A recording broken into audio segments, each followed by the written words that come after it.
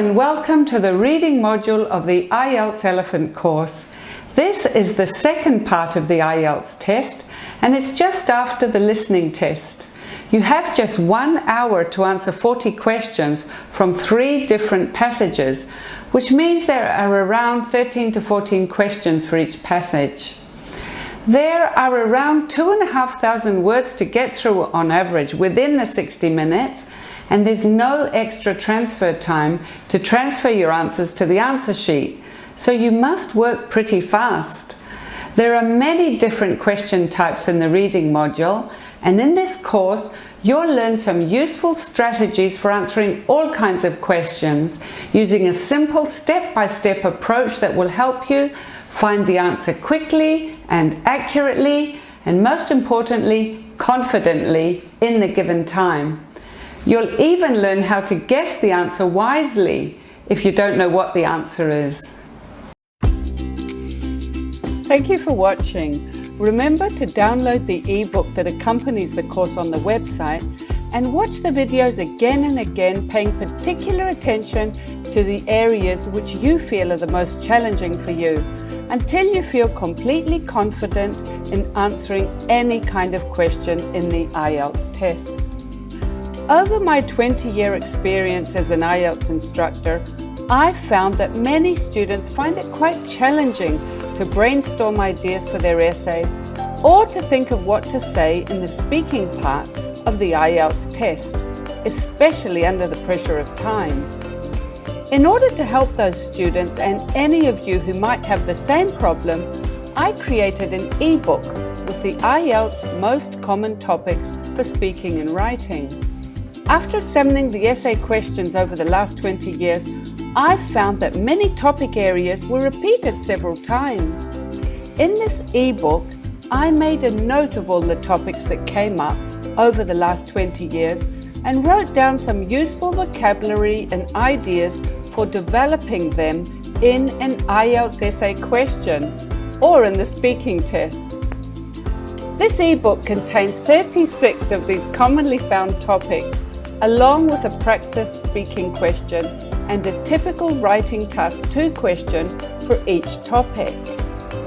So now you can learn the vocabulary you need to be prepared for the speaking and writing parts of the IELTS test, and you'll find many ideas which you can develop all in one book. Apart from the IELTS Elephant course, we offer a wide range of other products and services to help you in your IELTS journey.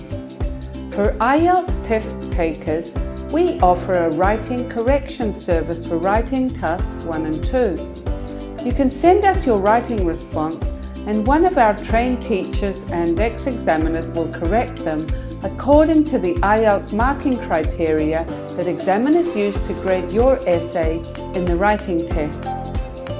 You'll also receive a predicted band score, so you'll know which areas you need to improve in and when you're ready to take the test. Many students feel they require more personalized lessons. They may want more explanation on one particular type of question or module. The IELTS Elephant offers online lessons on a one-to-one basis which cater to your individual needs. You can also practice speaking with a native English-speaking teacher who is trained to give you feedback on your performance and advise you on how to improve. She will also give you a prediction of the band score you can expect in the test. For more information about this, visit our website at IELTSelephant.com. Remember, the key to IELTS success is in the correct preparation.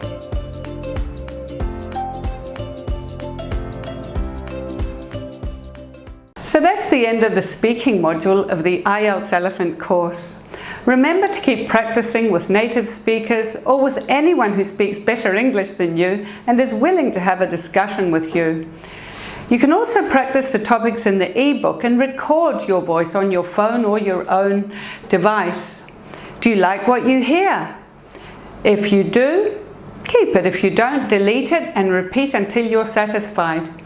I hope this course has helped you to get a better idea of what you need to succeed in IELTS, and I'd like to wish you all the best in your IELTS test. Here's a quick revision of what we discussed in this course. First of all, you must remember to expand what you say in your answers. Include additional information and justify your opinion. Give examples to back up what you say. Speak clearly and think to yourself, will I be understood in an English-speaking environment? Use expression in your voice to show enthusiasm, admiration, or even sadness or anger if you're describing a time you felt like that. Use fillers such as, well, let me see. Oh, I've never thought about this, but, in order to avoid long pauses. Practice speaking out loud and record your voice.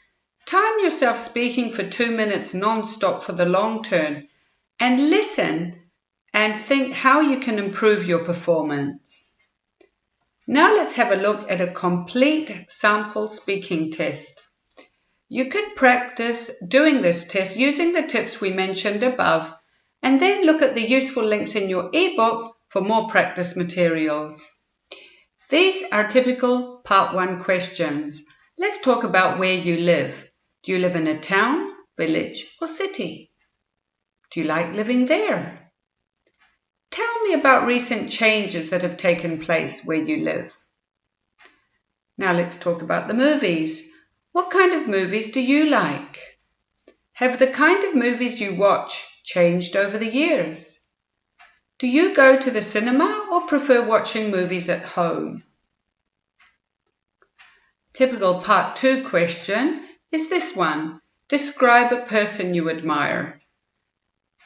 Remember, this is the 2-minute speech, the long term. Tell me about who this person is, what he or she is like, how often you see this person, and explain why you admire him or her. These are typical Part 3 questions, which as you can see are related to the Part 2 question. And it continues with the topic, people who are admired. What kinds of people were admired by past generations and who do young people most admire today? Why do some people remain famous for a long time?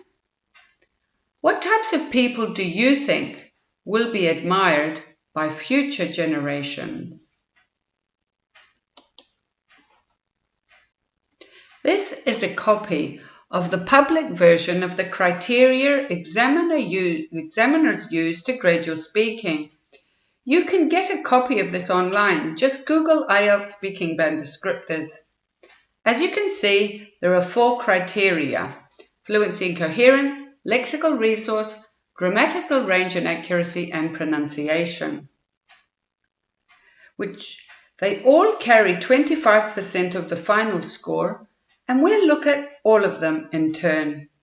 Let's look at what you need for a Band 7. First, we'll look at the first column, which is fluency and coherence. This is how fluently you speak. For a 7, you need to speak at length without hesitating too much. So you need to expand your answers using the strategies we talked about in previous videos. You should also be able to connect your ideas and use phrases to signal your opinion or your emotions. Words like, I think so, or, well, I suppose so, or to show the opposing viewpoint, as in, yes, but you should also consider, and show the opposing viewpoint. You can find all of these and more in your language bank.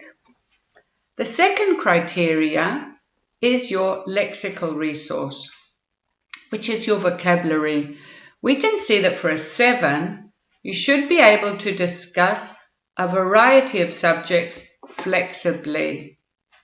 That means to have enough words to talk about whatever the examiner asks you. Even if you can't remember a particular word, you should be able to paraphrase it or describe it. You definitely should not say the word in your native language. The examiner will also mark your range of grammar. Do you use complex sentences to connect your speech?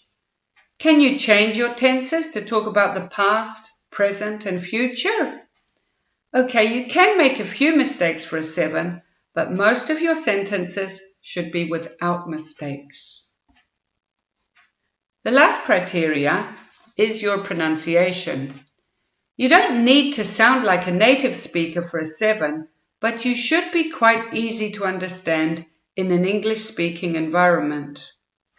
Many candidates make errors in certain sounds. For example, they say "the" instead of "the", or "country" instead of "country". Mispronunciations like these would cause some confusion for the listener and would lower your band score.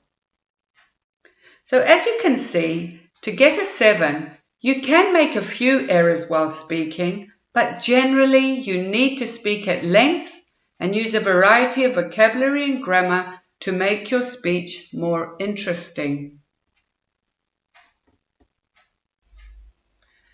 You'll be marked on your pronunciation as well. A good way to improve your pronunciation is to listen to English spoken by native English speakers and copy it. You could watch English movies without subtitles on TV. You could listen to the BBC. There's a wide range of topics discussed every day, so you'll be sure to find something that interests you. Find a topic you're passionate about and listen to podcasts about it. For example, you may be really interested in celebrities, in aeroplanes, the environment, or in fashion. There's so much available online if you search for it. Even IELTS listening tests can be useful. You can read the transcripts of listening practice tests out loud and compare yourself to the speaker in the test. Record yourself and repeat this activity until you're satisfied that you sound the same. The expression in our voice can also show how we feel. Our expression can add meaning to what we say and make what we say more interesting to listen to. It can show how happy we are or how bored we are. If you ask me about my favorite food, for example, I could show how much I enjoy it with the expression in my voice. For example, what's your favorite food? Oh, I love spaghetti carbonara. It's so creamy and tasty. Can you hear the enthusiasm in my voice? Or if you ask me about a cookie I just ate, not bad. How do I feel now about the cookie? You can hear that it wasn't that fantastic, was it? If you ask me about a holiday I just come back from, and I say, oh, it was amazing, I'll never forget it. Well, you can hear that it was great, wasn't it? Even without the words, the expression in my voice shows how I feel about the holiday.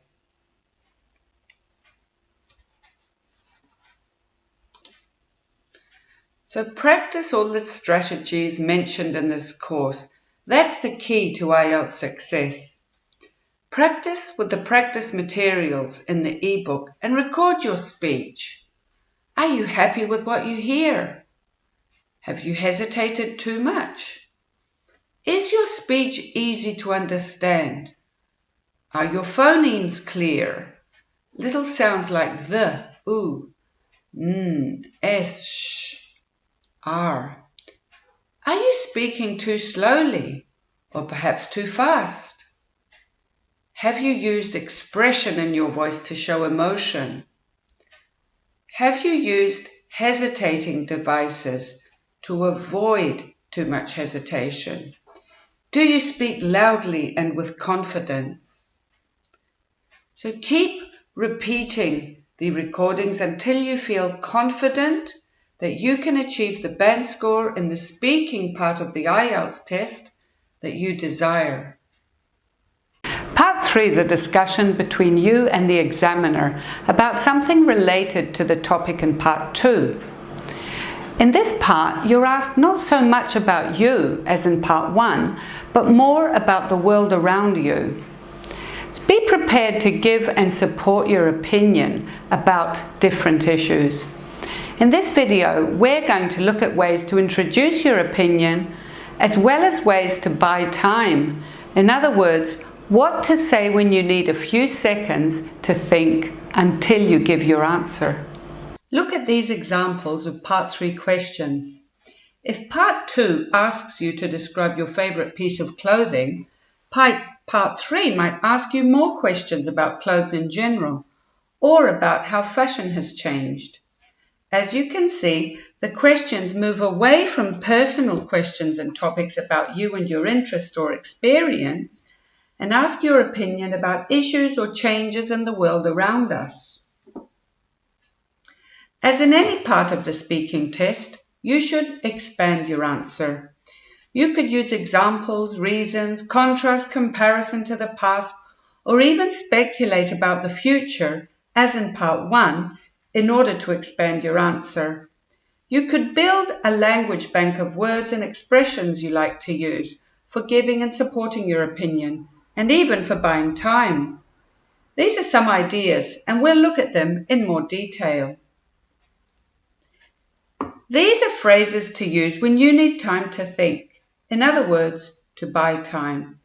Try not to use too much or as this will affect your fluency. Use these expressions instead.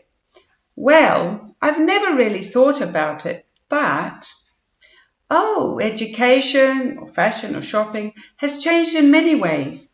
For me, the most significant is, to be honest, well, it's difficult to say, but I'm not sure, but look at how we can use these in a typical example of a Part 3 question. Do you think that managers should have a friendly relationship with their employees? Well, I've never really thought about it, but I don't think that would be such a good idea. It could create jealousy amongst some of the workers, and it could create issues with authority between the manager and the employee.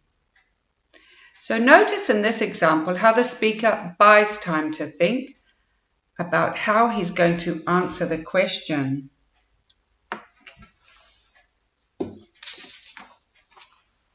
In Part 3, the examiner is likely to ask your opinion about different issues. You can introduce your opinion in different ways.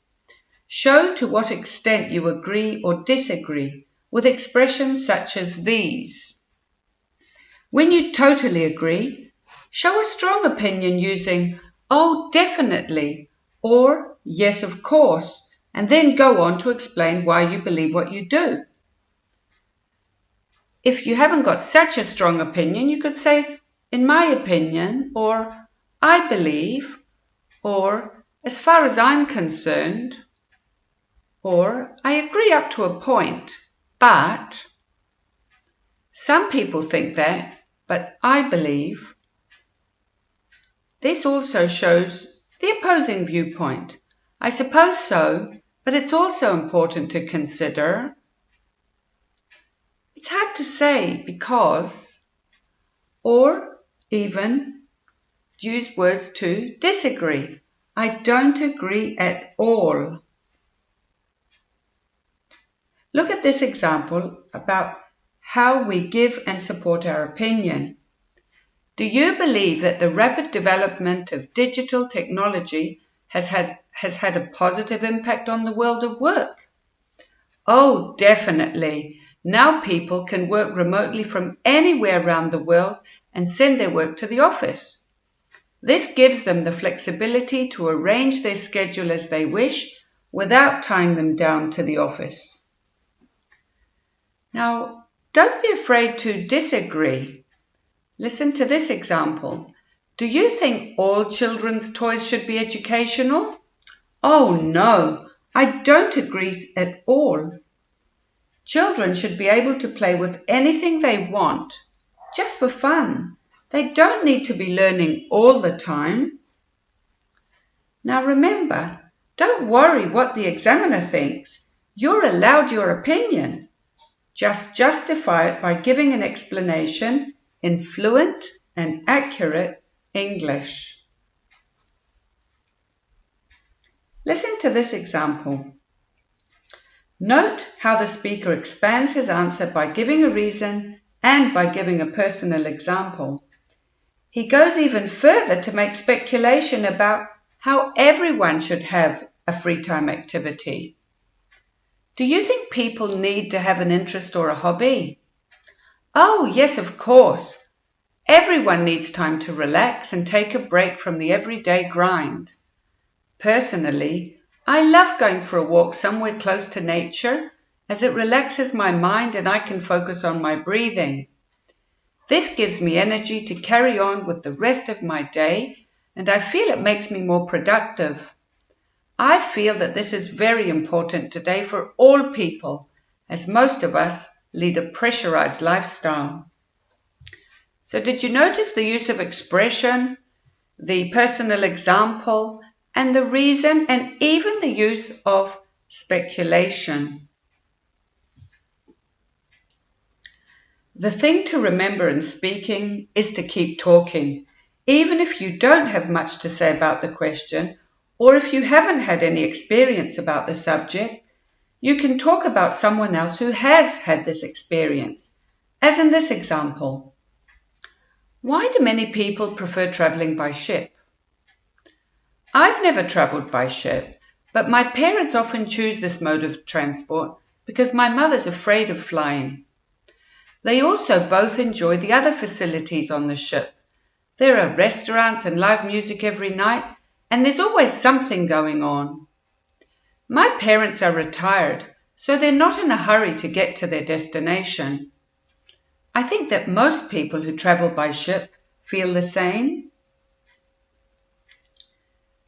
Remember, you can even lie. Nobody knows if it's a lie, and nobody cares if you're lying. It doesn't matter if you add false details either. The examiner will not stop you if he realizes you're lying or the information is wrong. The important thing is to keep talking fluently and use interesting vocabulary and a wide range of grammar. We talked about the common Part 2 topics earlier, a person, an activity, a place, and so on. For some of the topics you might think, I don't know enough about this topic to talk for 2 minutes. But one thing you can do is to use online resources to prepare for them. For example, you could Google a celebrity you admire. Find out where he's from, what movies he played, and how old he is. You could also prepare a movie you enjoyed. Find out the director, the main actors, and a brief summary of the plot. Another example of a useful topic to prepare is a historical building in your city. When was it built? What is special about it? Use the WH questions to ask yourself questions to prepare for these common topics. Here's our list of common topics again. Describe a person, an object, a place, an activity, your favorite something, or an event. You can see there are more specific topics next to each common topic. Let's see how you can prepare for these topics in more detail. Look at general topic number 6, describe an event. If you want to prepare for one of the more specific events, for example, a wedding, a festival, a graduation, your favorite public holiday, or a family event, you could Google the festival or event you want to prepare and make notes. I Googled Christmas, for example, and found these notes. Christmas is an annual holiday that celebrates the birth of Jesus Christ. It is celebrated on the 25th of December by Christians all over the world. We decorate our homes in a Christmas tree with colourful decorations such as stars, lights and angels, and exchange gifts with friends and family members. Children in particular love Christmas, as Santa Claus visits houses and gives gifts to children. Many people go to church on Christmas Day or during the festive season and sing carols or perform plays of the Nativity event. These notes describe Christmas, but you can adapt them to talk about other holidays or festivals as well. You could do the same for many different speaking topics to prepare yourself for the speaking test. So to prepare for speaking part 2, you should build a bank of vocabulary and useful expressions for these common topics and practice describing them for 2 minutes each. Record yourself on your mobile phone and listen to your speech. Are you happy with what you hear, or can you improve it? This exercise will help you for most of the long-term topics, and you'll feel a lot more comfortable about it. In the long term of speaking part 2, you might also be asked to describe an event. The event could be any of these: a festival in your country, an important event, a party you would like to give, a concert you attended, or a sports event you watched live or on TV. Look at some useful vocabulary to describe an event. Unforgettable, spectacular, amazing, romantic, electric atmosphere, memorable. It was a once-in-a-lifetime experience. I'll never forget it. I was blown away by the decoration, the surround music system, the attention to detail, or the romantic location. Look at this model answer to describe a wedding you've attended. A wedding I'll never forget is the wedding of my sister Maria and Petros. It began with a traditional religious ceremony in a church in my town called St. Lazarus. The church itself is a historical building which dates back to the 9th century and is a work of art. It was beautifully decorated with orchids and green ferns from Holland, and the sweet fragrance filled the church. Maria looked gorgeous in a long princess wedding gown, and she wore her hair in an updo with a crown of fresh spring flowers. The reception was in a romantic venue in a hotel on the beach, and the air was filled with the fresh sea air. I was so impressed by the attention to detail of the whole reception. The food was exquisite and the music amazing. We had a lot of fun dancing, and the time just flew by. You might be asked to describe your favorite, could be book, movie or TV series, song, singer, band, your favorite website, or an advertisement that you particularly like. Let's look at some vocabulary for describing a book or a movie.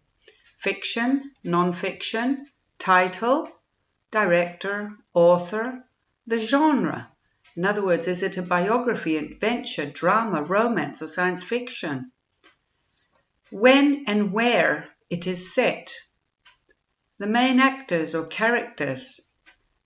Plot outline, theme, soundtrack, special effects, for example, if it's 3D or futuristic. Recommendations, for example, enthralling, exciting, dramatic. Look at this model answer to describe a book you enjoyed reading. I'm going to describe a book I read recently. It's called Living Buddha, Living Christ, and it was written by a Buddhist monk called Thich Nhat Hanh. It was a Christmas gift to me by my younger brother who was studying in Holland at the time. It compares the two religions, Christianity and Buddhism, and shows how similar their teachings and practices are. The author shows us the connection between the two religions and how peace, love, and compassion are central to both of them. I've read this book a couple of times to really understand the message, which is that people of both faiths should be tolerant and understanding of one another, as there is more that unites them than separates them. Another general topic you could prepare is an activity. Look at the different kinds of activity you might be asked to describe.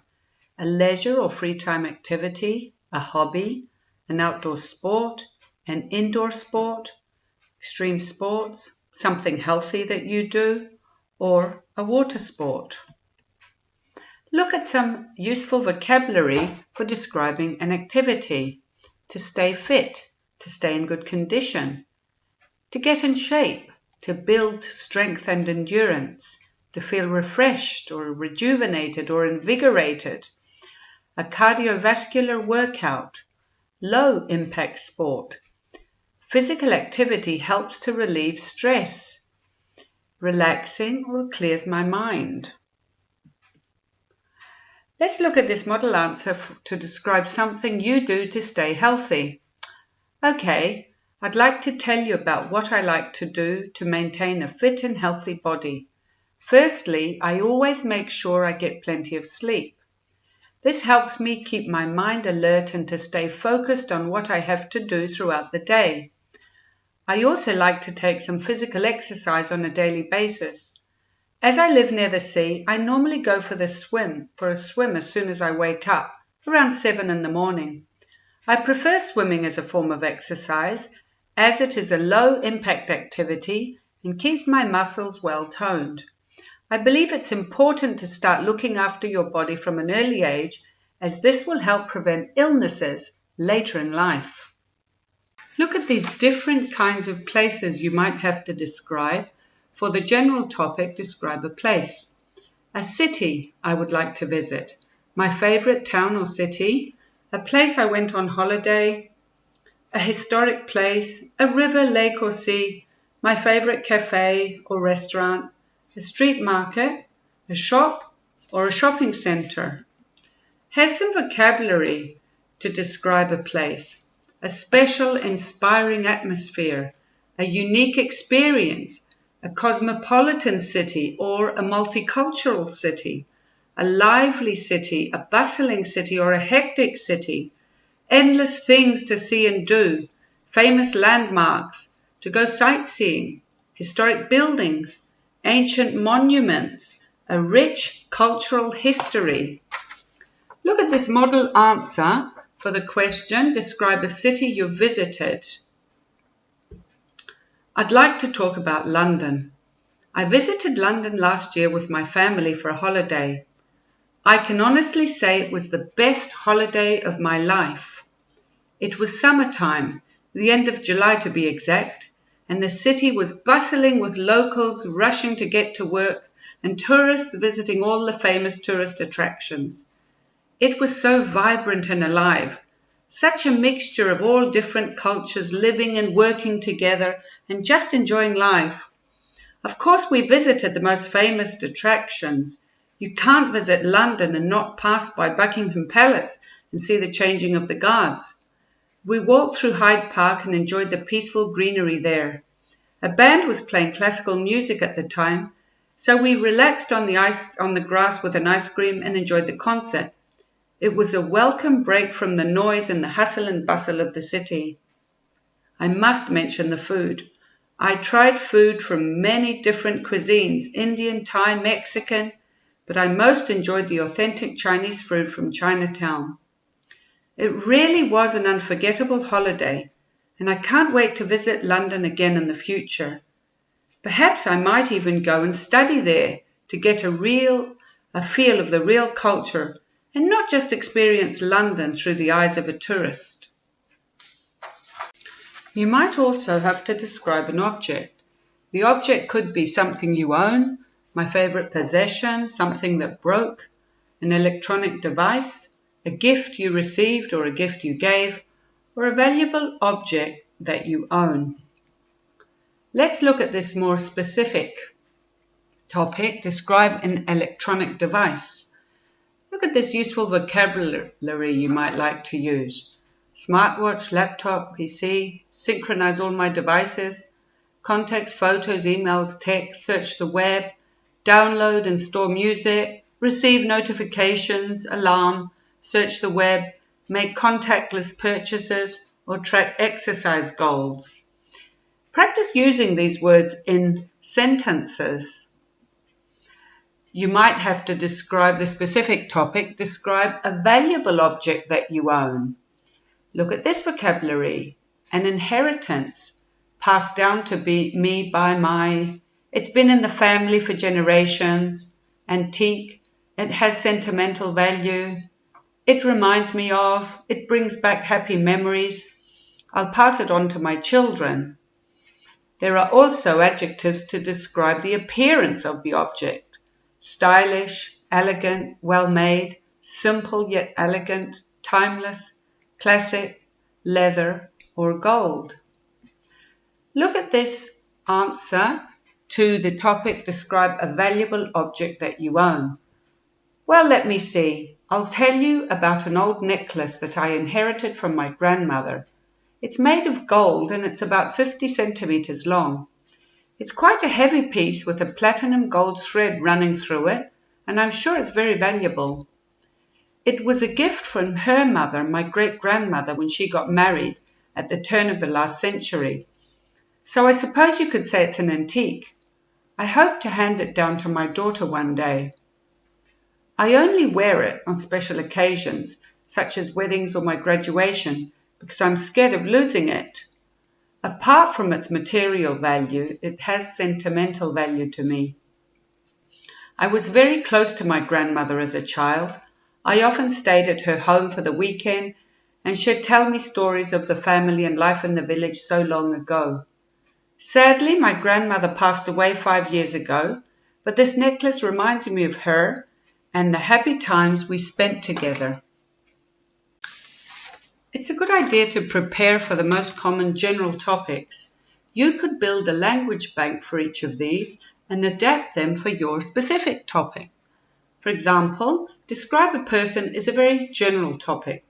Look how many more specific kinds of people you might have to describe for 2 minutes. A teacher who influenced you, a famous person you'd like to meet, a friend who succeeded in his goal, an elderly relative, a child you taught something, a person who likes to help others, a person who's a good cook, a person who does something well, or a person I admire. So we prepare some useful vocabulary which we can adapt for many of these people. Look at these words I've chosen to describe a person.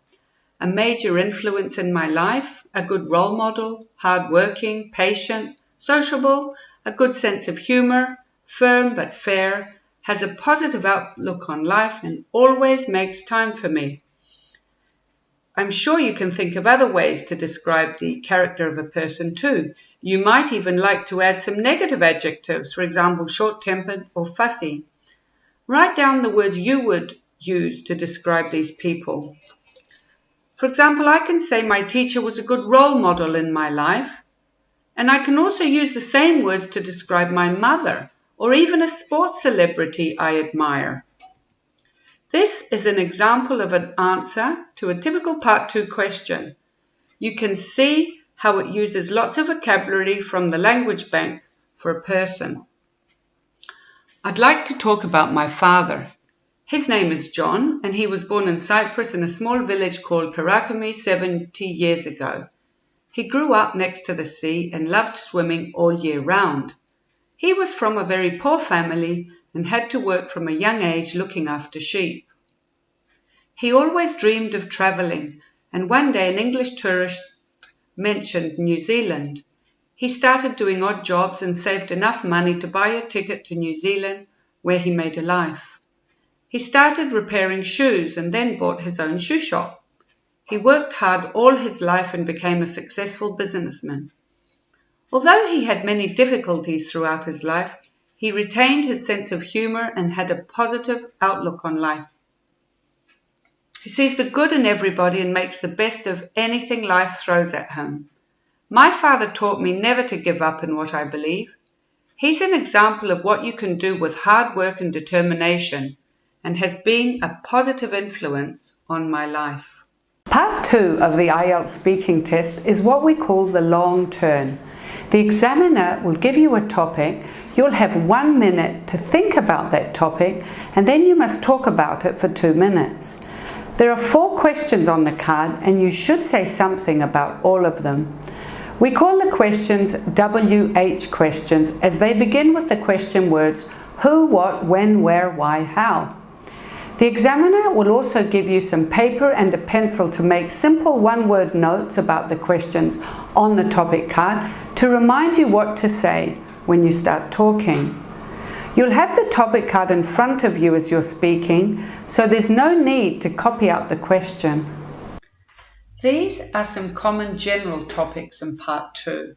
Describe a person, an object, a place, an activity, your favorite something, or an event. In the test, you'll be asked about a more specific topic than these, but if you prepare for these general topics, you can adapt them for a more specific topic. For example, look at the first topic. You'll not be asked just to describe a person. You'll be asked about a more specific person. For example, a teacher who influenced you, an elderly relative, a friend you haven't seen for a long time, or a child that you know. This is a typical Part 2 question. You can see they give you the main topic and then some WH questions to help you. This one says, describe a gift you received that you liked very much. And the WH questions, what the gift was, who gave it to you, what it looks like, and then you should explain why you like it so much. So you have 1 minute to make notes. Your notes might look like something like this. This person is describing a mobile phone he or she received. And these are the notes. You can see they're just 1 or 2 words, but they answer all the WH questions on the topic card. These notes will remind you of what to say when you start talking. You should glance at your notes as you're speaking and put the ideas together in connected speech, like this. Here's an example of what the speaker said for the long turn. To answer the question, describe a gift you received that you liked very much. I'll tell you about a smartphone I received for my 18th birthday. My parents bought it for me. It was quite expensive, I know, but they knew how much I wanted this particular phone, and I was so happy when I opened the box and saw it. It's a black mobile phone with a 7-inch screen, and I love it a lot. It's got a lot of useful features, but the one I like the most is the camera. There are 3 cameras on the back of the device for all kinds of shots. As I'm an amateur photographer, I like taking photos of interesting subjects I come across in my daily life and record them. I can edit them using the mini application and post them on the web where I get comments from fellow photographers. I also use my phone to Skype my sister who lives in the UK and to watch videos or to listen to music when I go for a walk.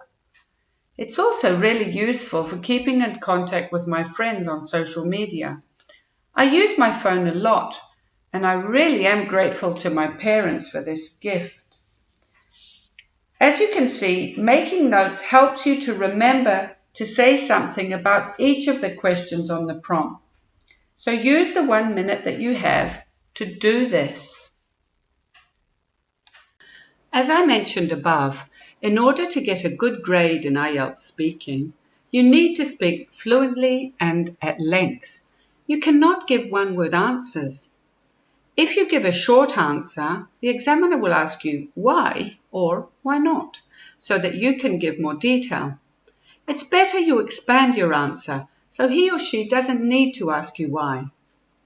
Some ways of doing this are by giving an example, showing the contrasting side, adding extra information about the past or hopes for the future, or giving a reason for your preferences. As I mentioned above, there are some ways of expanding your answer. Let's look at these in more detail. You can think about a reason for your answer. This explains why you believe what you said and gives a longer answer to the question. Look at this example. Do you prefer eating at home or going out for a meal?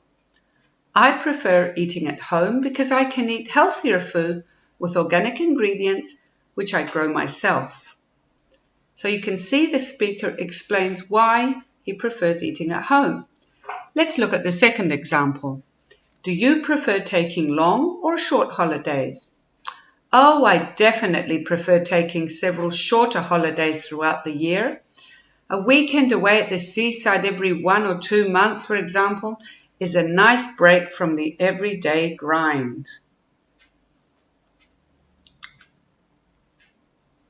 You could also add an example to expand your answer. Adding an example is a good way to expand your answer. It can back up what you're saying and make your answer more realistic. Look at this example. Do you often go out for coffee? Yes, I love going out for coffee. It's a chance to get out of the house and meet up with friends. Last night, for example, I met my best friend at a seaside cafe called Nero, and we went over the plans for our upcoming holiday in August. You see, the example elaborates on the answer.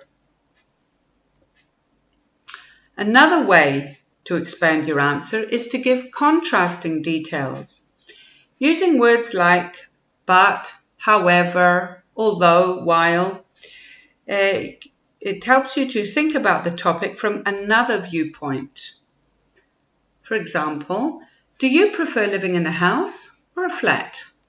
Well, for the moment, I'm enjoying living in a house with my parents.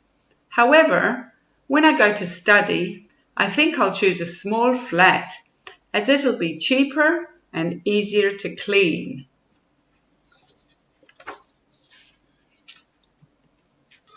You could also combine details. Combining details is another way to expand what you're saying. Adding details using also or and can help you to say more about the question. For example, what do you normally do at the weekend? Well, I often go to the cinema with my friends to watch the latest blockbuster. We also enjoy going out for a meal together, usually for Thai or Chinese, as we all enjoy Asian cuisine. You might also think of expanding your answer by comparing the past to today. Apart from giving an extended answer, you show your use of past tenses. What do you want to study? Well, I'm really looking forward to becoming a teacher. When I was younger, I dreamt of becoming an astronaut because I'm fascinated by outer space. But as I grew up, I realized that's not an easy career to follow. Here are some more Part 1 questions. How would you expand them using contrast, a reason, past comparison, or an example? Who does the cooking at your house? Do you think it's important to learn to cook? Or about the sky? Do you like looking at the sky? Do you prefer the sky by day or at night? In Part 1 of the speaking test, the examiner will introduce himself and then check your identification. Then he'll ask some simple questions. Asking about your home is a typical topic in Part 1. When asked about your house, don't just answer with a single word. Expand your answer. For example, if the examiner asks, do you live in a house or a flat? Don't just say a house. You cannot expect to get a good answer with just one word. You should elaborate on that. For example, I live in a cozy little house with my family in a quiet residential area of Larnaca called Drosia. Add some adjectives to give more information and to show the examiner you have a wide range of vocabulary. How would you answer this question? Prepare to talk about your home with this vocabulary or any other words you can think of to describe your home. Practice using these words in sentences. For example, I have a large balcony where I love to sit and just watch the world go by. Or, my favorite room in my house is my living room. It's so spacious and has a very comfortable leather sofa. The examiner may ask you if you work or if you're a student. Once again, you wouldn't simply say, I'm a student. You should give more details. For example, I'm currently finishing my bachelor's degree in mathematics, and I hope to go to the UK to do a master's degree in applied mathematics in September. Here's some useful vocabulary for describing your work or studies. See how you can use these in sentences. For example, I'm hoping to continue my education at tertiary level next year to do a bachelor's degree in engineering, for example. These are some common Part 1 speaking topics. As you can see, there are common everyday topics about you and your daily experience that you might come across yourself. Practice asking yourself questions about these topics. For example, do you use public transport very often? Or what kind of books do you like reading? Do you buy your clothes online or in shopping malls? Hello and welcome to the speaking part of the Elephant IELTS course. The IELTS speaking test is a test of communication, and in this part you have around 14 minutes to show the examiner that you're able to communicate clearly and fluently in an English-speaking environment. It's a one-to-one interview between you and the examiner, and it's all recorded.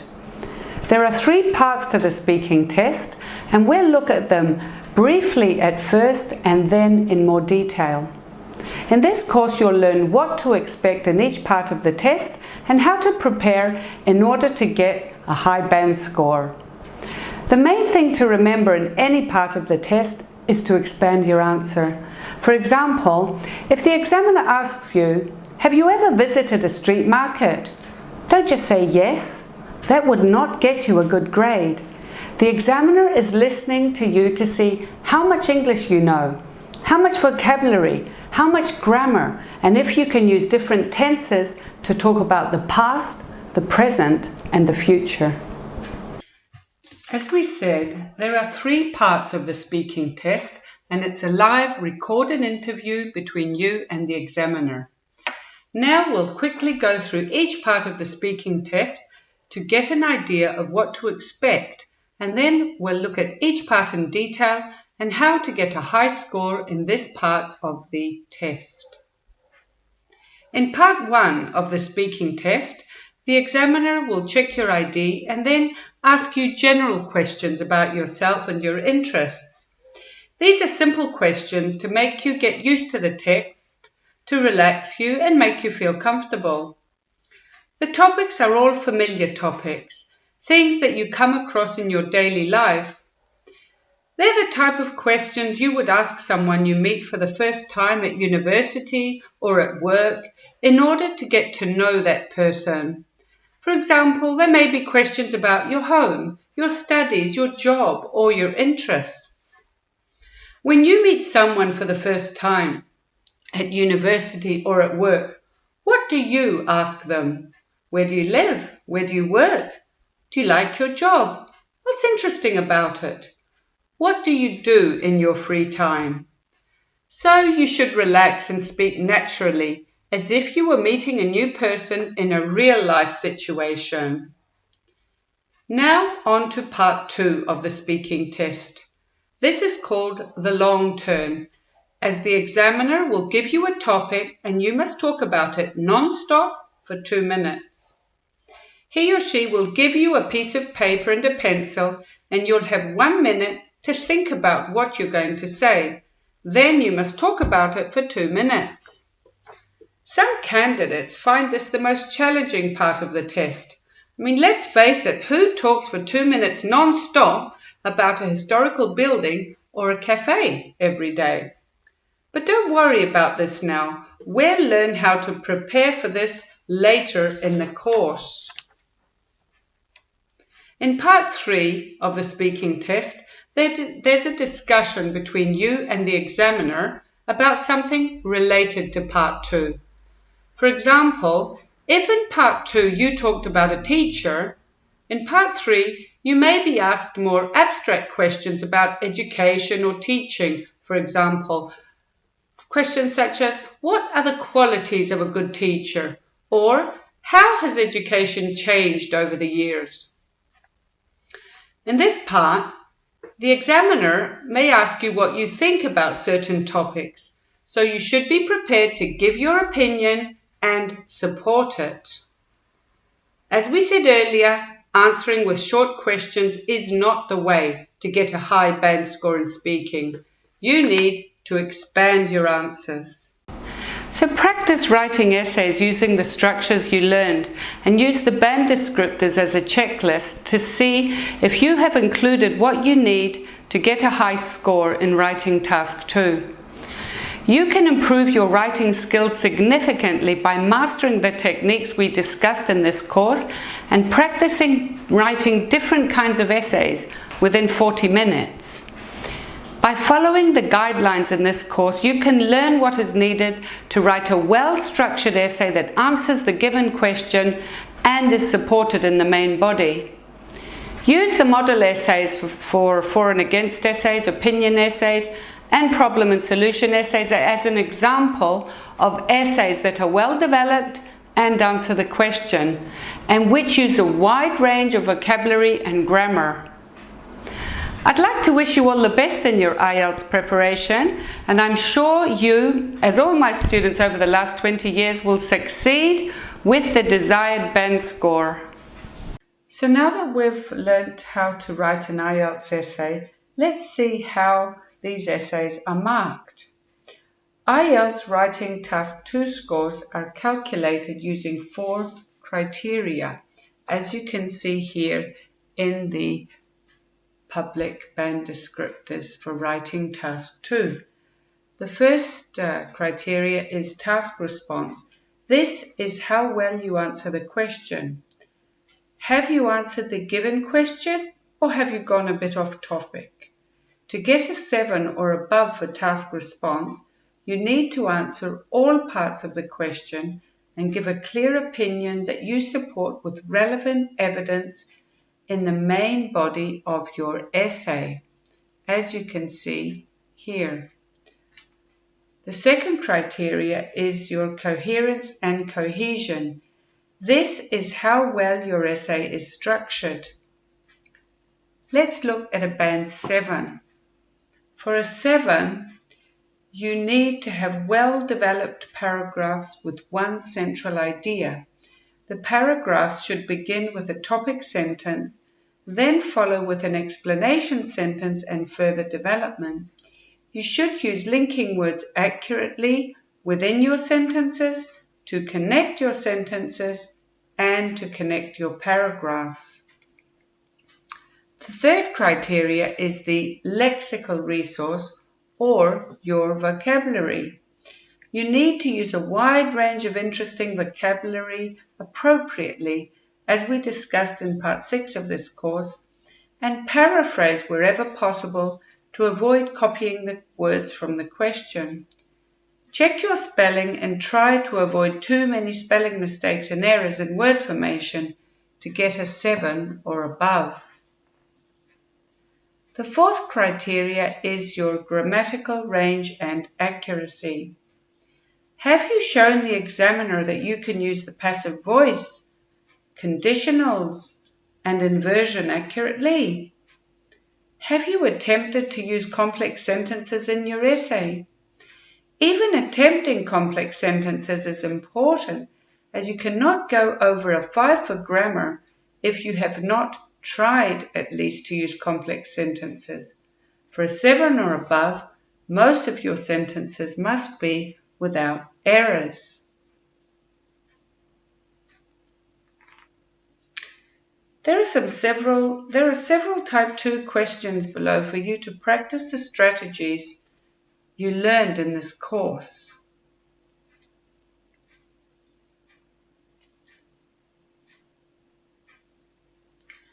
But remember, this is an academic style essay, so here are a few things to avoid when writing your essay. First of all, don't use short forms such as I'm, e.g., it's. This is not academic style. Also, try to avoid colloquial words and expressions. Use more formal style. Short sentences are also inappropriate. For example, many people think so, they are wrong. Use complex sentences where possible. Avoid simplistic vocabulary, words like good, bad, nice, say, so. Use the more interesting vocabulary that we discussed in this course. Also, try not to overgeneralize. For example, don't say people who consume junk food are obese. This is not always true, is it? Use words like may or can become obese.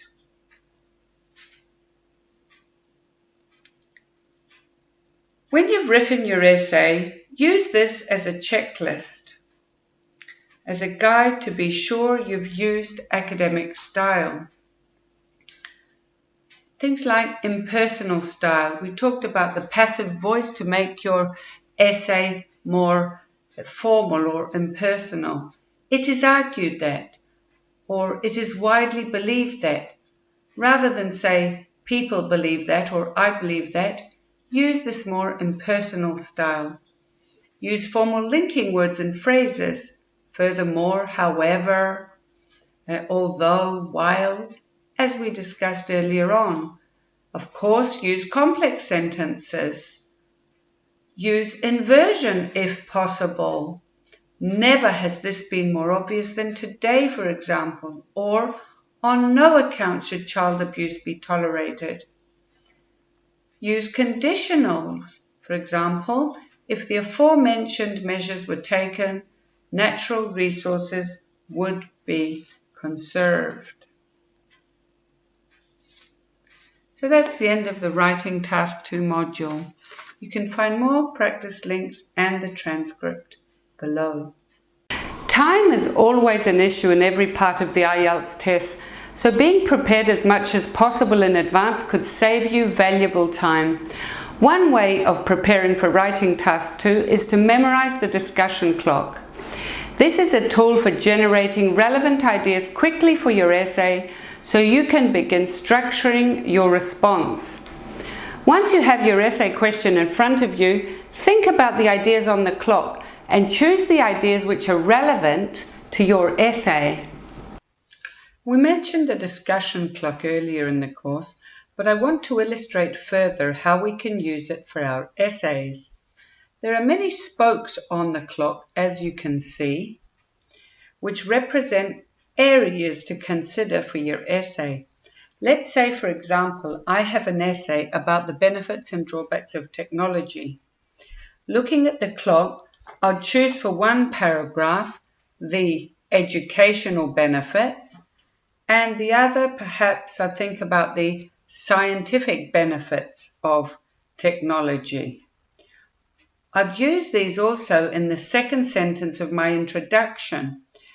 First of all, for example, I could say, many people believe that the increasing use of technology over recent years has brought educational and scientific benefits, while others argue that there are several drawbacks that should be carefully considered. I could also use the clock for my topic sentences in the main body. For example, I could say, from an educational viewpoint, computers are useful in the classroom as a teaching tool. This could be my topic sentence. Then for the second sentence, I would say, they give students the opportunity to find useful information on the internet, which promotes student autonomy. So you can see how we can use the discussion clock for the introduction and in the main body for the topic sentences. So this is a very useful tool for and against and opinion essays. Of course, there are many more ideas you could add to the clock. For example, the environmental angle or the cultural angle. How many more angles can you think of to add to the discussion clock? These are the beginnings of some main body paragraphs. from an economic viewpoint, from an ethical standpoint, from an educational point of view, with regard to the social aspect, as far as health is concerned, from an educational standpoint. So you can put these in the relevant sentence to finish this exercise on topic sentences. Let's do them together. As far as something is concerned, allowing cigarettes to be advertised is extremely damaging, since cigarette smoking causes cancer and heart problems, as well as affecting unborn babies. So if this topic sentence is talking about damaging our health, cancer and heart problems, of course we would choose as far as health is concerned to put in the space. So as far as health is concerned, allowing cigarettes to be advertised is damaging since it causes cancer and heart problems and affects unborn babies. So you see how we can use these to write our topic sentences. Let's look at the second one. From a something standpoint, it may be argued that the individual faces problems such as depression, anxiety, and attempted suicide as a result of the pressures of modern life. Which of these would we choose to fill in the space? From an economic viewpoint, ethical, educational? What about regard to the social aspect? Isn't this talking about the social aspect when it talks about people facing problems such as depression as a result of the pressures of modern life? So the second one would be with regard to the social standpoint or from a social standpoint. Look at the third one. From an something viewpoint, popular sports create jobs for a large number of people in addition to generating income for the state. So if this one's talking about generating income and creating jobs, that of course would be from an economic viewpoint, the first one. What about the next topic sentence? As for the something aspect, allowing children at school to express themselves more freely would help them to develop their creative talents. So which one would this be? Perhaps from an educational point of view, or as for the educational aspect, because it's talking about children at school expressing themselves and developing their creative talents. Look at the last one. With regard to something matters, the use of computers gives students a chance to increase their knowledge and develop their research skills. So what would this be? Again, could be with regard to educational matters. The use of computers gives students a chance to increase their knowledge and develop their research skills. So you can see how we can use this discussion clock for our topic sentences and to generate ideas in our for and against and opinion essays. Let's move on now to talk about grammar, how we can improve our grammar and aim for a higher grade in the grammatical part of the marking criteria. So we mentioned in previous videos that you should try and use complex sentences in your essays. This is important as they elevate your grammar, and one of the things the examiner is looking for when grading your essay is your range of grammatical structures. Complex sentences expand your structures by giving more detail or by giving explanation. Here's a list of ways to expand your sentences and get higher marks. We could put any of these in the middle of the sentence to expand it and give more details. Which leads to, which means that, which is important because, which makes it easy or which makes it difficult to, which results in, which enables people to, which prevents people from doing something, which allows people to, which enables people to. So there are many ideas here for you to use in your sentences. I like to use them in the second sentence of the main body paragraphs, and sometimes even in the third sentence you can use them to add more detail or explanation. Let's look at some examples. Many people today work extremely long hours, which prevents them from spending quality time with their families. So you see, this has in the middle, which prevents them from spending quality time with their families. Here are some more examples. The most important museums are free to enter in the UK, which is a good idea because it allows everyone to have access to culture. So you can see this one's about museums, connected in the middle, which is a good idea because. Look at the last example. If you run your own business, you can make the decisions about the company yourself, which means that you are in control of your working life. So again, which means that we have used in the middle of the sentence to expand it and make it a complex sentence. How can you expand these sentences using the linking words that we talked about before? In many countries, governments give scholarships to students from low-income families, which, how could you finish that sentence? What would be a good way to expand that sentence? What could you say? How about, in many countries, governments give scholarships to students from low-income families, which means that they are able to go on to tertiary level education. What about the next one? House prices tend to be very expensive in big cities, which, what could we say here? Which perhaps means that lower income earners are unable to buy their own property. Or you could say which means that most people tend to rent in cities. The next one, the government is going to cut the prices of public transport next year, which, how could we finish this sentence? Perhaps, which would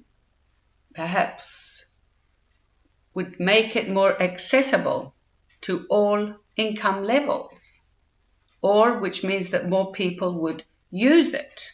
There are many ways you can think of to expand this sentence with a relative clause. What about the last one? A lot of people who own their own businesses work extremely long hours, which, what could we say here? Maybe, which means, or which can lead to mental and physical health problems, or which means they have little time with their families. There are many ways you can expand your sentences using one of the relative clauses in the previous slide.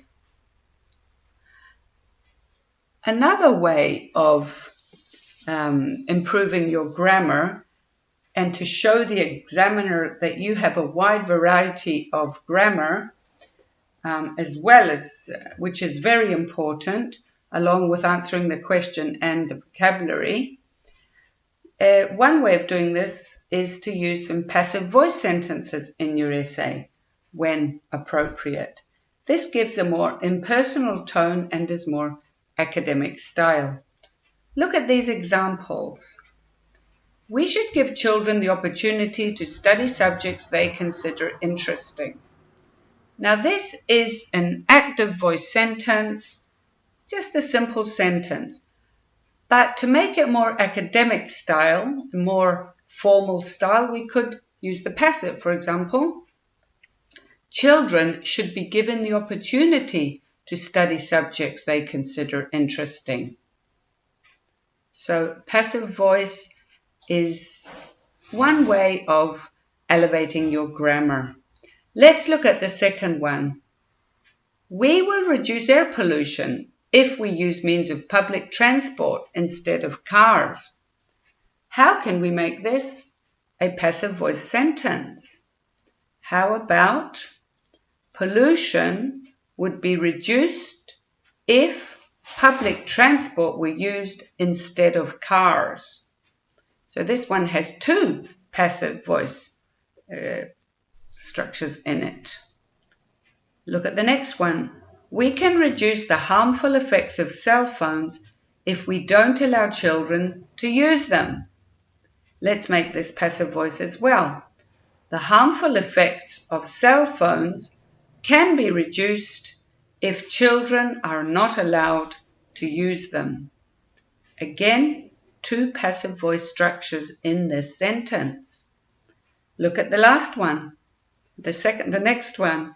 By the end of the century, man will probably have discovered the cure for cancer. How can we make this one a passive voice sentence? The cure for cancer will probably have been discovered by the end of the century. Isn't that more formal? Let's look at the next one. Companies must train employees regularly so that they can implement new technologies directly. Let's make this passive voice. Employees must be trained regularly so that new technologies can be implemented directly. Again, two passive voice structures. Let's look at the last one. People say that Leonardo da Vinci is the greatest genius of all time. Let's make it passive. Leonardo da Vinci is said to be the greatest genius of all time. So you see, using passive voice makes your essay more academic style and gives it a more impersonal tone, and also shows the examiner that you are also confident in using passive voice as well as other grammatical structures. The next thing we're going to look at is using inversion. If possible, if appropriate, why not use some inversion sentences to add emphasis to your statement? Look at these examples. The disabled shouldn't be excluded from jobs in the public sector. This is just a normal sentence. It's not very emphatic. Let's give it more emphasis. Under no circumstances should the disabled be excluded from jobs in the public sector. Isn't that more dramatic? Much more, isn't it? And you can see when we begin with under no circumstances, we invert the verb and the subject. That's why it's called inversion. Let's look at the next one. We do not realize how important following a healthy lifestyle is. Here we begin with, little do we realize how important it is to follow a healthy lifestyle. Let's look at these examples together. Perhaps you can think how you can make these sentences into inverted sentences using one of these expressions below. Under no circumstances, little, such, on no account, not only, but also. Let's do the first one. We do not know how important prevention and education about health care is. How could we make this more emphatic, to give it more emphasis, to make it a stronger sentence? We could say, for example, little do we know how important prevention and education about health care is. Look at the second sentence. The latest statistics were so alarming that the government ordered immediate action. Let's begin with, so alarming were the latest statistics that the government ordered immediate action. Look at number 3. Bullying in schools should not be tolerated in any way. How can we give this sentence more emphasis? We could begin with, on no account should bullying in schools be tolerated. Number 4. Advertisements for smoking should not be allowed. We could begin with, under no circumstances should advertisements for smoking be allowed. Number 5. Cosmetics companies shouldn't experiment on animals. How could we begin here? On no account should cosmetics companies experiment on animals. What about the last one? How could we give this sentence more emphasis? Junk food causes obesity and heart disease. What about junk food not only causes obesity but also heart disease? So you can see, using these expressions above, you give emphasis to your sentences to make them more dramatic. Perhaps you could consider 1 or 2 of these in your essay where appropriate. Think about it when you're writing your essay. In earlier videos, we talked about writing for and against, opinion, and problem, cause, and solution essays. In the main body paragraphs, we talked about the paragraph structure, and in the third sentence of the paragraph structure, we said would be a good idea to use a second conditional to give a result in maybe 1 or 2 paragraphs to show the examiner that you are comfortable using a conditional as well as other grammatical structures. The second conditional is used to show an imagined result in the future. For example, if examinations were abolished, students would not study as hard. So this is like an imaginary situation in the future. It's hypothetical, you can say, and the result is imaginary. So the second conditional is formed with if plus past simple, would plus infinitive. Let's see how we can complete these second conditional sentences.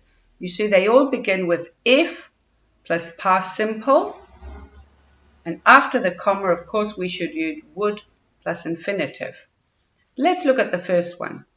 If foreign languages were taught at kindergarten, how could we finish this? We need something with would. Perhaps children would acquire them much more easily. Or it would grow their brains. Any of these would be fine to complete this sentence. Look at this second sentence. If plastic bags were banned, what could we say here? Perhaps it would lead to less litter and less pollution.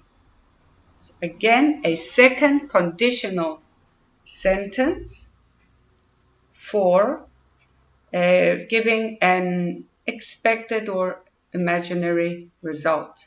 Look at the last one. If the above measures are not taken urgently, what could we say here? Maybe the problem would only get worse.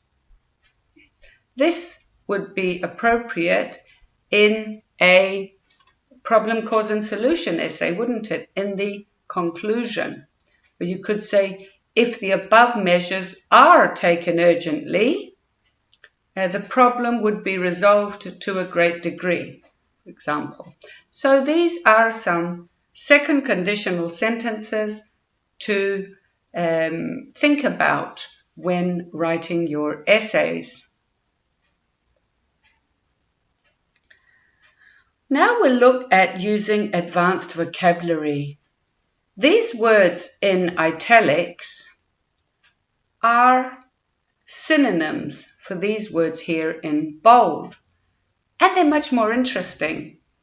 Remember, the examiner is also grading your range of vocabulary. So try to use these words in italics in preference to these more common words. For example, the word realize. In which column should I put it? So realize is a synonym for understand, so I could put it here. The next one, maintain. What is that a synonym for? Maintain could be used instead of believe, so I'll put it under the word believe. Hazardous. Hazardous is a synonym for which of these words here? Synonym for dangerous. And opposing is a synonym for negative. So I would prefer to use that word in my essay. So find a synonym for all of these words in bold and swap them for the more interesting ones. As you know, you should not copy the words from the essay question onto your essay. This shows that you're unable to paraphrase, or you don't have a wide enough range of vocabulary to paraphrase. Here's a list of some commonly used phrases and ways to paraphrase them when you can in your essay. Look at the first one. Nowadays, we could substitute with in this day and age. If the question says more and more teenagers, we could say an increasing number of teenagers. If it says the majority of teenagers, most teenagers. There's a tendency towards, plus ing. There's a trend for people too. It cannot be denied that is a synonym for there is no doubt that. Be taken into account can be paraphrased by be taken into consideration. Something has a number of benefits, has considerable advantages. Something's very beneficial, something has benefited society in many ways. So you can see they're all different ways of paraphrasing common expressions. Look at this one. Pass new laws, introduce new legislation, suggest some measures, propose some steps, implement measures, take steps or take action, ban, prohibit or forbid, it's the same, put a ban on, impose a prohibition on, have a negative influence on is similar to influence somebody or influence something negatively. To affect somebody or something negatively is to have a negative effect on. To have destructive consequences for or on something is to have disastrous effects on or have a detrimental impact on. To prevent somebody from doing something is to discourage somebody from doing something. To enable somebody to do something is to allow somebody to do something. To provide somebody with the opportunity to do something is to offer somebody the chance to do something. When we say there's a lack of, for example, water, we can say there's a shortage of water, or there's a lack of food, there's a shortage of food. And if you're lacking in something, you may be short in something. So you can see some very useful phrases to help you paraphrase the essay topic. So you're not using the same words and show that you don't have your vocabulary. So let's practice paraphrasing these sentences using language from the previous page. Look at the first one. More and more students are moving to other countries to go to university. This can be paraphrased by an increasing number of students are moving abroad to continue their studies. Look at B. Local authorities have put a ban on using either public or private places for the creation of graffiti. How can that be changed? City Hall has imposed a prohibition on drawing graffiti on both public and private buildings. Look at C. Seniors have difficulty using computers and cell phones. We can paraphrase this like this. The elderly find it difficult to handle new technologies. What about D? Computer skills offer people the opportunity to facilitate their daily lives. We can paraphrase like this. Computer skills offer people the chance to make their everyday lives easier. So you can see how we can use the paraphrasing words from the previous slide to change the essay question and not use the same words. This is another vocabulary exercise to practice avoiding repeating the same words. So let's match the words with their synonyms. So children can be paraphrased by youngsters. Teenagers, what is a synonym for teenagers from here? Adolescents. Teenagers, adolescents. So you could use that somewhere in your essay instead of saying teenagers all the time. The elderly can be paraphrased by senior citizens. Local authorities can be substituted by the local council. Supporters can be substituted by people who support our advocates. Opponents of an issue are critics of an issue, and students are, of course, learners.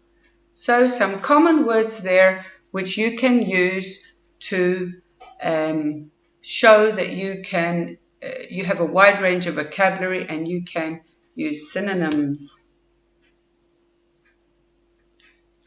Linking words help your essay flow. This adds to its coherence, which is one of the criteria that examiners look for in your essay. Let's see how we can complete these sentences using the linking words. There are a lot of linking words up here. So let's practice these sentences here using the linking words given. Public transport is often more convenient than taking one's car and is also, what could we say here to finish the sentence? So of course I'm going to continue with another benefit because public transport is convenient, is beneficial. So I need something again positive, perhaps we could say, and is also better for the environment or an environmentally friendly form of transportation. Look at the second one. Being able to speak a foreign language is very useful when abroad. So that's a good thing, isn't it?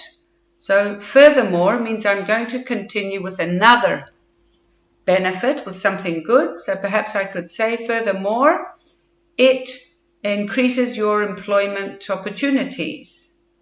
So another benefit of being able to speak a foreign language. Look at this one, begins with although.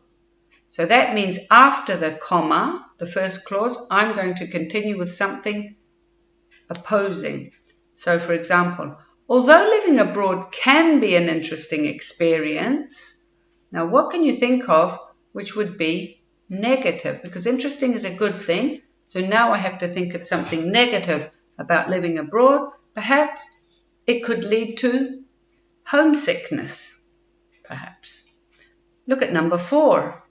Being self-employed means that you are your own boss. So that's a good thing, isn't it? And then it says, however. So this signals that now I need something opposing the previous sentence. So perhaps you could say, however, it can be risky. However, it means you have a lot more responsibilities. So something negative. Let's look at number 5. Exercise can help you to lose weight. That's a good thing, isn't it? What is more? So now I'm going to continue with something positive again, because what is more is like in addition. So perhaps we could say, what is more? It is part of a healthy lifestyle, an important part of a healthy lifestyle. Look at number 6. Experimenting on animals is cruel. Not to mention the fact that, so are we going to continue with something positive or negative? Well, we need to continue with something negative. Just like the first clause, perhaps we could say, not to mention the fact that it is often unnecessary. Look at number 7. Package holidays are cheap. That's a good thing, isn't it? On the other hand, so that means now I need something negative. Perhaps we could say, on the other hand, you're not free to see and do whatever you want, perhaps. Look at number 8. While living alone can be lonely, so this one begins with the word while, which means that after this clause, I'm going to think of something which has the opposite viewpoint. So being lonely is negative, so now I need something positive. So what could we think of? While living alone can be lonely, it gives you the freedom to go wherever you want, whenever you want, for example. So you see how we can use these linking words to connect sentences and to make our essays and sentences easy to read. So far we've discussed the for and against essay, the opinion essay, and the problem and solution essay. But you might get a slightly different essay which doesn't fit perfectly into the structure we analysed.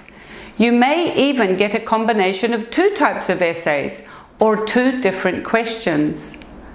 In this case, the main thing is to read the instructions carefully and answer the question using an introduction where you introduce the problem, a main body with 3-sentence paragraphs such as those we discussed earlier in the course, and a conclusion with a clear opinion.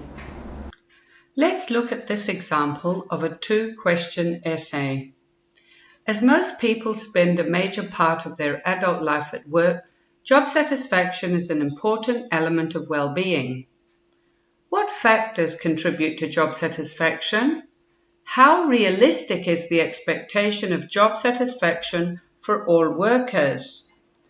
So you can see that there are 2 separate questions. What factors contribute to job satisfaction and how realistic is this? So we look at the structure for a 2-question essay. Of course, you begin with an introduction, with a general statement, and then you briefly answer both questions. This could be in 1 or 2 short sentences. And then your thesis statement. In this essay, I will discuss both questions using relevant supporting evidence and examples. So after the introduction, you begin your main body. This should have 4 paragraphs, 2 paragraphs for each question. And each paragraph should follow the same 3-sentence structure that we discussed earlier on in the course. Begin with the first topic sentence, which answers the question, explain the topic sentence, and try to use a complex sentence as we said, and then your further development sentence, which could begin with something like in addition or for example, or recent statistics have shown that, or this means that. And then of course, after the first 2 paragraphs, you begin to answer the next question, again using the same paragraph structure. And you end with a conclusion in which you summarize both questions and give your opinion. Let's look at a model essay together of a 2-question type essay. As most people spend a major part of their adult life at work, job satisfaction is an important element of well-being. So you can see it begins with a statement. The questions follow. What factors contribute to job satisfaction? The first question. And the second one, how realistic is the expectation of job satisfaction for all workers? So you can see 2 clear questions, and we must answer both of them in 2 paragraphs each in the main body. Let's look at this essay. You can see there are 6 separate paragraphs. The introduction, 2 paragraphs which answer the first question, 2 paragraphs in the main body which answer the second question, and the conclusion in which we summarize both questions. Let's look at the introduction. Begins with a general statement. Nowadays, many adults spend the greater proportion of the day at work. Okay, this is just a general statement. It doesn't answer any of the questions. We answer the questions after that. I'm inclined to believe that in order to be fulfilled in the workplace, the salary must be satisfactory and there should be a friendly working environment. Unfortunately, however, these are not always possible these days. So you see 2 brief sentences which answer both questions, and then the thesis statement. In this essay, I will discuss both questions using relevant supporting evidence and examples. So, a easy to follow introduction for your 2-question essay. Now for the main body. Remember, the first topic sentence answers the first question. One major requirement of job satisfaction is to be rewarded with an adequate salary. So that's what the writer believes. Adequate salary is required for job satisfaction. Then he explains it. This is one which represents your academic qualifications, work experience, and personal qualities. So he explains what he means by an adequate salary. The third sentence, the further development sentence, reads, consequently, the worker feels appreciated and this gives him the motivation to work harder. So you see 3-sentence structure. Topic sentence, explanation, and further development. Let's look at the next main body paragraph. Another crucial factor is from a personal viewpoint. When the worker feels he belongs to a team and everyone is working towards the same goal in a cooperative manner, he can enjoy the time spent at work. In addition, the manager should respect his employees and not make unrealistic demands on them in order for them to feel relaxed. So this paragraph talks about the personal requirements for someone to feel satisfied at work. And now for the second question. However, hard economic realities means it is not always realistic to expect job satisfaction. You see, this topic sentence answers the second question. And then he goes on to explain it.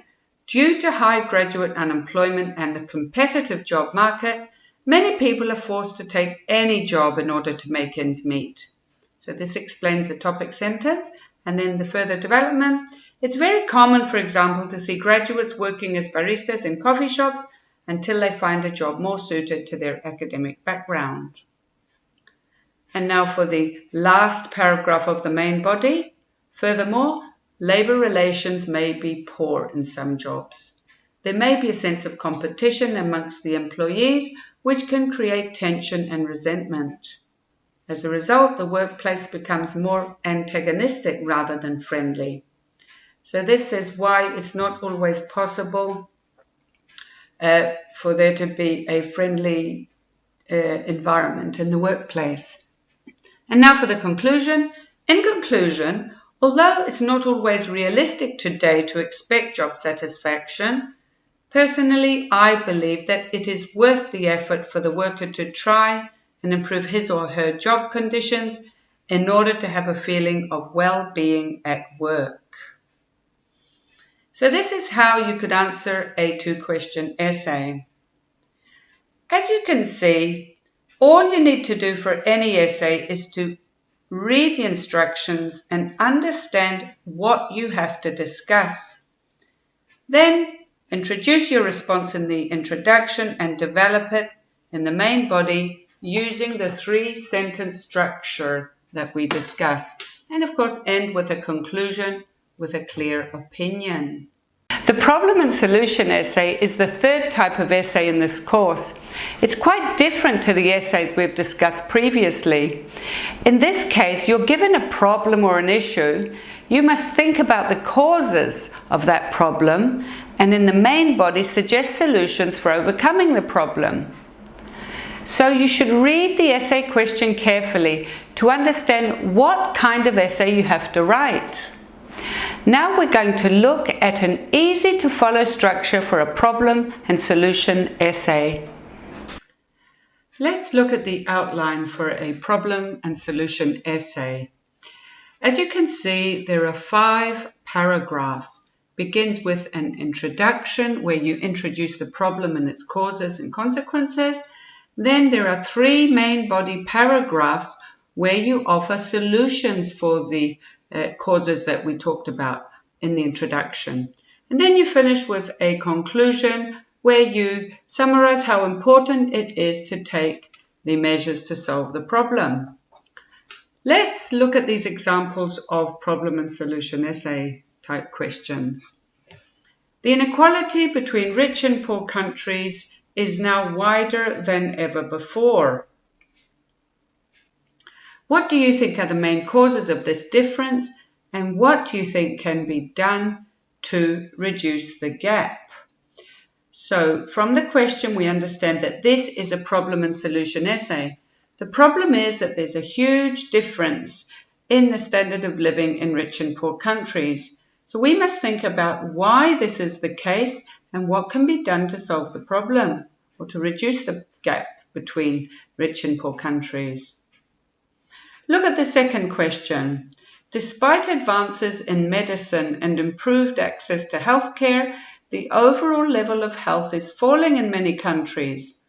Why is this happening, and what can be done to solve the problem? Well, the problem again is obvious. Public health is declining, so we must think about why that's happening and how this problem can be solved. So you see from the questions it's clear that these are problem and solution type essays. So let's look at how to answer this kind of essay. We begin, of course, with an introduction.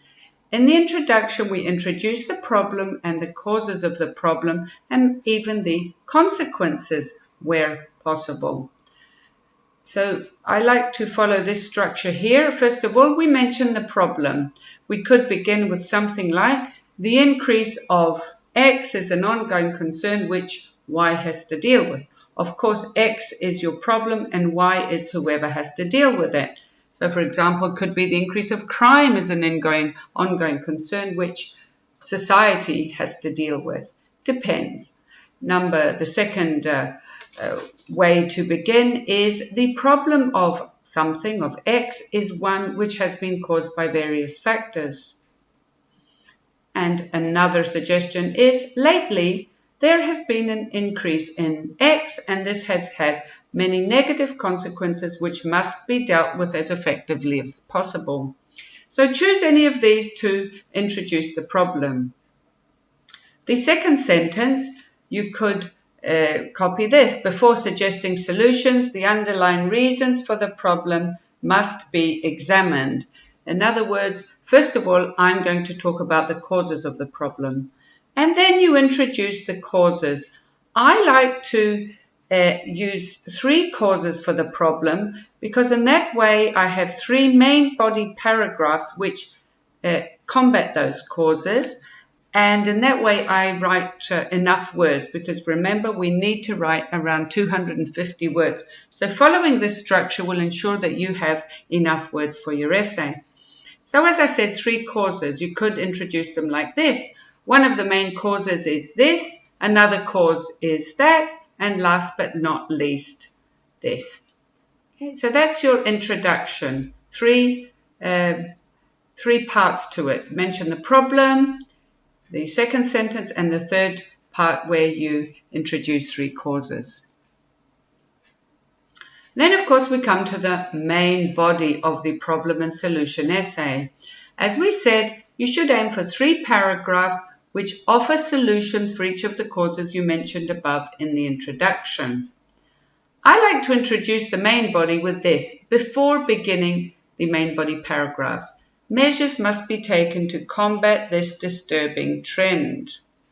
So this means that, yes, now I'm going to talk about how to solve this problem. And then we have 3 paragraphs which follow the 3-sentence structure we will learn now. First of all, the topic sentence, which offers a solution to the first cause of the problem. For example, one way to deal with this problem is to, or is for, or you could begin for the second paragraph, for example, an alternative way to overcome the problem would be, or you could use a modal passive for one of the paragraphs. Laws should be enforced which would do this. So you can see, try and follow a different structure for each topic sentence for each of the 3 main body paragraphs to show the examiner you have a wide range of grammatical structures at your fingertips. For the second sentence, we explain the topic sentence. You could ask yourself, how is this going to happen? Or what do you mean by this? This will help you to think of what to say for the explanation. Once again, try and make the second sentence a complex sentence using one of these, which, therefore, thus, which you will find in a longer list in the ebook. And then the third sentence should be the result of taking the above measure, and you could begin with any of these. As a result, consequently, by doing this, this would enable, this would lead to, or this means that they would. Or you could use a second conditional sentence. This is also a good idea for giving a solution, and again it shows your advanced level of grammar. The second conditional is, of course, if plus past simple, would plus infinitive. For example, if more people used public transport to travel to work or school, traffic would decrease significantly. Depends what your essay is, of course. In the conclusion, you state how important it is to combat the problem using the measures that you suggested. And there are different ways of doing this. Here are some suggestions. All things considered, there are many solutions to the problem. The sooner the aforementioned suggestions are put into action, the more significant the solution would be. That's one suggestion. Or, in conclusion, X is a concerning issue which requires immediate, global, societal, personal action. It depends who must take the action. And another suggestion, urgent measures must be taken to deal with this disturbing phenomenon. The sooner the aforementioned suggestions are put into action, the more significant the solution would be. So once again, following the structure for the problem and solution essay will give you the tool to answer this type of question confidently and will ensure a higher band score in the IELTS test. Let's look at a model essay together. The topic is human activity is threatening the environment. What can be done to reduce this or to reverse this devastation? From the question, we understand that this is a problem, cause, and solution essay. The problem is that the environment is in danger, and the cause of the destruction is human beings. So we have to introduce the problem and state what we are doing to damage the environment. As we read this essay, I want you to see how each of these sentences follows the structure that we described above. We begin with the introduction. Environmental destruction is an ongoing concern which the whole planet has to deal with. Remember the first sentence? mentions the problem. And then the second sentence, before suggesting solutions, the underlying reasons for the problem must be examined. So just to introduce that, now I'm going to talk about the reasons and then the 3 causes of the problem. One of the main causes is the dramatic increase in the number of factories and private vehicles on the road and the resulting toxic emissions. Another cause is the lack of recycling, which leads to the depletion of natural resources. Last but not least, many rare plant and animal species are in danger of extinction because of deforestation. So you can see 3 causes of the problem, and they're all because of human activity. So now we're going to take each of these causes and see how we're going to combat them. We introduce the main body with measures must be taken to combat this disturbing trend. And then we begin with our first topic sentence, which solves the first cause, which was the increase in the number of factories and private vehicles on the road and all these toxic emissions. So here's our topic sentence. One way to deal with the problem is for governments to take measures to limit CO2 gases. So that's our first solution. Then we explain it. Filters should be placed on chimneys and cars should run on lead-free petrol, which does not emit dangerous pollutants. So you can see it explains how the government is going to limit these gases, what it should do, and we've also used a complex sentence using which in the middle. And remember, the third sentence is the result of taking this measure. If this were to happen, the atmosphere would be cleaner and the phenomenon of global warming would be halted. So here we've used a second conditional to give the result. If plus past simple, would plus infinitive. For the second solution, the second main body paragraph, this attacks the second cause, which was the lack of recycling. Another useful suggestion would be for governments to force the public to recycle. Recycling bins should be placed around neighborhoods and household members should learn to sort their waste.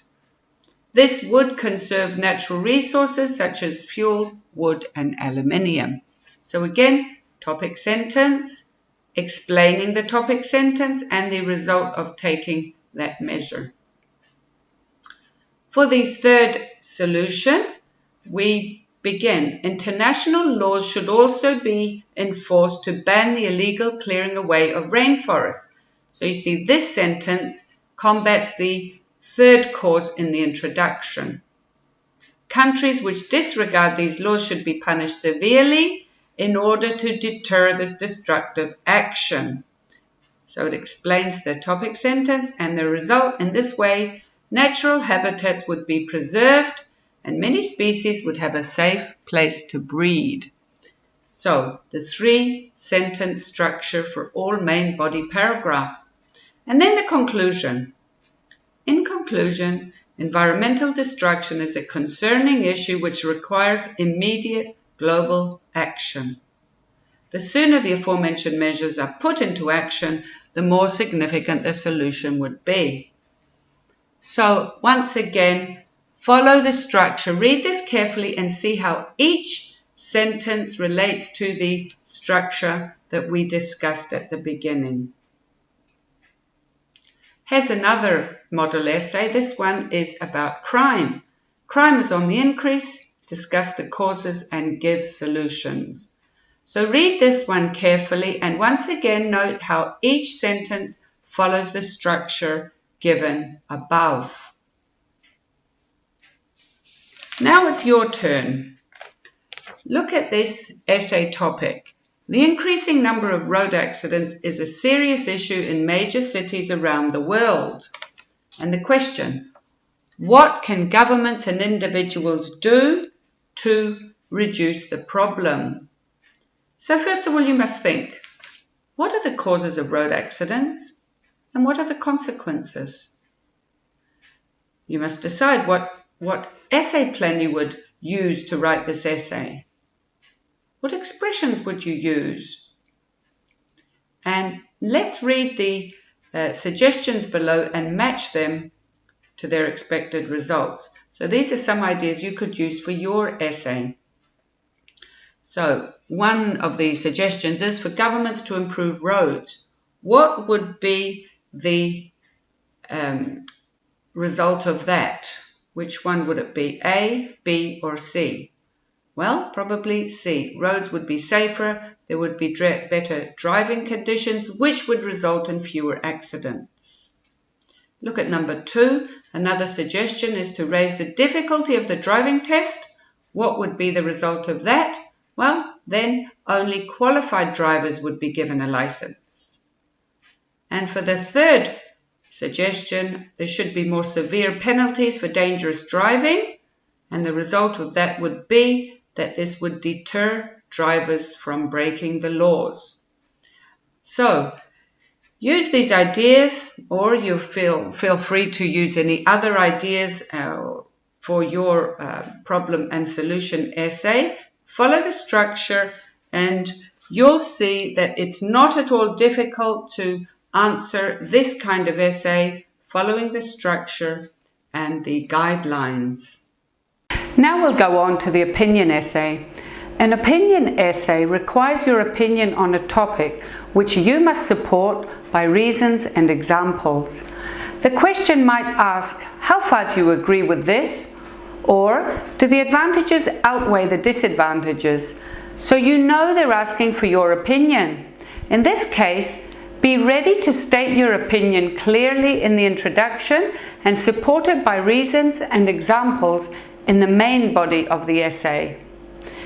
Even if you totally agree with the topic, you should also include the opposing viewpoint in another paragraph. This shows the examiner that you have considered the topic more widely from another perspective as well. You can use the discussion clock again to generate strong reasons to support your viewpoint. Just be sure that your supporting evidence matches your opinion.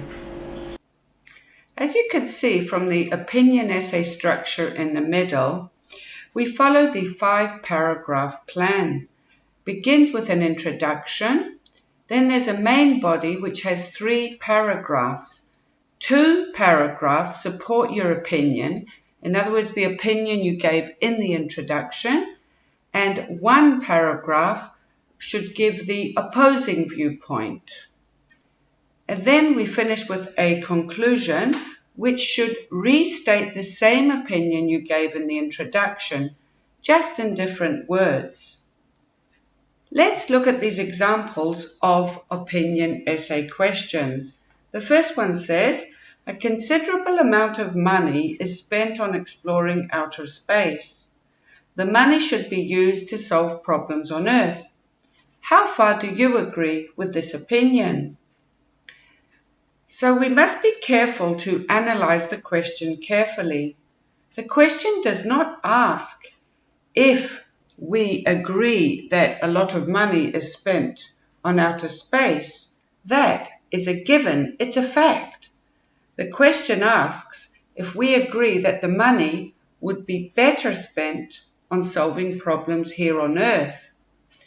So analyzing the question is very important so that you answer the correct question. The second question says, differences between countries become less evident each year. Nowadays, all over the world, people share the same fashions, advertising brands, eating habits, and TV channels. Do the advantages outweigh the disadvantages? So again, they're asking for our opinion. The question begins again with a statement which is indisputable. Differences between countries become less evident each year. It's a fact.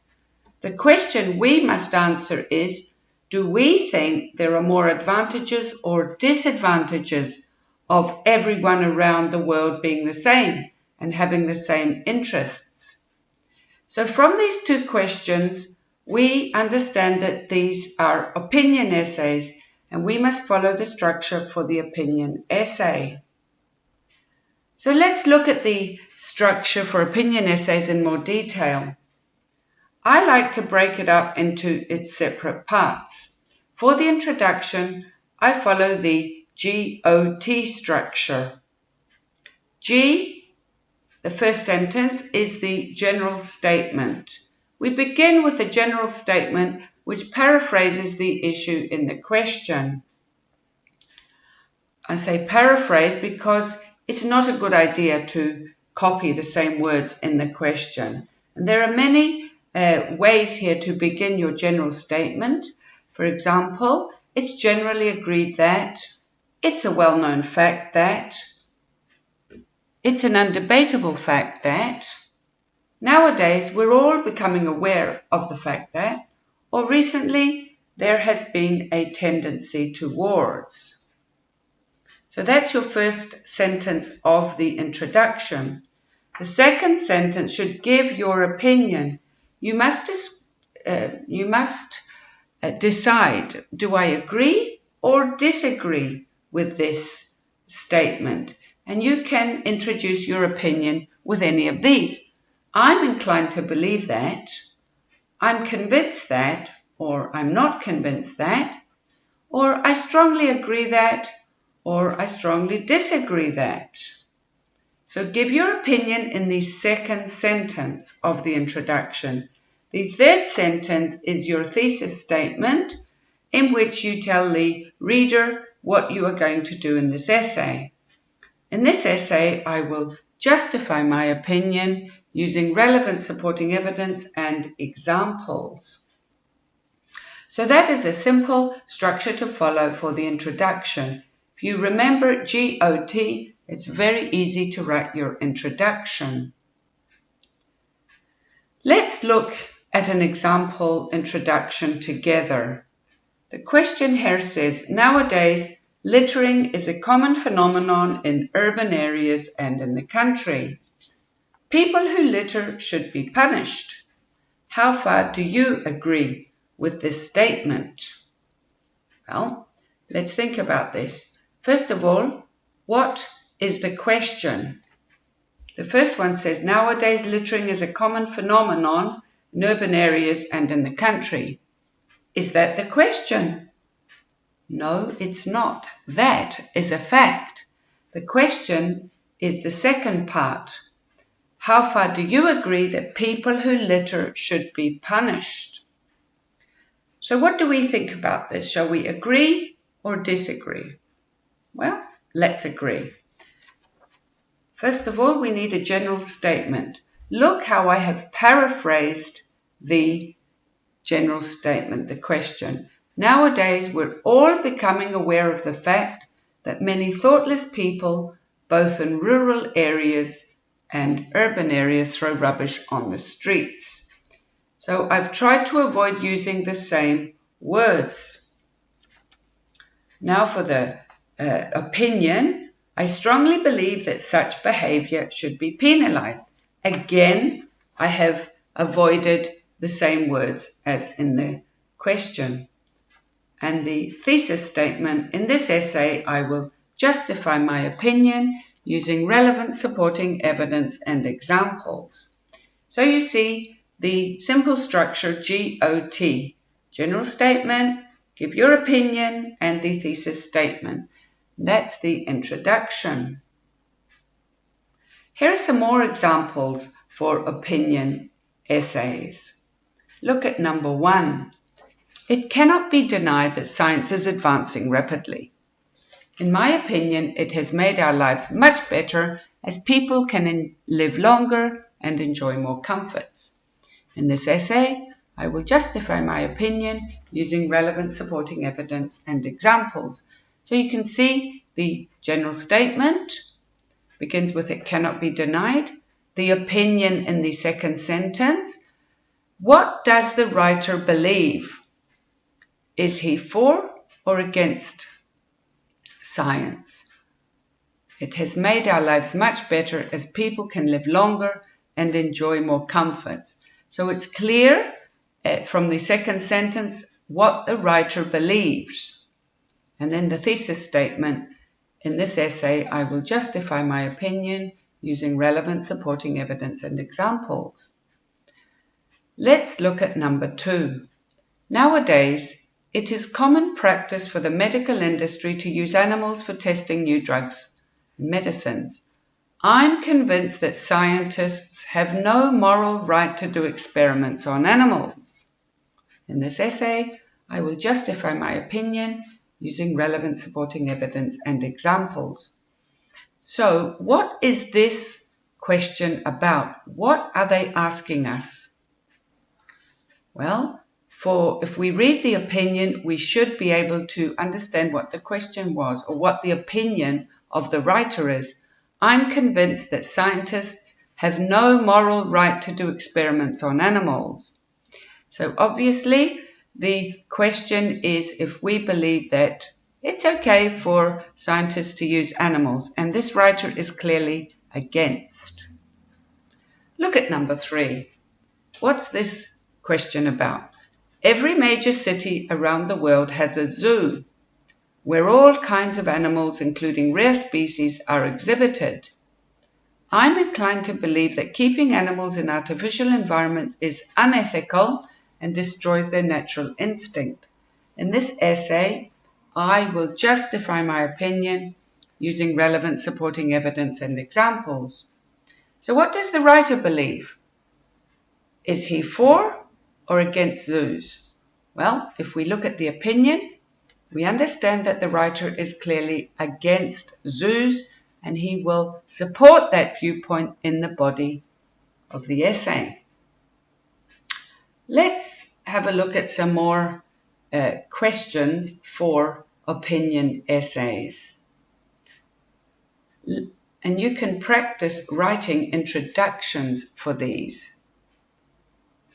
Look at number A. These days, crime around school premises is an increasingly concerning issue. Surveillance cameras are the most effective way of reducing crime in schools. To what extent do you agree? So once again, the question begins with a statement. Crime is concerning. It's an issue which is alarming. The question asks us, do we agree that surveillance cameras are the most effective way to reduce crime in schools? So be careful to answer the correct question. Look at number 2. Again, the question begins with a statement. Water is a natural resource that should always be free. They're asking for our opinion for the second question. Governments should ban the sales of bottled water. So we are asked whether we believe that governments should ban the sales of bottled water. And the last one says the length of the working week does not leave enough time for the needs of people today.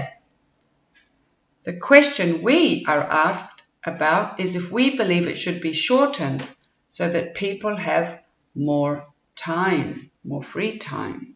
So practice writing introductions for these essays by following the GOT structure.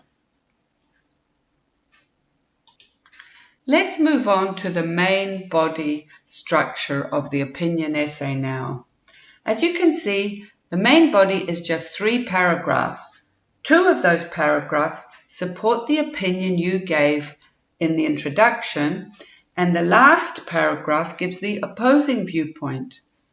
It's always a good idea to show the opposing viewpoint, where logical of course, as this means that you have considered the topic from another point of view as well. Look at the first sentence. Of course, it's the topic sentence with the first reason to support your viewpoint. And you can choose any of these beginnings for your topic sentence. One way to support my opinion is that. Or for the second paragraph, another way to justify my opinion is. Or from a social point of view.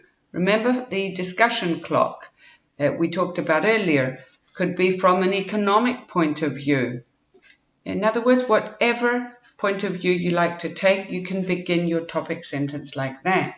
So the topic sentence is just a short, clear paragraph to say this is why I believe what I do. Sentence 2 should be an explanation or justification of your topic sentence. In order to think of what to say, you can ask yourself questions such as, why do I believe that? Or what do I mean by that? Or how? And try and make this a complex sentence. As we said before, this shows that you have more advanced grammar. The third sentence of the paragraph should be could begin with one of the following. This is a further development of the paragraph. There are many ways to do this to expand your paragraph further. You could choose any of these. In addition, and give another sentence to support your topic sentence. You could give a personal example. You could talk about statistics. Or you could begin, this means that, this shows that by doing this, or as a result. Or you could use a second conditional. If this happened, then this would happen. In other words, if plus past simple, would plus infinitive. So there are many ways to develop your paragraph further. So again, as we said, follow the 3-sentence paragraph structure for your main body, topic sentence, explanation, and further development. And as we said, we need 2 main body paragraphs to support our opinion, and then the third paragraph should give the opposing argument. And you can begin your first topic sentence with, it could be argued that, and then follow the same structure for main body essays.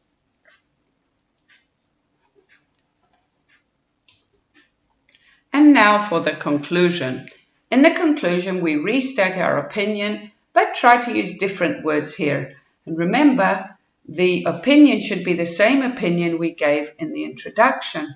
Don't change your opinion in the conclusion. Here's an easy structure to follow. In conclusion, although there are several arguments against X, as outlined above, I'm inclined to believe that these are outweighed by the arguments in favor. Once again, if appropriate, you could finish with another sentence to round off your conclusion more smoothly. Could begin with any of these. However, ultimately, if, using a conditional, or on no account, using an inversion sentence. So, following this structure,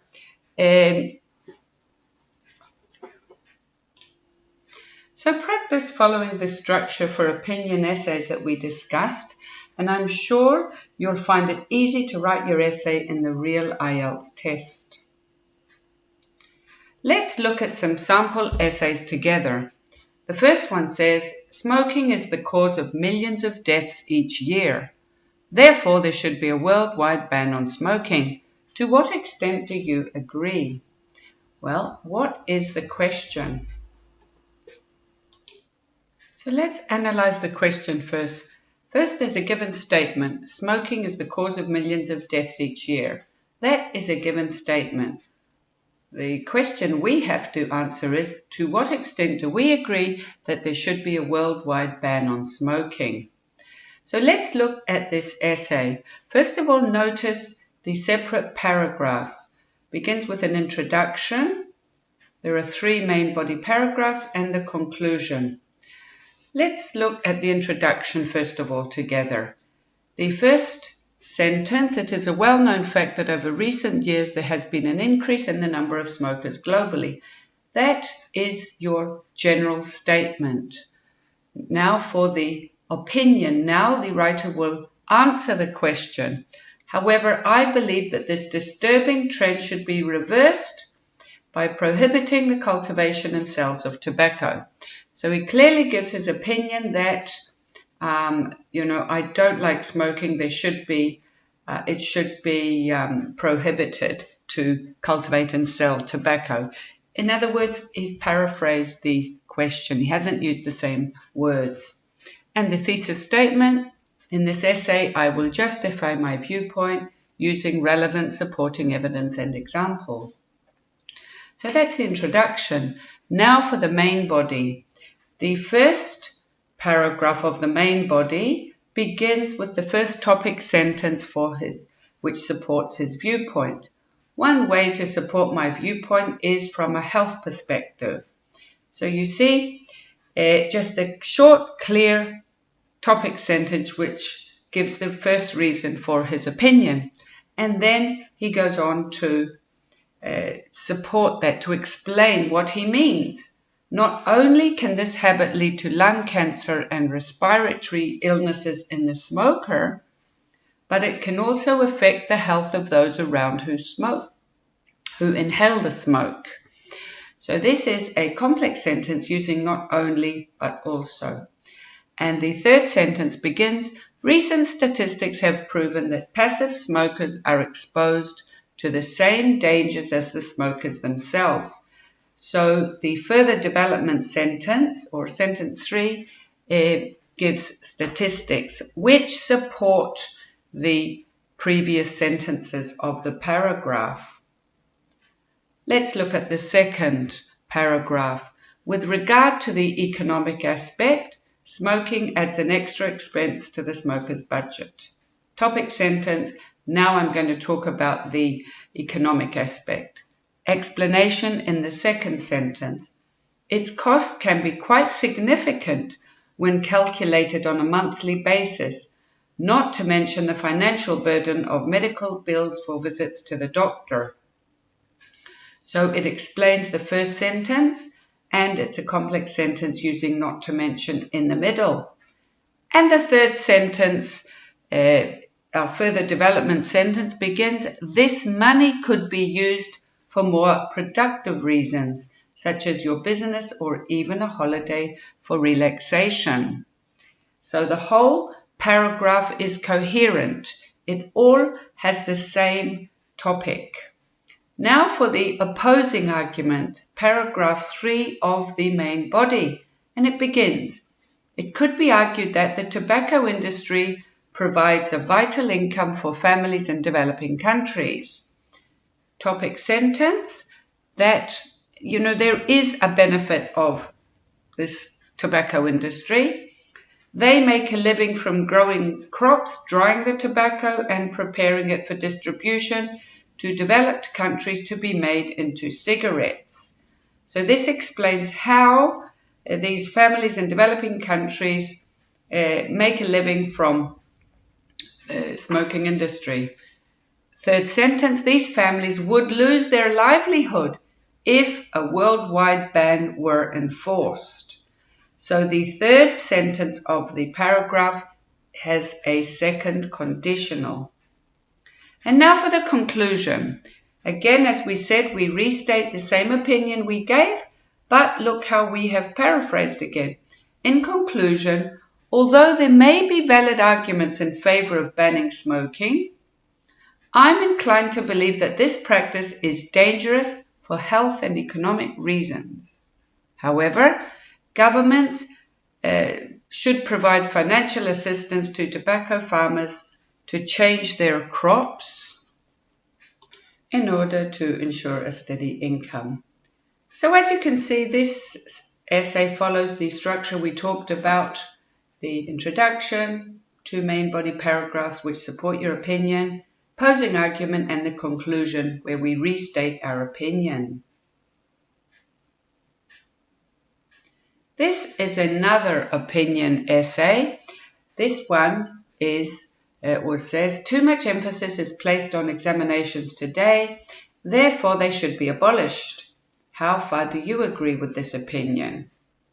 So if you read this essay, you will see that again it follows the same structure that we talked about before. So study the structure for essays that we talked about and these model essays, and I'm sure you will find that it's not that difficult. It just takes practice and you'll be able to write a high-scoring essay. This is an outline of the 3 kinds of essays we mentioned earlier: for and against essay, the opinion essay, and the problem, cause, and solution essay. Of course, for each of these essays, you must write around 250 words, and you only have 40 minutes to do this. You can see that each of these essays follows a different structure. Now, following the structure will help you to write an essay which is coherent. In other words, it flows smoothly from one paragraph to the next, and this is important in the marking criteria, as we will see later in the course. We're going to begin here with the first kind of essay, the for and against essay. The for and against essay asks you to discuss the advantages and disadvantages of a topic or two opposing viewpoints. The question will say something like, discuss the advantages and disadvantages of this, or what are the benefits and drawbacks of this issue, or discuss both sides of the argument. So you know when you read the question that you should follow this structure.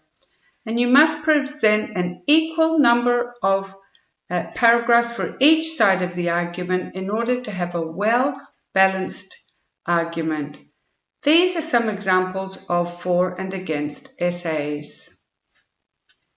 Look at the first one. An increasing number of people are migrating to cities in search of more job opportunities.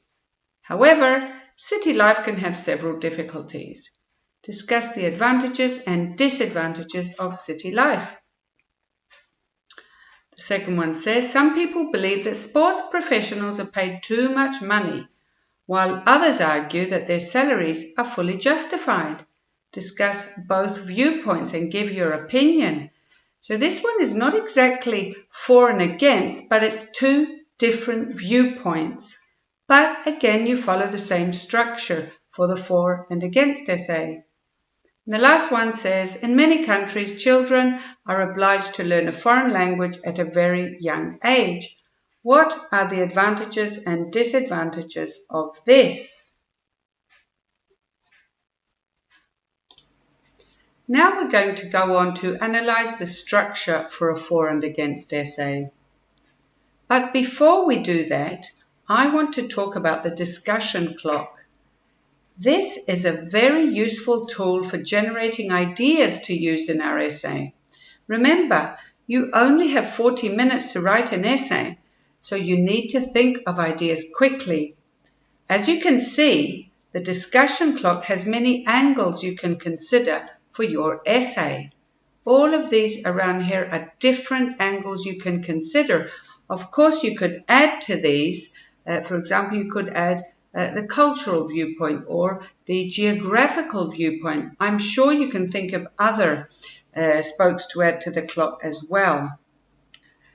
So let's take the essay from the previous slide and see how we can use the discussion clock for this essay. An increasing number of people are migrating to cities in search of more opportunities. However, city life can have several difficulties. Discuss the advantages and disadvantages of city life or of urban life. So it asks us to discuss the advantages and disadvantages of city life. So let's look at the discussion clock for ideas for this essay. Now, for the advantages, I look at the different spokes I can choose, and I think economic might be a useful idea to use in the essay. One paragraph could talk about the economic benefits of cities. Of course, we could also, the social would also be in a useful angle to take for the essay. You might choose other angles for your essay. For example, the educational benefits of living in a city. It depends what you think is more important or what you have more to say about. So we're going to take these two angles that we talked about, the economic and social, and see how we're going to use them in our essay. So let's write a for and against essay together using these ideas. First, we begin, of course, with an introduction. For the introduction, I like to follow the structure GFAT, G-F-A-T. G stands for general statement, F stands for against, and T stands for the thesis statement. Now, the general statement is the first sentence of the introduction. It introduces the topic. Then the F sentence is one sentence for, then one sentence against, and the thesis statement. We're going to look at this in detail. We'll take each sentence separately, so it's very clear how you will write your introduction. Here are some suggestions for your general statement. In other words, for the first sentence of the introduction. You could begin, it's a highly controversial issue whether. It's a well-known fact that. The trend of whatever is gaining in popularity. Something, the topic you're talking about, is on the increase. Or over recent years, something has been advancing rapidly. Let's look at how we can use these. For the first example, over recent years, technology has been advancing rapidly. Number 2, it's a highly controversial issue whether space exploration is worth the financial investment. The trend of urban migration is gaining in popularity. Or, it's a well-known fact that many professional athletes earn huge amounts of money. So you can see that these are just objective statements. They don't give your opinion. They don't show either advantages or disadvantages. They just introduce the topic. In the second sentence of the introduction, we briefly introduce both sides of the argument. In other words, the for and against, or the two different viewpoints. And you can do this in one sentence so that you can use a complex sentence. Look at these suggestions, and this is where you can use the ideas from the discussion clock. Look at this. Many people maintain that there are something and something benefits. Now, the something here would be the two ideas from the discussion clock. While others claim there are certain drawbacks that should be taken into consideration. Okay, so that's one way for the second sentence, for introducing both sides of the argument. Or, advocates of X claim that, for example, there are social and economic benefits, while opponents argue that the drawbacks should be carefully considered. And the third one, although there are valid arguments to support X, the opposing viewpoint must not be ignored. And let's look at some examples. Many people maintain that cities have social and economic benefits, while others argue there are certain drawbacks that should be taken into consideration. So you can see how we've used the discussion clock in this sentence. And the other example here, although there are valid arguments to support the high salaries of sports professionals, the opposing viewpoint should not be ignored. Then your thesis statement, in which you can use for any for and against essay.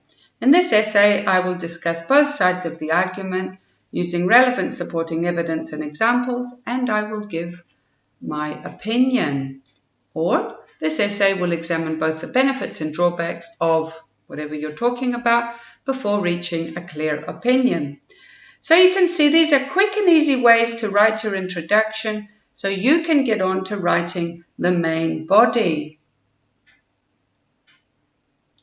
Now for the main body, we again follow a set structure.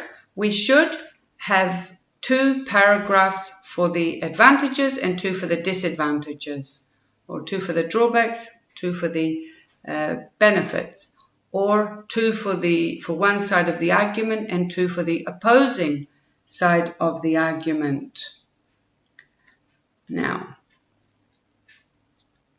and this shows that you have considered the topic equally from both sides and that you have a balanced argument. Now, it's very important for your paragraphs to follow a proper structure. I like to follow this 3-sentence structure to be able to develop my paragraph, and so it is coherent, or so that it flows smoothly from one sentence to the other. So of course we begin with a topic sentence which presents the argument. In other words, what's your first advantage? And then you can begin something like this. One of the main advantages of, for example, city life, or of technology, or of computers, and then you present the first advantage. Or from a social point of view, city life has more opportunities for socializing. So that's your topic sentence, just a short, clear sentence to introduce the first advantage, or disadvantages if you're doing the disadvantages. And then the second sentence would be your justification or explanation of the topic statement. I like to use a complex sentence here because to show the examiner that we know how to use complex sentences, and this elevates our grammar. So look at this example. If we're talking about like the first topic sentence, which says, from a social point of view, city life has more opportunities for socializing, we could justify or explain that. Young people have a wide choice of places to meet their friends where they can discuss common topics of interest or spend their time in an entertaining way. So that's your justification sentence. The third sentence is further development. You can choose from any of these here to develop your paragraph more. For example, you could begin in addition, or give an example. You could quote statistics, or a second conditional, or continue with this means that, or any of these other examples here. So just choose one of these ways to expand your paragraph more. Look at these examples of a main body paragraph. They follow the 3-sentence structure that we talked about. Topic sentence, justification or explanation, and further development. Look at the first one. The topic sentence says, one of the main advantages of cities is from an economic viewpoint. That's my topic sentence. And then we explain that. Most industries, government offices and corporate offices are situated in or close to city centres, which means that there are more opportunities for employment. So you can see this second sentence explains the topic sentence, and it's a complex sentence using which means in the middle. And for the third sentence, remember the further development sentence, we begin. Consequently, urban dwellers can earn a steady income and enjoy a higher standard of living. So you see the 3-sentence structure, and it's a very easy structure to follow.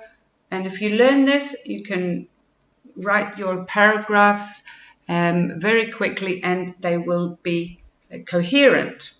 Let's look at the second example. From a social point of view, people in cities have the chance to interact with others from all different backgrounds. That's the topic sentence. They may study together at university or share a flat, which enables them to learn about each other's culture. So that explains it. Again, it's a topic sentence using which enables them to. And the third sentence, the further development, begins, this makes them more understanding and tolerant of differences, which prepares them for life in the globalized world we live in. So again, the 3-sentence structure, which is easy to follow. As we said, you should have 2 paragraphs for the benefits and 2 for the drawbacks, or 2 paragraphs for one side of the argument and 2 for the opposing side of the argument. And again, your paragraphs should have 3 sentences each.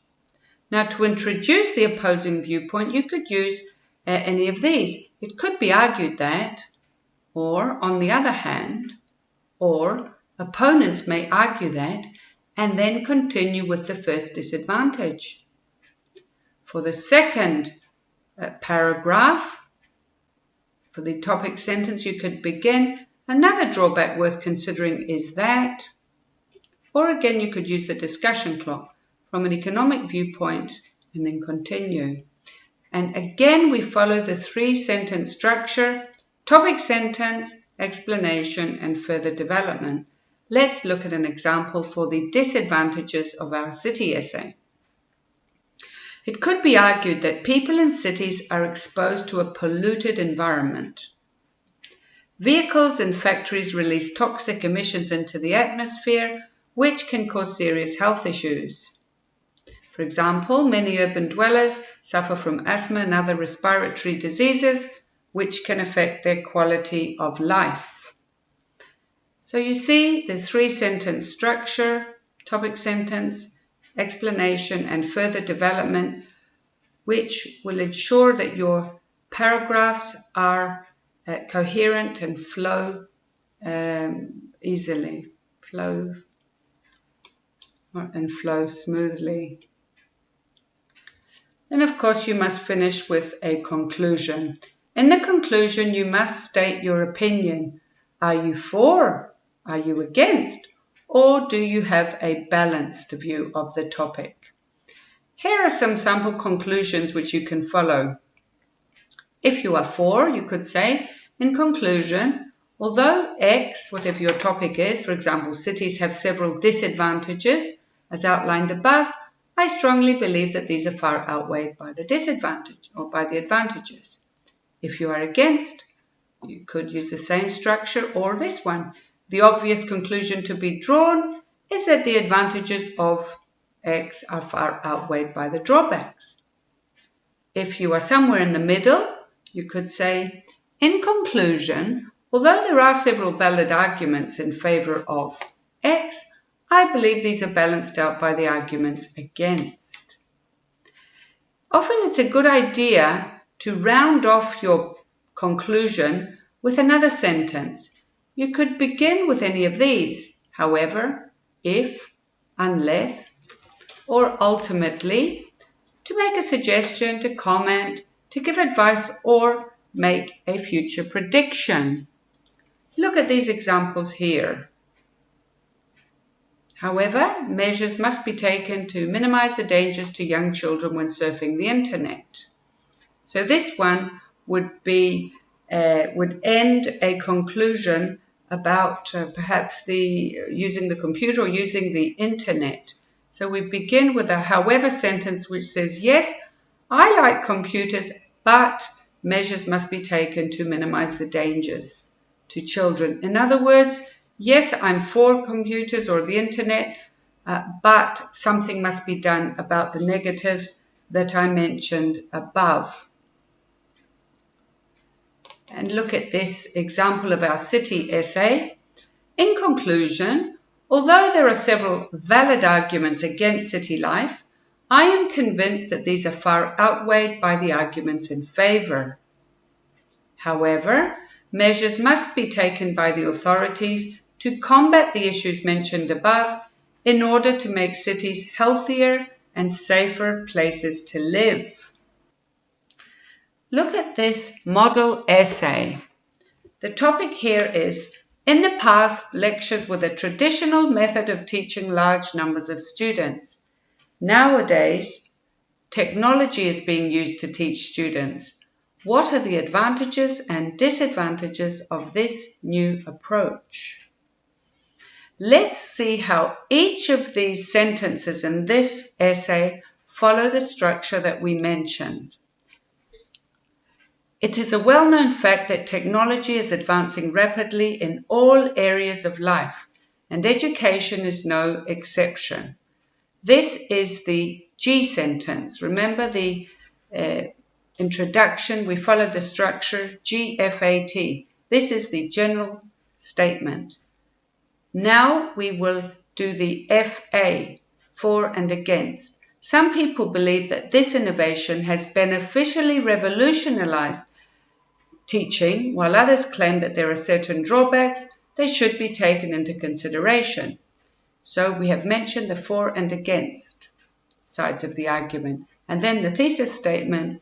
In this essay, I will discuss both sides of the argument and I will give my opinion. So that's the introduction, GFAT. Now we go on to the main body. You can see there are 4 main body paragraphs. Each have 3 sentences each, and they all follow the structure: topic sentence, explanation, further development. Let's look at the first one. One of the main advantages of technology is the flexibility it offers. Topic sentence about the flexibility of technology. We explain it in the second sentence.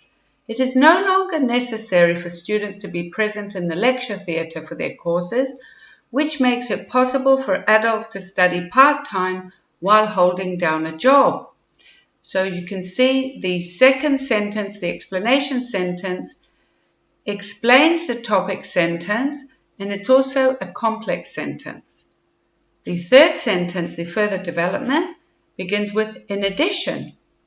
In addition, students who live in remote areas now have the opportunity to study at tertiary level. So you can see the main body paragraph follows the structure: topic sentence, explanation, which is a complex sentence, and then further development. You can see there are 4 main body paragraphs. The third main body paragraph begins, it could be argued that. In other words, now I will talk about the disadvantages. And again, it follows the same structure as the above paragraphs. The conclusion. In conclusion, although there are several disadvantages to using technology in education, I believe these are balanced out by the benefits. So here the writer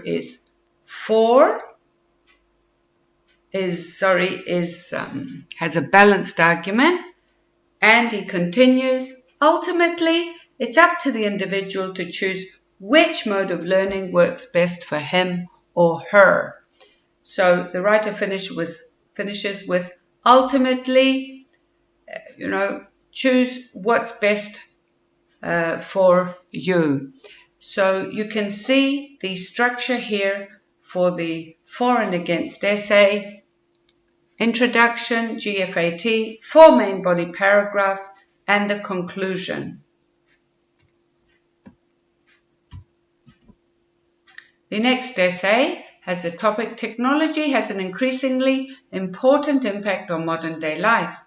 Discuss the benefits and drawbacks of this development. Now you can read this essay and see again how each sentence follows the structure of the for and against essay, which we discussed. This essay has the topic, pets are becoming increasingly common in households today. Discuss the benefits and drawbacks of this trend. Again, introduction, GFAT, 4 main body paragraphs. Each main body paragraph begins with a topic sentence, continues with explanation of the main body topic sentence, and then develops the paragraph further using either statistics, a personal example, in addition, or a conditional.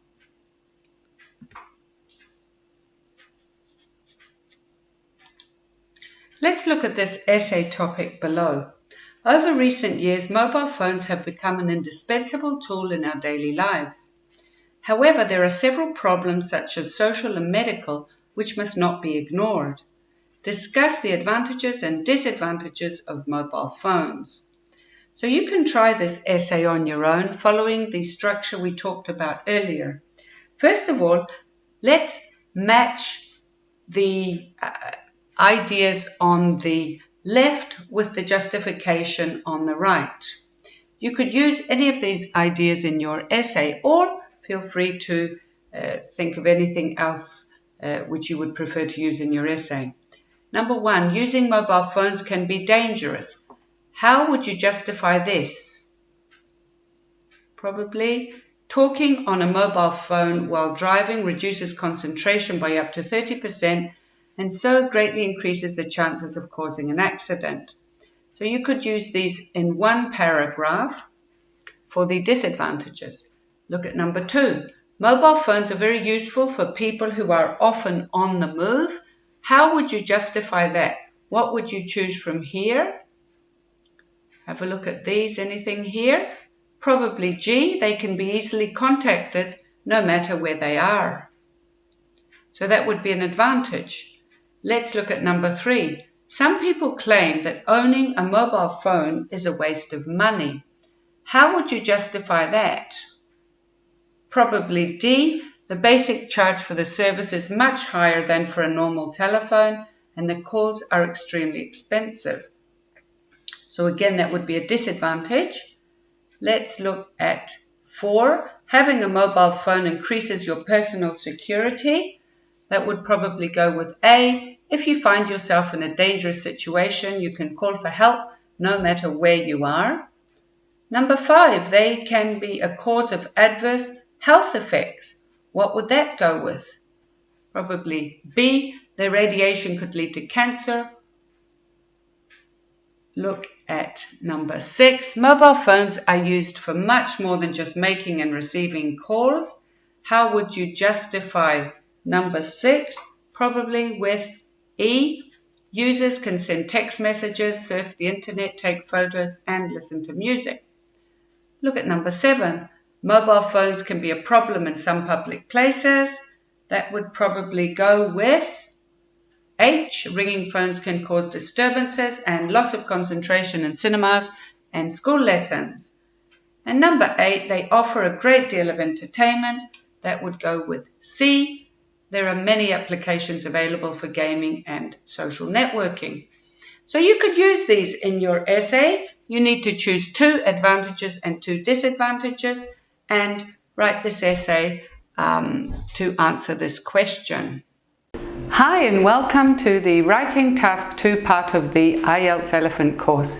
In this part of the test, you have 40 minutes to write an essay in which you're presenting the reader with a balanced argument about a given topic or with an opinion that you support in a logical way. The instructions say write about 250 words, which is about 1.5 sheets of A4 paper, so try to write around there. Not too many more words, as you need time to check your essay. In order to get a good grade in Writing Task 2, it's important to read and understand the question carefully. You must be clear about what the examiner is asking from you and discuss only that question. This is why it's not a good idea to memorize essays. Just because an essay mentions the word education, for example, doesn't mean it's the same essay as another essay about education. One essay could ask, for example, if technology in education is beneficial, and the other could ask who should pay for university education, the government or the students themselves. So you see, there are 2 completely different essay questions, both related to education. What you can do, though, is to learn education-related vocabulary from which you can choose the specific vocabulary to answer your question, which you can find in the ebook along with many other useful topics for Writing Task 2. These are the main essay types which are most common in Writing Task 2. The for and against essay, or the 2-sided essay, the opinion essay, and the problem, cause and solution essay. And unfortunately, there's no choice. But whatever kind of essay you're asked to write, you should use a logical structure. That is, you should begin with an introduction to introduce the topic, then continue with the main body where you develop your ideas and finish with a clear conclusion where you give a clear opinion. In this course, you will learn how to structure your response to each of the essays, as well as some useful vocabulary and grammatical structures to use so that you'll feel confident and prepared to answer any Writing Task 2 question. So of course you must understand what the examiner wants you to discuss. Another thing to remember is to structure your essay well.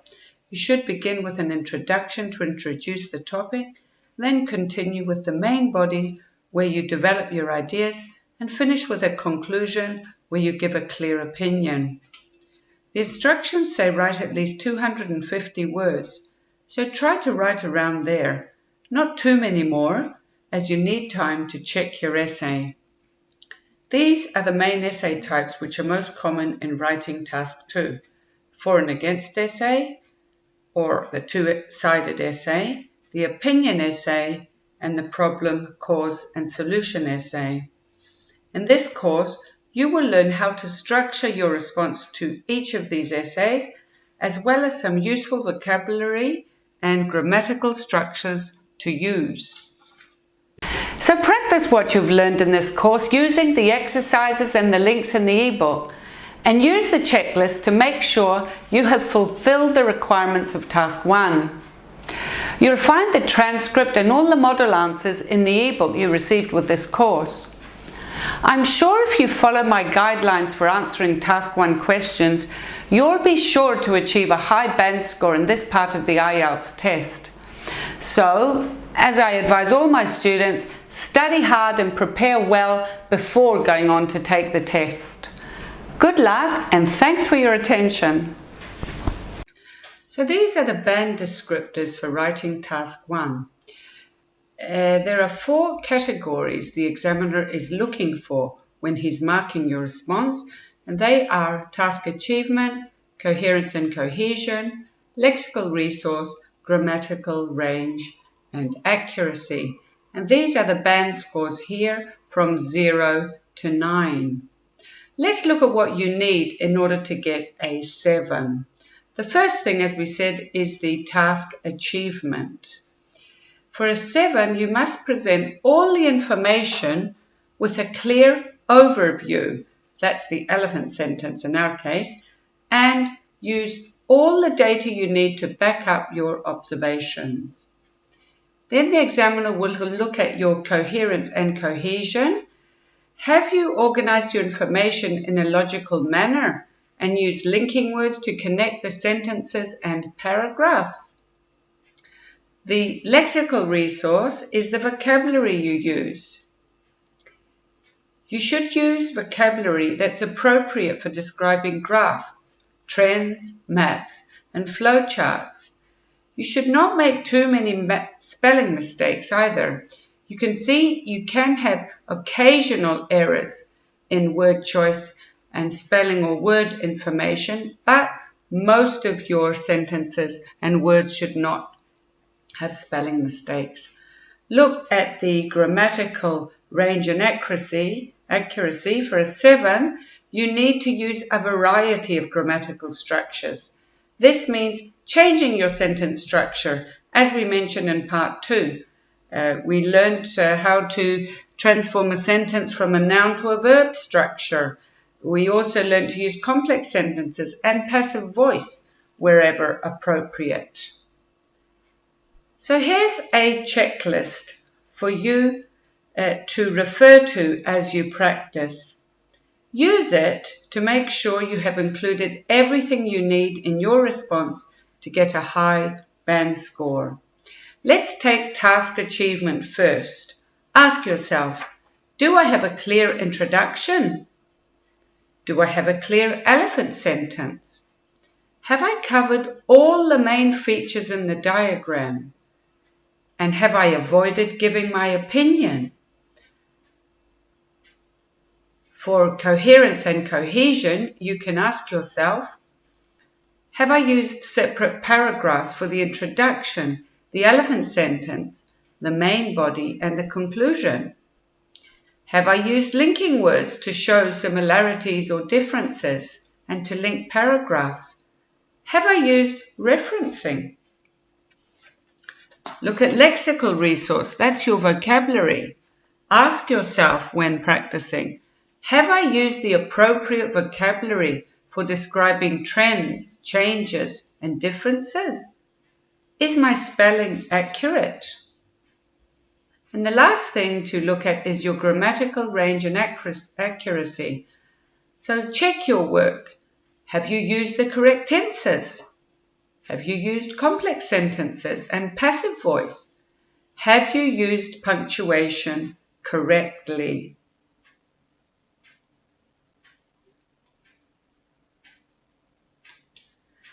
So practice what you have learned in this course using the exercises and the links in the ebook, and use the checklist to make sure you have fulfilled the requirements of Task 1. You'll also find the transcript and all the model answers in the ebook you received with this course. In parts 2 to 7, we learned how to describe line graphs, tables, pie charts, and bar charts with trends. But what if our graph doesn't show a trend? In other words, if there's no time moving forward, how would we describe that?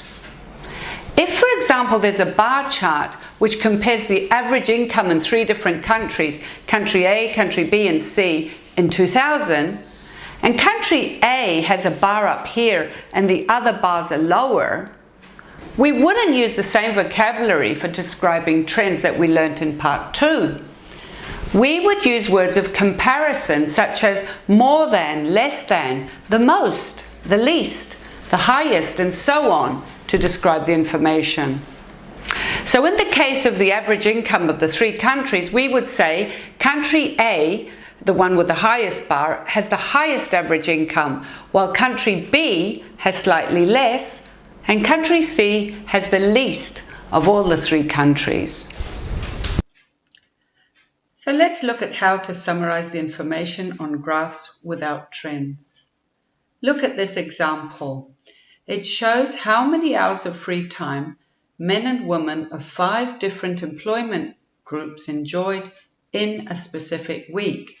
You can see there's no trend, there's no time moving forward. So we cannot talk about an increase or a decrease. We are now going to compare the amount of free time men and women in each of these groups down here had. Looking at the bars, what do you think would be a good elephant sentence? What stands out about the amount of time people in these 5 groups had? Isn't it clear that the 2 middle bars are by far the highest? That means that people in those groups had the most free time in a week. So let's look at the model answer together.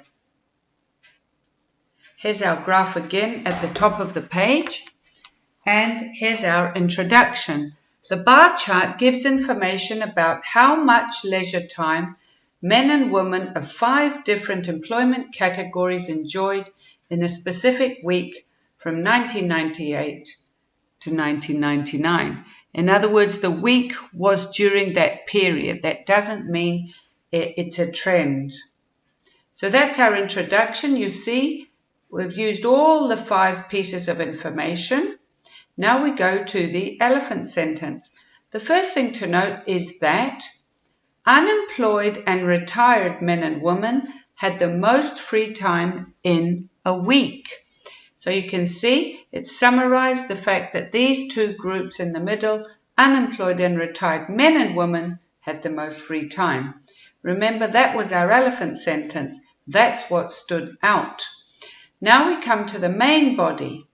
More specifically, unemployed and retired men had around 83 hours of leisure time during a week.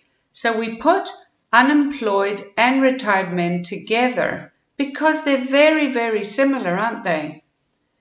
While women in the same categories had about 10 hours less. Look at that, about 10 hours less. So you see, we're finished with those 2 categories all in one sentence. We've put all the data and we have summarized the information.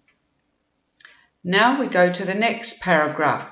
Men and women who worked full-time had approximately 45 hours and 38 hours respectively. So again, in one sentence, I've talked about these two groups here, men and women who worked full hours, and I connected them with the word respectively. So I show that I can summarize. Housewives and women who worked part-time had about 50 hours and 40 hours accordingly.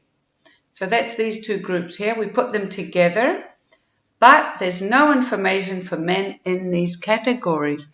So very often you will see, a table, for example, with some information missing.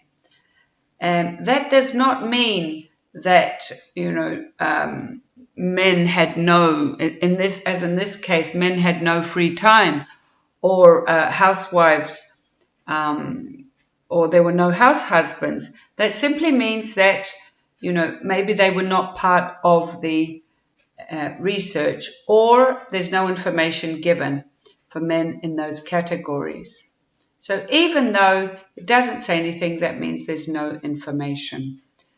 Now, of course, we summarize with our conclusion. From the given data, it is obvious that generally speaking, men enjoyed more free time during a week than women. So we've summarized all the information we mentioned above, and we just check. We have our introduction, the elephant sentence, the main body, with all the categories, with all the data. We have left nothing out, and then we summarize the information so we know we have completed this task 1. Here are some pie charts. Do they show a trend? There's no time, is there, from one pie chart to another? But what is this about? Here, these two pie charts compare the percentage of boys and girls that spent their time on various activities, and these are the activities in the pie charts. So what do you notice?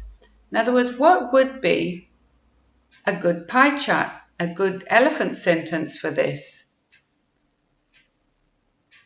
Do they enjoy the same activities? Well, not really, do they? There's some similar, but there are some different activities. So you have to summarize the differences and the similarities between the activities of boys and girls in their free time. So try this one yourselves and check your answer in the ebook. Another common type of task 1 is to describe the steps in a process or a flowchart. You're given a diagram which illustrates the stages required for making something.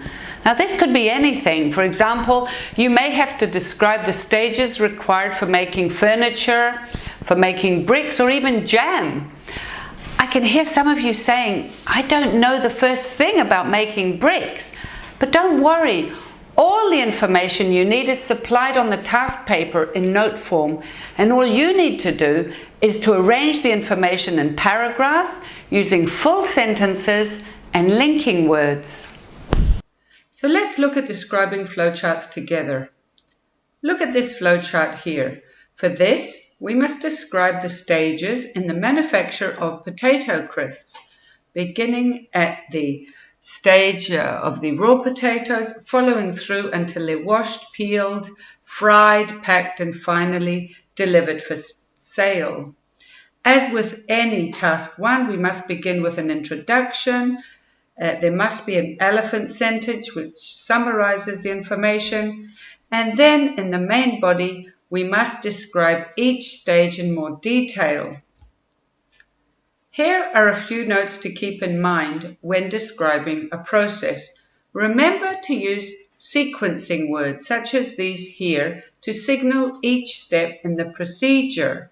For example, first of all, at the next stage, next, finally, after that. All of these which you can use to begin each new paragraph or each new step in the procedure. Another thing we should do is to use passive voice, because we're not interested really in who does the action. We're interested in the actual action. itself. So look at this one. At the first stage, the product is developed and designed.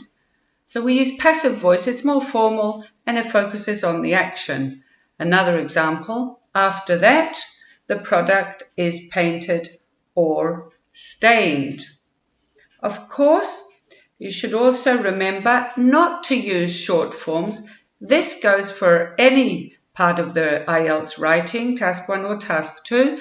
Remember, IELTS is a formal academic exam, so you should use more formal style. Not e.g., but for example, and not slashes or dashes. This could be, you could use instead either or.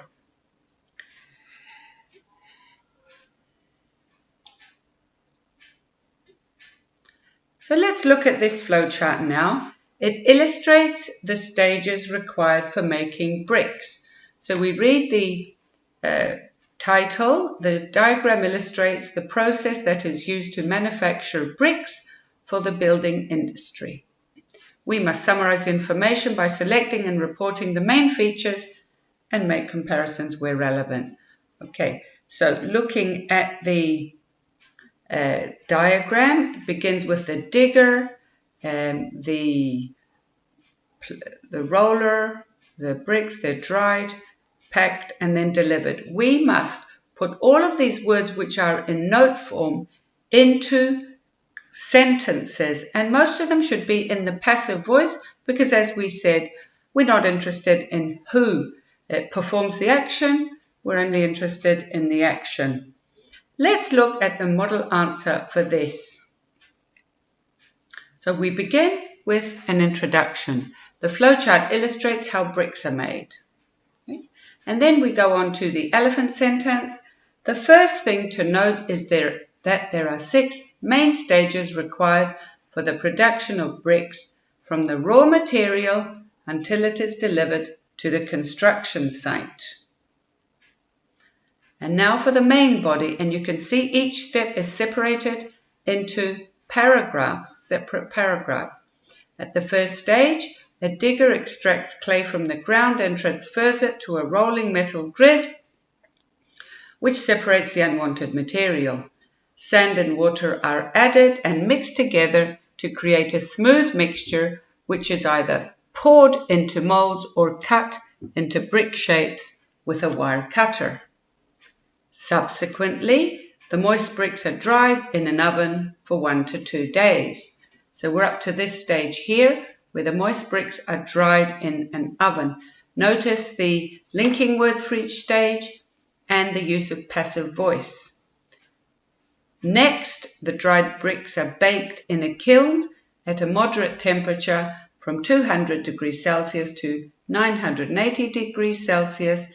Then the temperature is increased from 870 degrees Celsius to 1300 degrees Celsius. You see, we have put in all these details.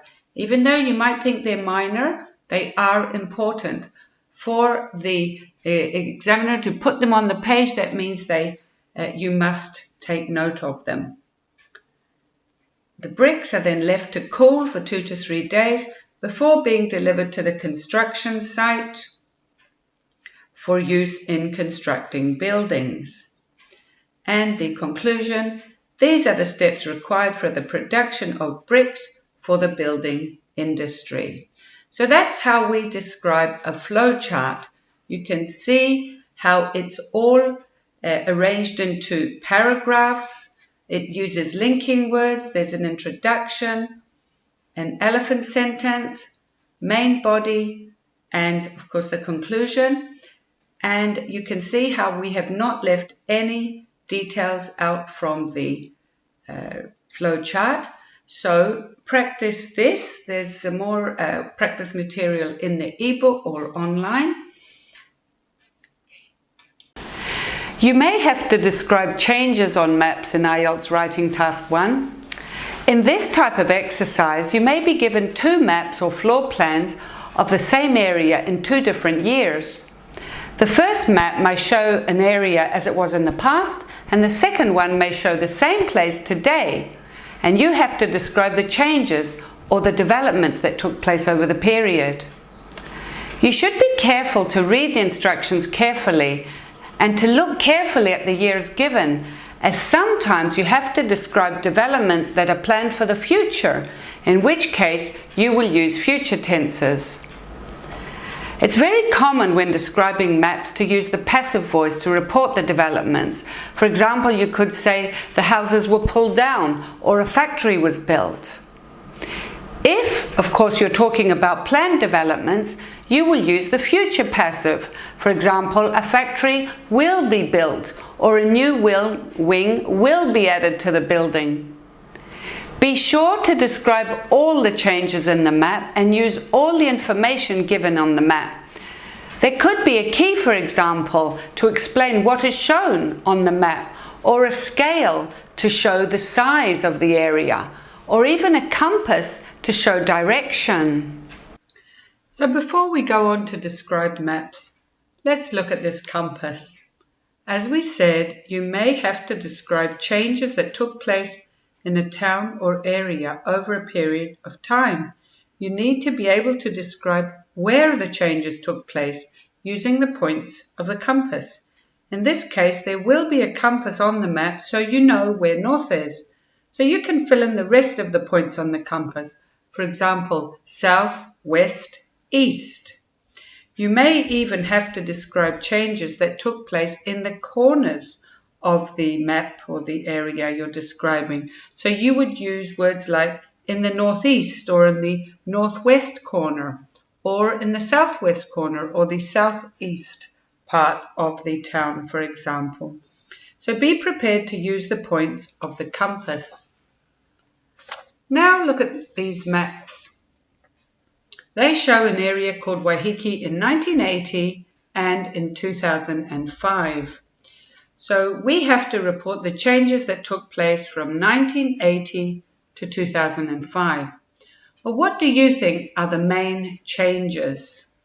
Well, if you look at Waiheke in 1980, it was a lot greener, wasn't it? And more residential. You can see there are a lot more trees, a lot more individual houses. But how did it change in 2005? Well, we notice a lot more factories, skyscrapers, so we can say it became more industrial and urban. So you would use that for your elephant sentence. So you can see that even though we're describing maps, we still need an introduction and an elephant sentence. Let's look at a summary of the changes together. Note how it begins with an introduction, there's an elephant sentence, and it uses passive voice in the main body to describe all the changes that took place. There's also a compass here, so we know we need to use that to describe where the changes took place as well. In this exercise, you have to add these words in bold in the spaces. But I've already done that for you, so let's read the finished version together. The maps show the developments that took place in the coastal town of Waiheke between 1980 and 2000. The first thing to note is that in 1980, the town was a much greener rural area with a large number of trees and individual houses, but during the next 25 years, the town experienced a number of dramatic changes. Now for the main body. The most noticeable is that all the trees south of the river Maru were cut down, with all the houses along the railway line being knocked down and replaced by skyscrapers. Moreover, a new industrial estate with factories and warehouses sprang up around the airport and the school. So you can see here it is describing this area here. Only a few trees north of the river remained. So it's describing this area. The woodland was cleared to make way for a park, a golf course, and car parking facilities. Further developments were the construction of a stadium near the northeast corner of the lake and a new stretch of railway from the river running directly north. A marina was also built at the mouth of the river. So it even describes this marina here that was built. Overall, a comparison of the two maps reveals a change from a largely rural to a mainly urban landscape. So that's how you describe maps. Be sure to study the structure and to do more practice with the exercises in the ebook. Now we'll look at pie charts. What do you notice about these pie charts? Do they show a trend? Well, let's have a look. 1981, 1991, and 2001. So we can see time moving on. Let's look at the title. The pie charts illustrate the changes in annual spending by a specific school in the UK from 1981 to 2001. So we can say, yes, these pie charts show a trend. So that means we'll follow the same structure as before. So even if they're pie charts, they can still follow a trend. What do these pie charts represent? Well, using the information given, our introduction would say the pie charts illustrate the expenditure of a particular school in the United Kingdom on 5 different areas between 1981 and 2001. So you can see instead of a key, we have these here, which show where the school spent its money. Now remember, as we said before, you should draw a little line graph to show each trend.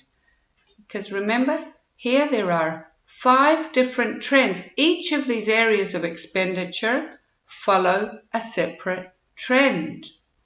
So let's draw one, beginning with other workers' salaries. Look at this, it begins here 28%, it falls to 22%, and then rises again to 15%. So that would look like this one here, wouldn't it? So it's a continual downward fall. Look at teachers' salaries, here it is here, 40%, rises to 50%, and then falls slightly to 45%. So that would be like this. Insurance is this one here, 2 to 3 to 8, so it rises like that. Furniture, 15%, 5%, and then 23%. So that would dip slightly and then rise significantly. And expenditure on resources, it rises from 15% to 20% and then goes down to 9%. So it would look something like that. So you can see these 5 different line graphs show the trend for each area of spending of the school. So try and do this by yourselves and check your answer in the ebook.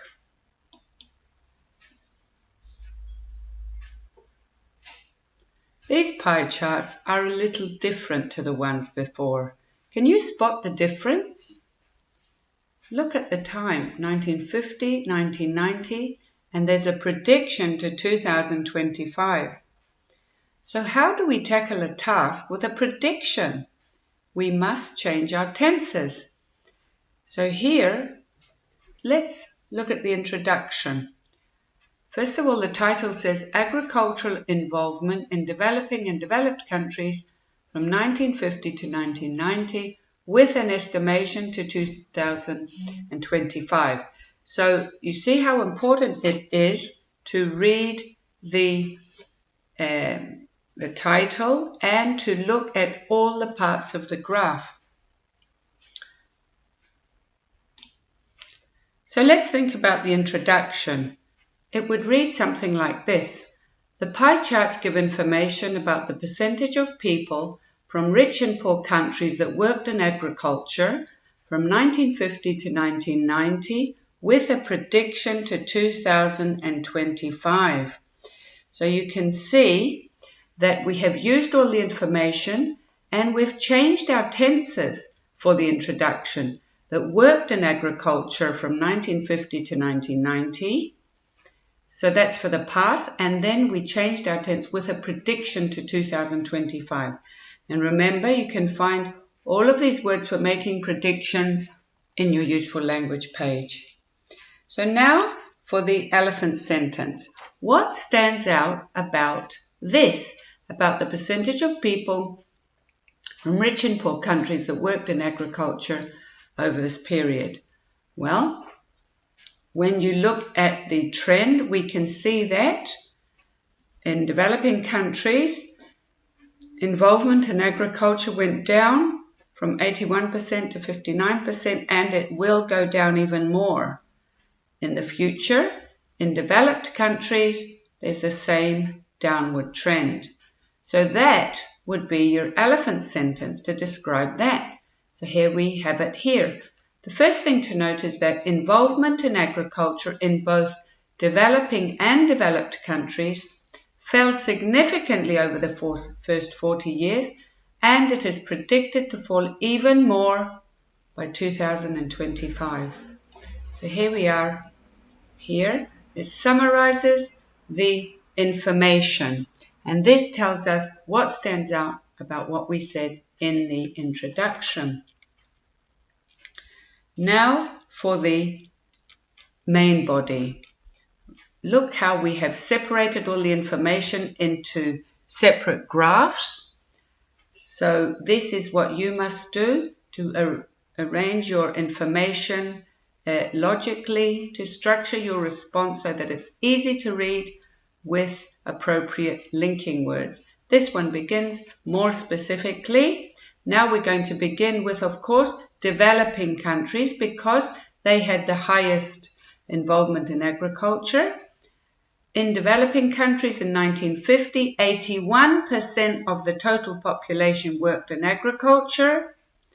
40 years later, this figure fell considerably to 59.6%, which is predicted to fall to 37% in 2025. So you can see we have connected the two last sentences with which is predicted to fall. So we've made a complex sentence as well, and we have used the future. So we finished talking about involvement in agriculture in developing countries. Now we move to developed countries, and we use the linking word similarly because the trend is downward again. So listen to this. Similarly, agricultural engagement in both developed countries stood at 37.7% at the beginning of the period and fell significantly to 8.4% in 1990. It is estimated to fall even more to only 2% by 2025. So again, we have described the whole period with the prediction to 2025. So now for the conclusion. From the given data, it is obvious that agricultural involvement was considerably higher in poorer countries, and it is likely to remain higher into the future. So you can find this again in your ebook. Again, study the structure and be ready to describe graphs with predictions into the future. Here's another bar chart. What would be a good introduction for this? Use the 5 pieces of information to write an introduction. Remember the 5 pieces of information? Kind of graph, information on the vertical axis, the question or the title, the horizontal axis, and the key. So let's write one together. The bar chart gives information about the percentage of people in 4 different age groups who used the internet in Leland between 1998 and 2000. So that uses all the 5 points. Now what do? We need to change paragraphs for the elephant sentence. What is the elephant in this bar chart? Well, standing back and looking at it, I can see the two middle bars were very high. They were much higher than the two lower bars. So when I come close, I can see that those two represent the people between 16 to 30 years old and 31 to 50 years old. So a good elephant sentence would be, the first thing to note is that the people in the two middle age groups had by far the highest internet use in Leland over the period under study. So that is my introduction and elephant sentence finished. Now we go to the main body. How do we introduce the main body? You remember?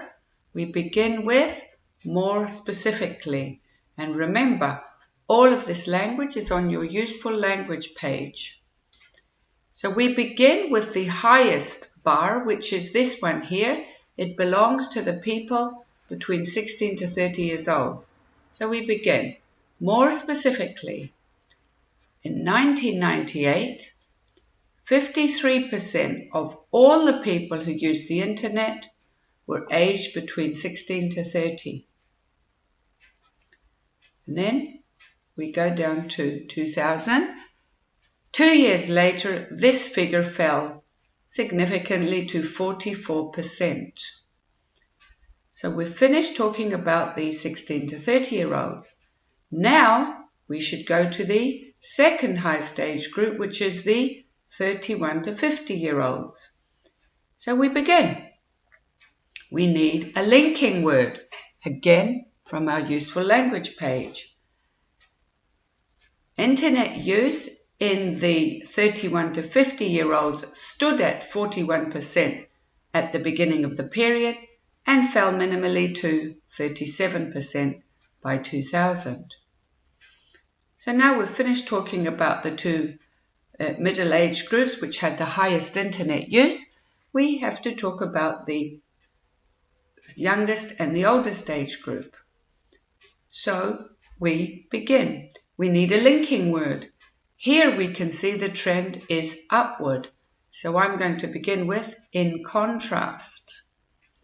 And I'm going to put these two age groups together now because they both had an upward trend and they were both small. So they're very similar. So look how I do it. As regards internet use in the youngest and oldest age groups, it rose from 2% to 9% and 4% to 10% respectively over the 2-year period. So now I've finished giving all the data for all the age groups. So I need a conclusion. From the given data, it is obvious that internet use fell in the middle age groups, but rose in the youngest and oldest age groups in Leland over the aforementioned period. Let's look at this complete summary of the bar chart. Here it is here. So you can study that again. You can see it follows the structure for tea and coffee. So study this and be ready to describe a graph with a trend.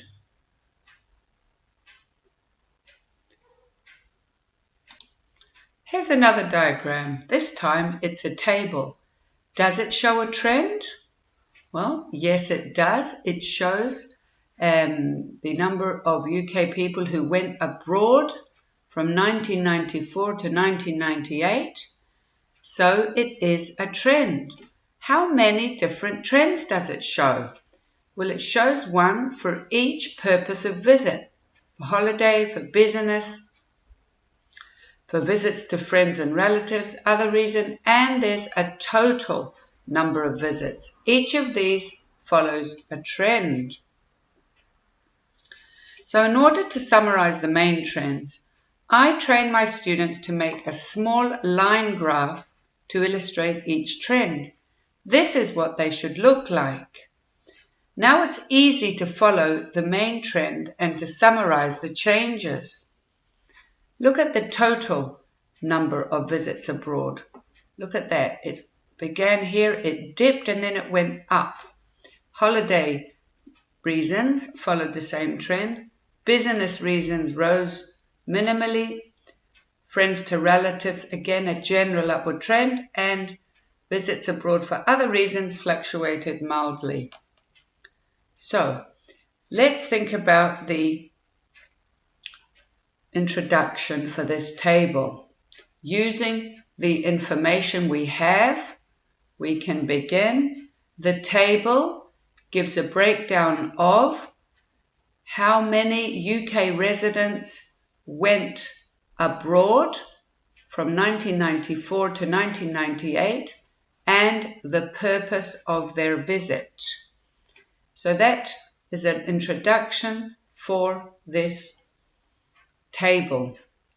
Now, what would be a good elephant for this table? Well, when you look at the numbers here, you can see that there's much higher numbers for visits abroad for a holiday. So that would be the elephant, wouldn't it? So we can say that.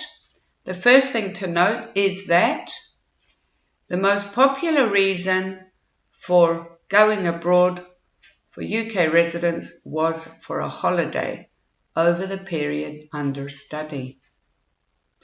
And now you would take each purpose of visit separately and describe it using all the data.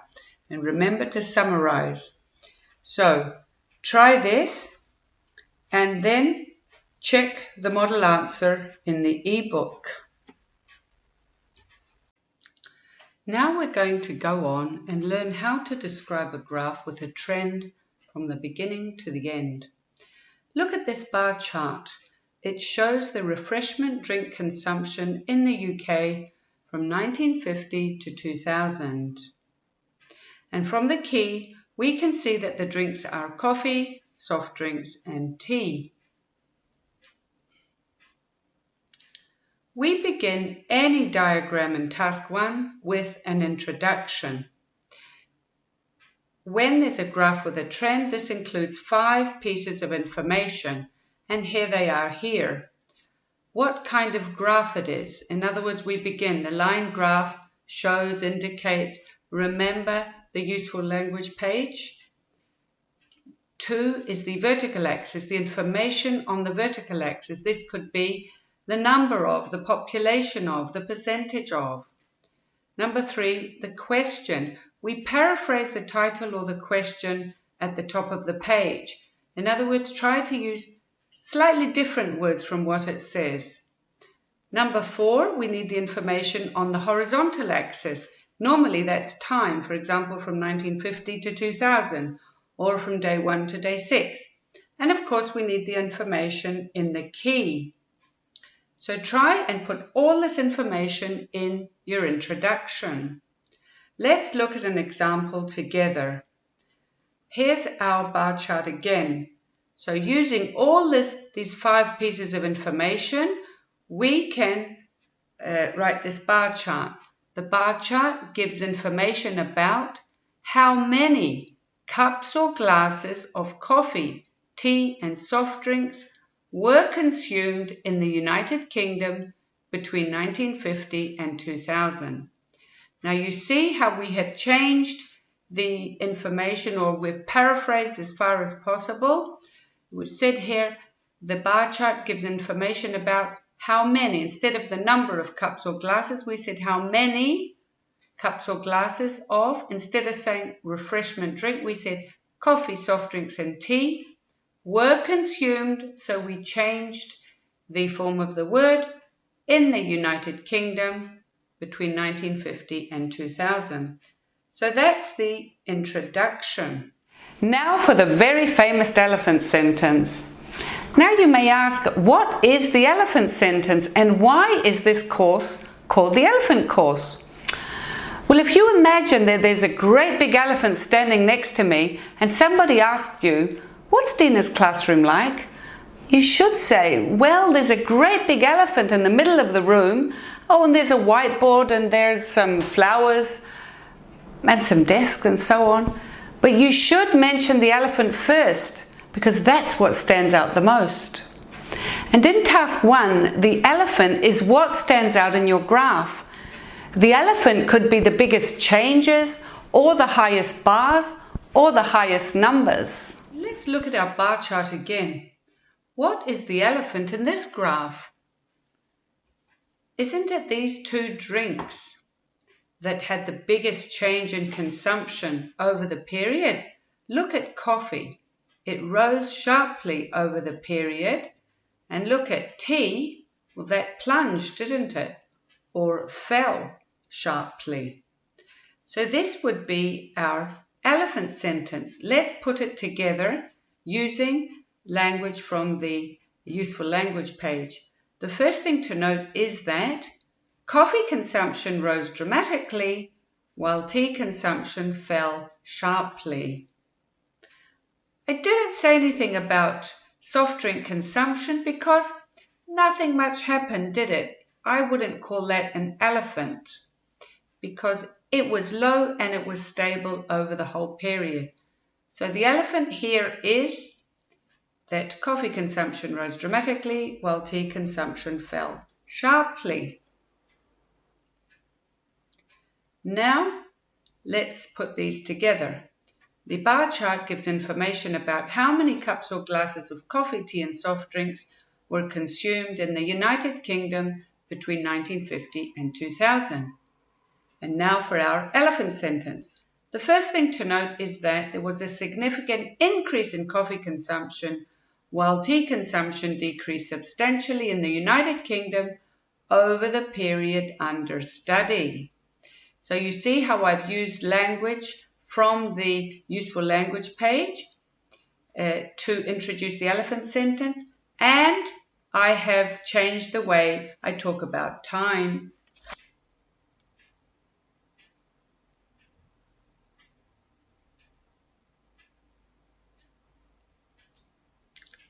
Now we must go on to give details, using all the data to back up what we said.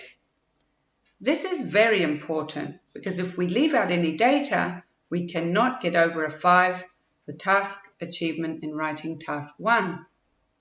So we begin with more specifically.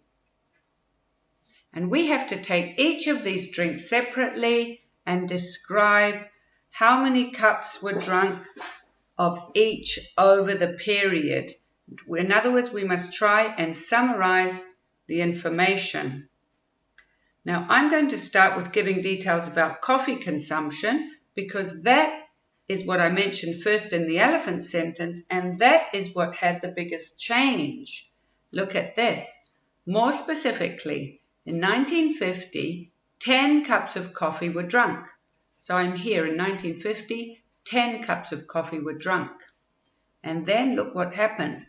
50 years later, this figure rose dramatically to just over 50. So you can see I went from 1950 to 2000, and I didn't stop in 1975 because I'm summarizing. And this is a continual upward trend, so I'm only interested in the beginning and the end of the period. And I said this figure, so I used referencing, so I avoid repeating all these words. And you can see all of these words are again on your useful language page. So now I've finished talking about coffee, I have to talk about tea. Now, why do I talk about tea and not soft drinks? Well, remember tea had the second biggest change. I'm going to leave soft drinks till last because, as I said, nothing much happened. So I begin with a linking word, in contrast. Why do I use in contrast? Well, I use in contrast because now it's a downward trend. In other words, the trend is opposite to the trend for coffee. So look how I describe tea consumption. In contrast, tea consumption stood at 50 at the beginning of the period and followed a sharp downward trend to 10 by 2000. So look how I have changed my vocabulary. I used stood at this time, which is nice excuse me, for giving details. And again, I changed the way I talk about time by 2000. So now I've talked about coffee, tea. So I go on now to talk about soft drinks. I cannot leave any of the drinks out. Even if they are insignificant, I must still talk about them. So let's describe what happened with soft drinks. As regards soft drinks, consumption remained relatively constant at around 10 glasses throughout the whole period. So again, I use as regards now from my language bank, remained relatively constant. And I say relatively because if you notice here in 1975, there was a very slight rise. So if I say relatively, I'm covered, aren't I? At around 10 glasses. So again, I put the number of glasses throughout the whole period. So again, I talk about the period differently using throughout the whole period. So this is my main body. You can see I have 3 paragraphs describing everything in the graph. They're separated logically into paragraphs. They're linked together using linking words to show the difference in the trend. And I've also used lots of different ways of talking about time. So I show a range of vocabulary and I don't repeat the same words.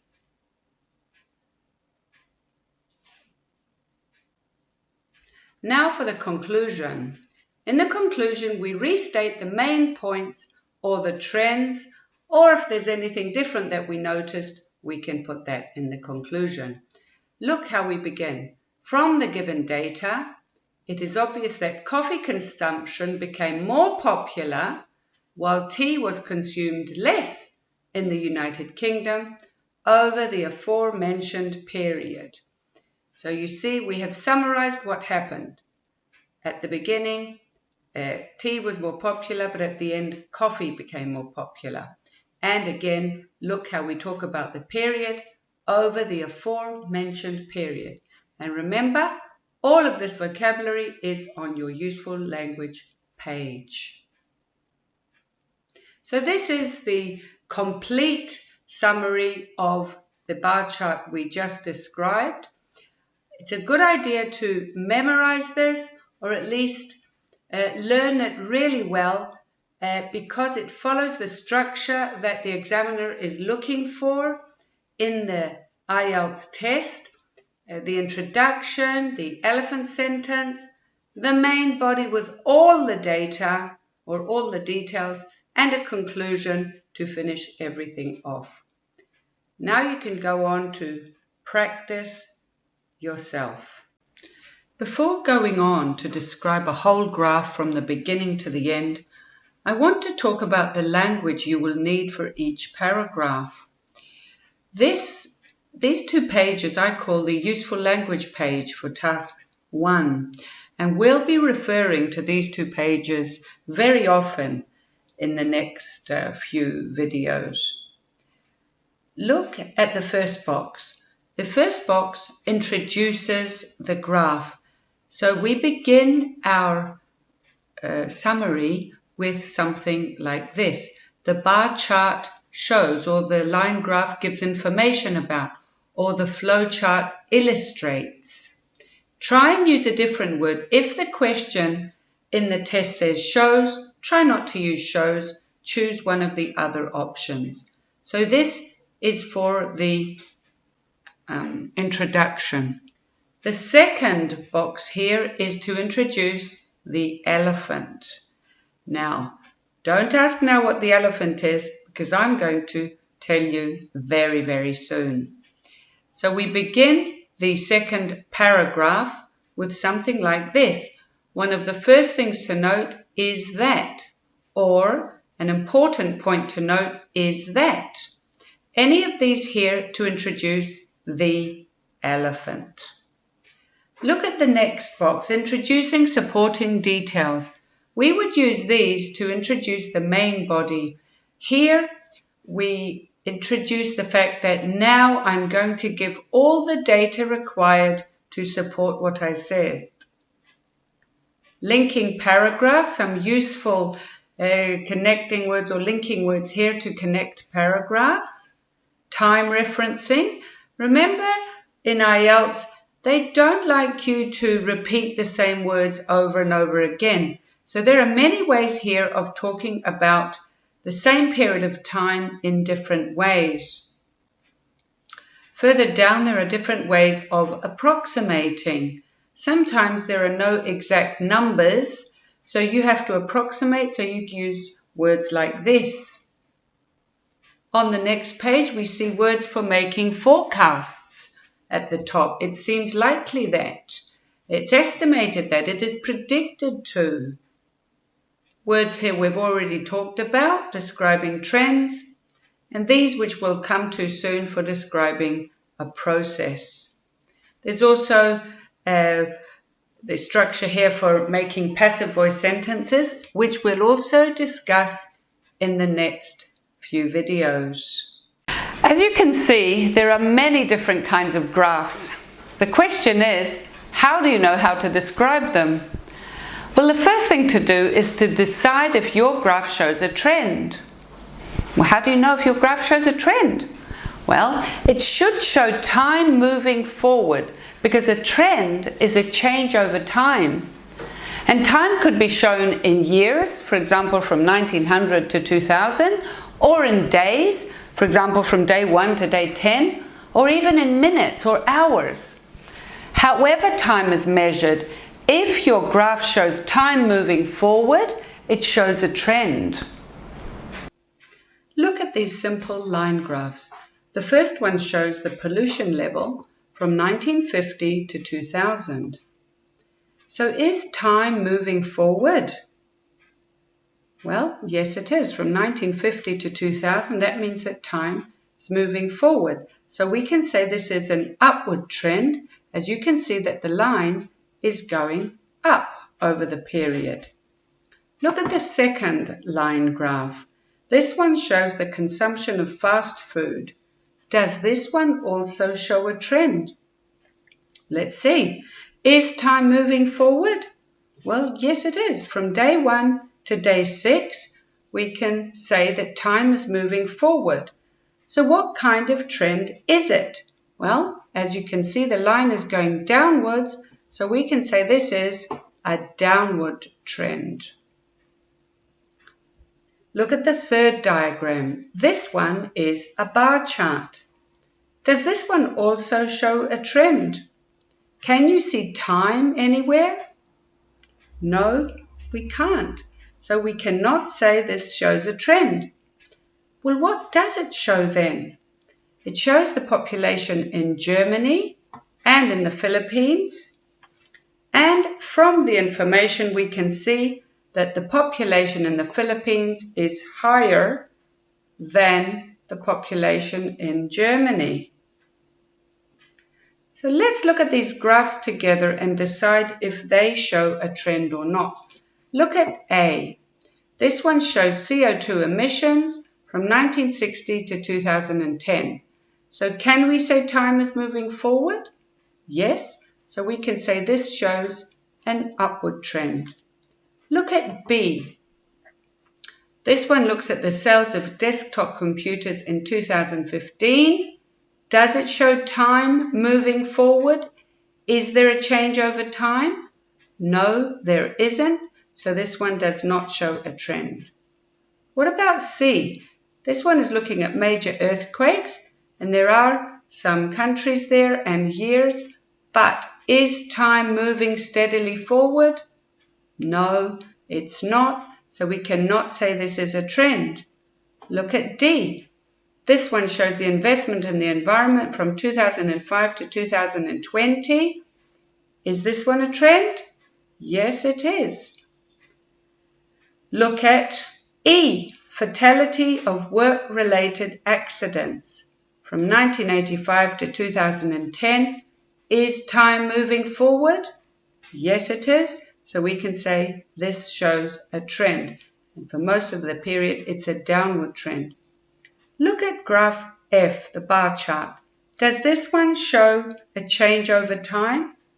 No, it doesn't. So we cannot say this one is a trend.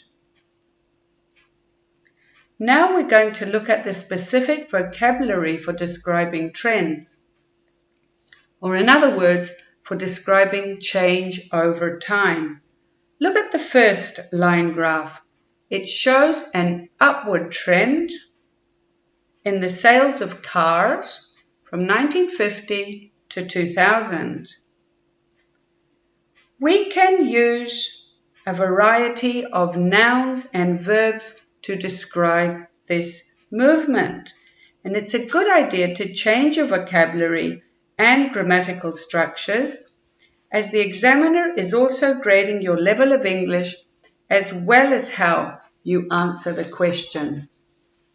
The first sentence here says sales of cars increased from 1950 to 2000, or sales of cars went up from 1950 to 2000, or sales of cars rose from 1950 to 2000. So you see, there are three different verbs we can use to show this upward movement.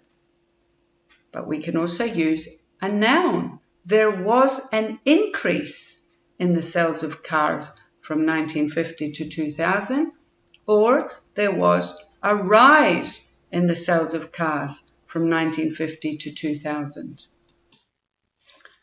The second line graph shows a downward trend in the pollution level from 1950 to 2000. We can use a verb to describe this movement. The pollution level fell or decreased from 1950 to 2000, or we can use a noun. There was a decrease or there was a fall in pollution levels from 1950 to 2000. Sometimes the trend is stable, as in this line graph. It shows that the birth rate remained stable or constant from 1975 to 2000. So we can say the birth rate remained stable from 1975 to 2000, or the birth rate remained constant from 1975 to 2000. We could also use a noun. There was a stability in the birth rate from 1975 to 2000. Look at the second line graph. This one shows a lot of movement. We use the word fluctuation to describe this movement. The enrollments in physics fluctuated from 1975 to 2000, or there was a fluctuation in enrollments in physics from 1975 to 2000. Look at these line graphs here. The first one shows this highest point in sales in 1985. So we can say there was a peak in sales in 1985, or sales reached a peak in 1985. The opposite of the peak is a dip. We can say there was a dip in the crime rate in 1985, or the rate of crime dipped in 1985. This is a summary of all the vocabulary we discussed for describing trends. Note here there are verbs to describe a very sharp rise and a very sharp fall as well. So if your rise is very sharp, you can say sales boomed, or sales rocketed, or sales soared. If they fell very sharply, we could say sales plunged or plummeted. So here is a list of all the verbs we talked about, and this is a list of all the nouns. So it's a good idea to learn this vocabulary, because remember, you only have 20 minutes in task 1 to analyze the graph and write your response in a well-structured manner. So if you know the vocabulary you need, you can immediately start writing. We learnt all the vocabulary you need to describe change or a trend, but it's not enough to be able to describe the trend only. You need to be able to describe the speed of change as well. In other words, how slow or how fast did the change happen? Here's a list of adverbs and adjectives to show the speed of change. Look at the first one. When the change is steep, we use adverbs like dramatically or steeply. For example, we can say the level of pollution rose or fell dramatically or steeply or sharply. Any of these adverbs here. Remember, we said we can also use a noun to describe the movement. We can say there was a dramatic rise in the level of pollution, or there was a sharp fall in the level of pollution. Look at these ones here in the second line. Important changes. Now, I like these words. I call them safe words because if you're not sure if the change is sharp or minimal, you use these ones in the middle, which show that the change is important, not dramatic, not minimal, it's somewhere in the middle. So we can say, for example, house prices rose significantly, or house prices fell substantially, or markedly, or there was a significant rise in house prices, or there was a substantial fall in house prices. For small changes, we use these adverbs and adjectives in the last columns. For example, we can say the birth rate rose slightly or gradually or minimally or even steadily. If we're using a noun, we would say there was a slight rise in birth rates or there was a gradual fall in the birth rate. We also talked about fluctuations before. Fluctuations can also have a change in speed. Look at these wild fluctuations. We can describe them by saying sales fluctuated erratically or sales fluctuated wildly. We can also say sales fluctuated within a wide margin, like these ones here. If we imagine that there's a margin around the fluctuations, we can say sales fluctuated within a wide margin, or there was a fluctuation within a wide margin.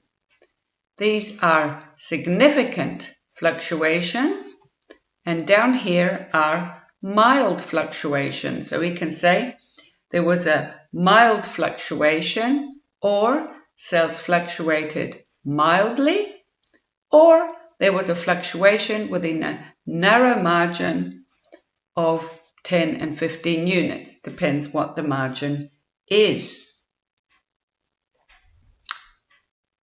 So let's practice this vocabulary and the sentences we learned so far.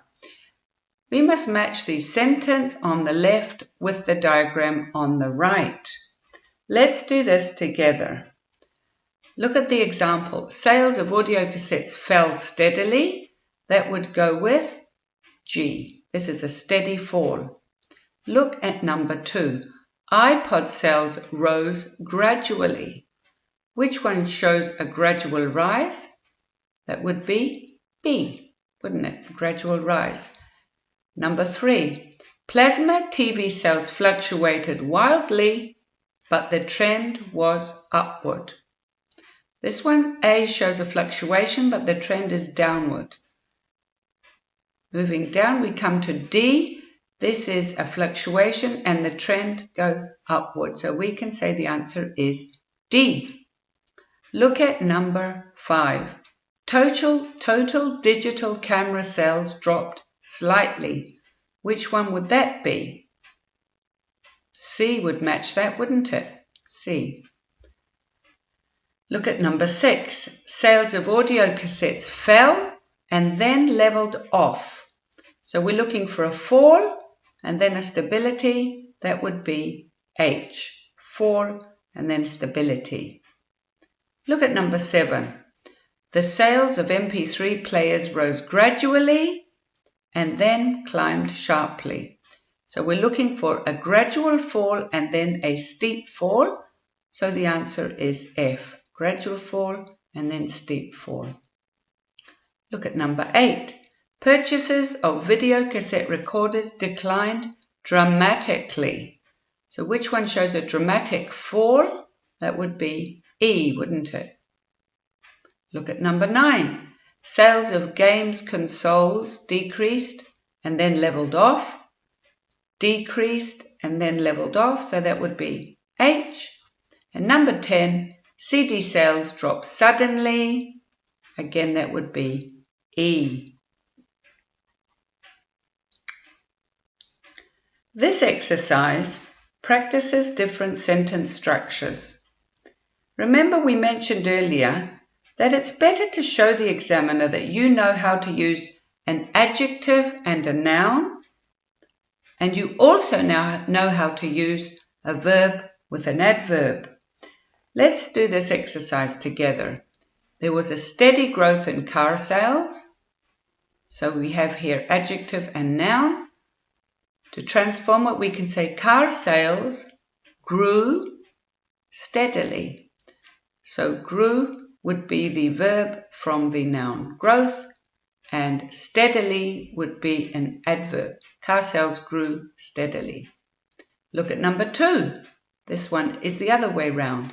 The birth rate increased significantly. Beginning with there was a significant increase in the birth rate. So number 2 would be there was a significant increase in the birth rate. Look at number 3. There was enormous drop in the crime rate.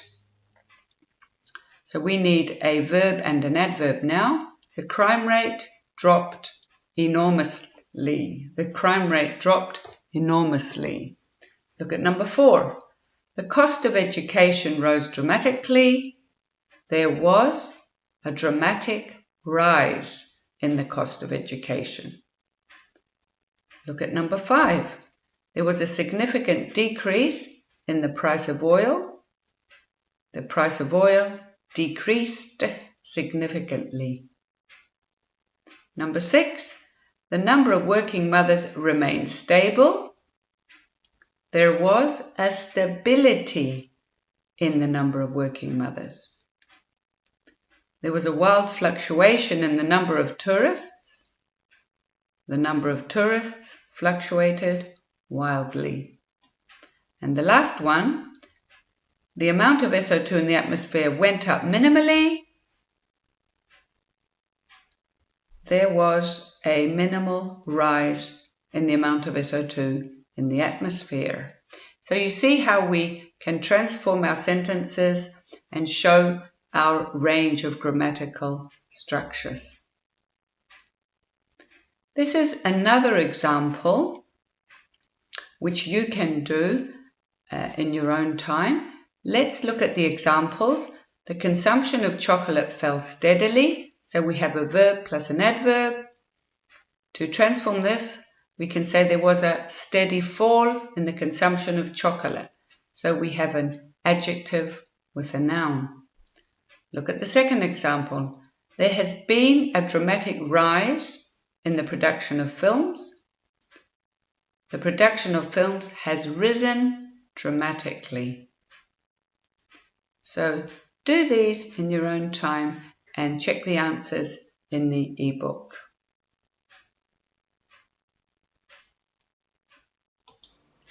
Let's practice making some sentences using a subject from here, a verb, choose one of these verbs from this column, an adverb from this column, and a time period from the last column. For example, the population fell dramatically from 1990 to 2000. So we have a subject, a verb, an adverb, and a time. Let's do another one. The amount of SO2 in the atmosphere declined significantly between 1990 and 2000. And another one. The number of working mothers with children under 5 years old went up steadily last year. So you can see these are some very common structures with a subject, a verb, an adverb, and a time period. This is another exercise to practice describing trends.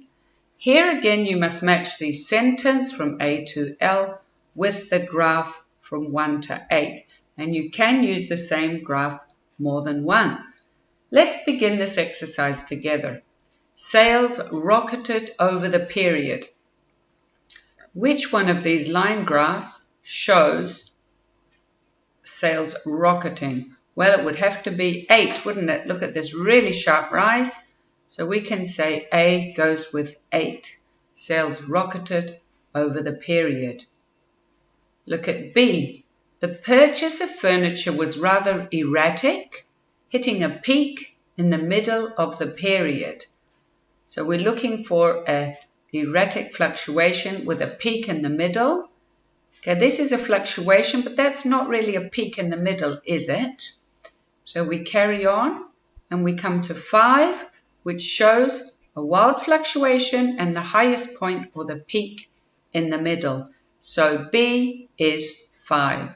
So practice doing these to practice the vocabulary we learned and sentence structures. The answers are here on the left. Look at this line graph. It shows how many people visited 2 music sites on the web. So let's look at all the information on this line graph. Here are the 2 music sites. Music choice, from the key, we know that the music choice is the bottom line and Pop Parade is the upper line up here. So if we're going to compare how many people visited Pop Parade and how many people visited Music Choice, we can say that, generally speaking, Pop Parade was more popular than Music Choice over the 15-day period, couldn't we? So that would probably be our elephant sentence, that more people visited Pop Parade over most of the period, because we can see here from day 12 to 13, Music Choice overtook Pop Parade, didn't it? Now for this exercise, we're only looking at Music Choice, this one here. Okay.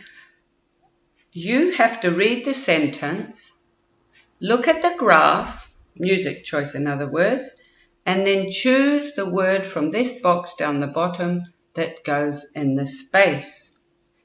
So let's look at number 1, or A. The number of hits to Music Choice, something to 60,000 on day 3. Well, let's look at day 3. It's this one here, isn't it? From day 2 to day 3. So we need a verb from this box to describe what happened from day 2 to day 3. Let's have a look.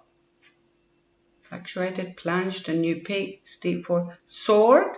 That would describe it, wouldn't it? The number of hits to Music Choice soared to 60,000 on day 3 because it shows a sharp rise. We can also say rocketed because that is also a verb which means rose sharply. So the number of hits to Music Choice soared or rocketed to 60,000 on day 3. Let's look at B. On the 4th day, the number of hits to the Music Choice site, something by 66 to 20,000. So let's have a look at the 4th day. It's from here, isn't it? From day 3 to day 4. So it looks like it fell sharply, didn't it? So let's have a look in the box to see what we're going to use. On the 4th day, the number of visitors to the music choice site, we can't say halved by 66%. We can't say a gradual rise because we need a verb. None of these fit. None of these. We're going to choose fell back because it fell. And we can't say fell sharply either because it says by 66%. So we choose fell back by 66% to 20,000. Let's do one more. There was something in hits to the music choice site on the 3rd day. Remember, the 3rd day was this sharp rise here. So we're going to choose there was. It wasn't a gradual rise, was it? It was more like a sharp rise because it rose in one day from 20,000 visits to 60,000 visits. So finish these at home so you can practice vocabulary and different sentence structure. There are the examples at the left. Now we'll look at the most common types of diagrams in writing task 1. This is a line graph. It shows the consumption of fast food meals in Birmingham, London and Manchester from 1980 to 1995. This one is a bar chart. It shows the enrollments at university in Bananistan, wherever that is, in physics, chemistry and biology from 1960 to 2000. This one shows a pie chart. It shows the sales of mobile phones in USA, Germany, UK and France. This one shows a table. It shows the destinations of visits abroad by UK residents by main region from 1994 to 1998. This one's a flow chart. It shows how potato crisps are made. This is a map showing 2 possible locations for a supermarket in Galston. And this one shows 2 different graphs. This is all one task, and you may get 2 different graphs, so be prepared for that as well. Whatever kind of diagram or graph you get in the IELTS test, you should spend no more than 20 minutes summarizing the information on it objectively. In other words, just describe what you see and don't give an opinion for the information. Your answer should be well structured and you should aim for about 150 words. We're going to learn the vocabulary for describing graphs in the next video, and then we'll look at how to structure your response. Hello and welcome to the Writing Task 1 of the Elephant IELTS course. Writing is the 3rd part of the test. It comes immediately after listening and reading. In writing there are 2 tasks, Task 1 and Task 2. In this video, we're only going to focus on writing Task 1 of the academic module. In this part of the test, you have just 20 minutes to describe the information on a diagram. You only have to write around 150 words, which is only about that much, but your answer should be presented clearly with all the relevant details.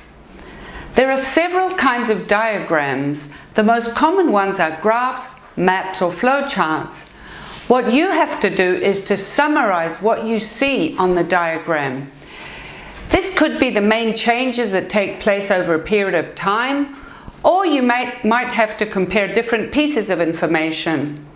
Whatever kind of diagram it is, the thing to remember is that you must only describe what you see in the diagram and not give an explanation about it or make predictions or even give your opinion.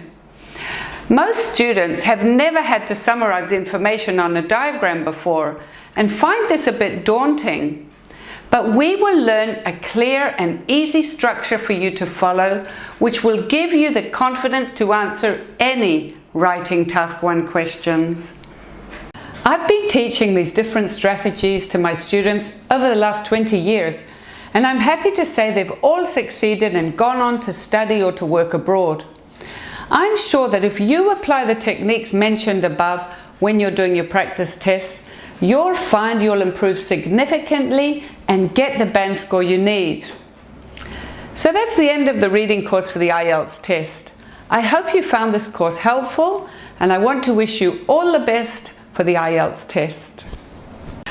Many students complain about the reading part of the IELTS test.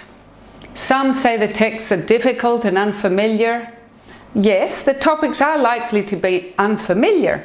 I mean, how many people will read an article about a mountain called St. Helens, or about the Pyramid of Giza, or about the sonnets of Shakespeare? Not that many.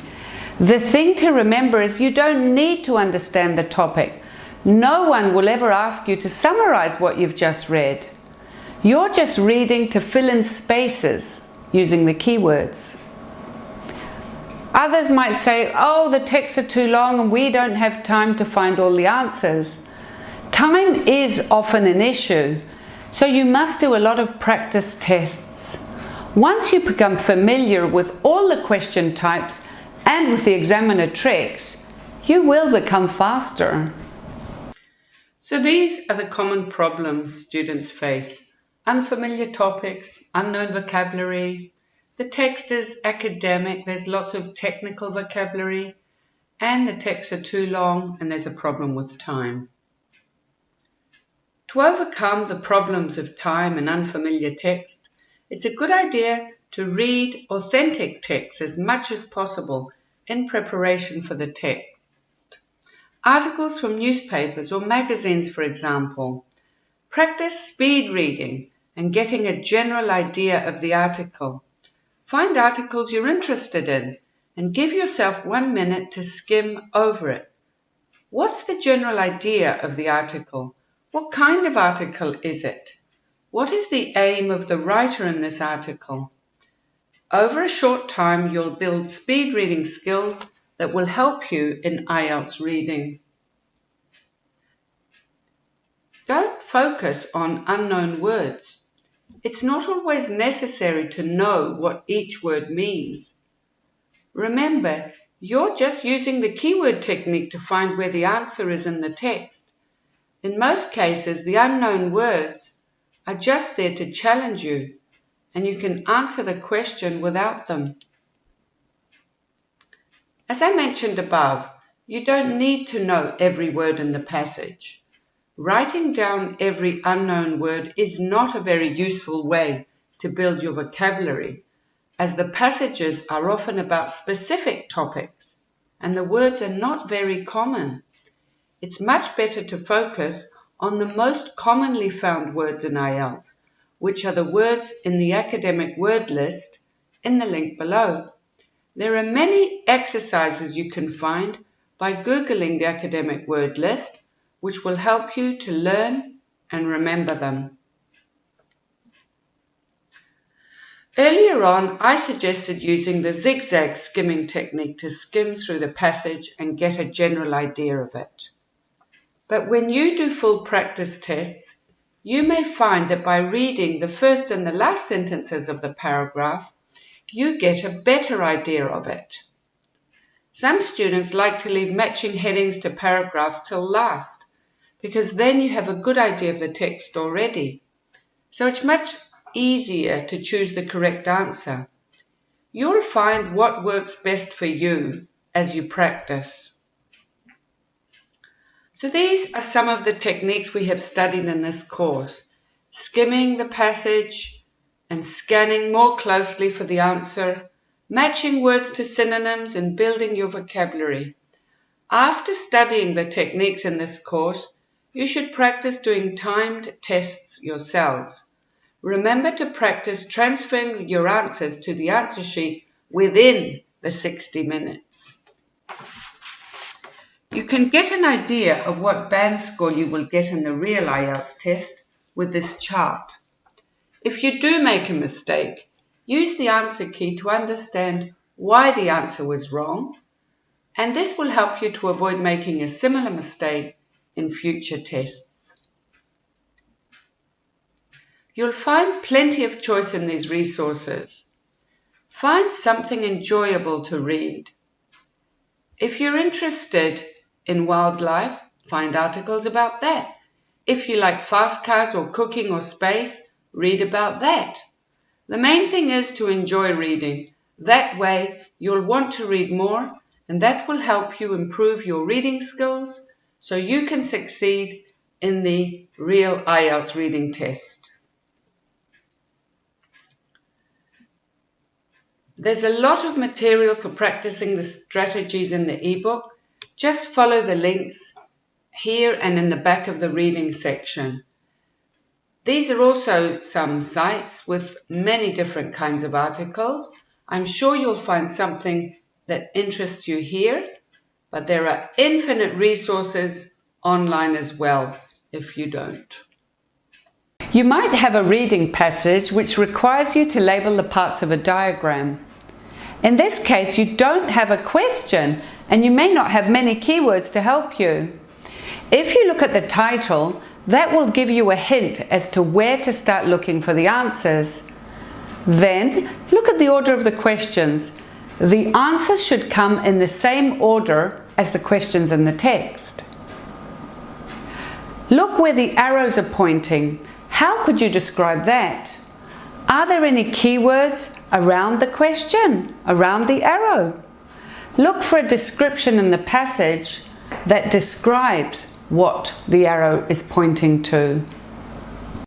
As I mentioned, when the question asks you to label the parts on a diagram, the title should give you an idea as to where to look in the text for your answers. Also, use the arrows on the diagram as they point to the exact part of the diagram that you must label.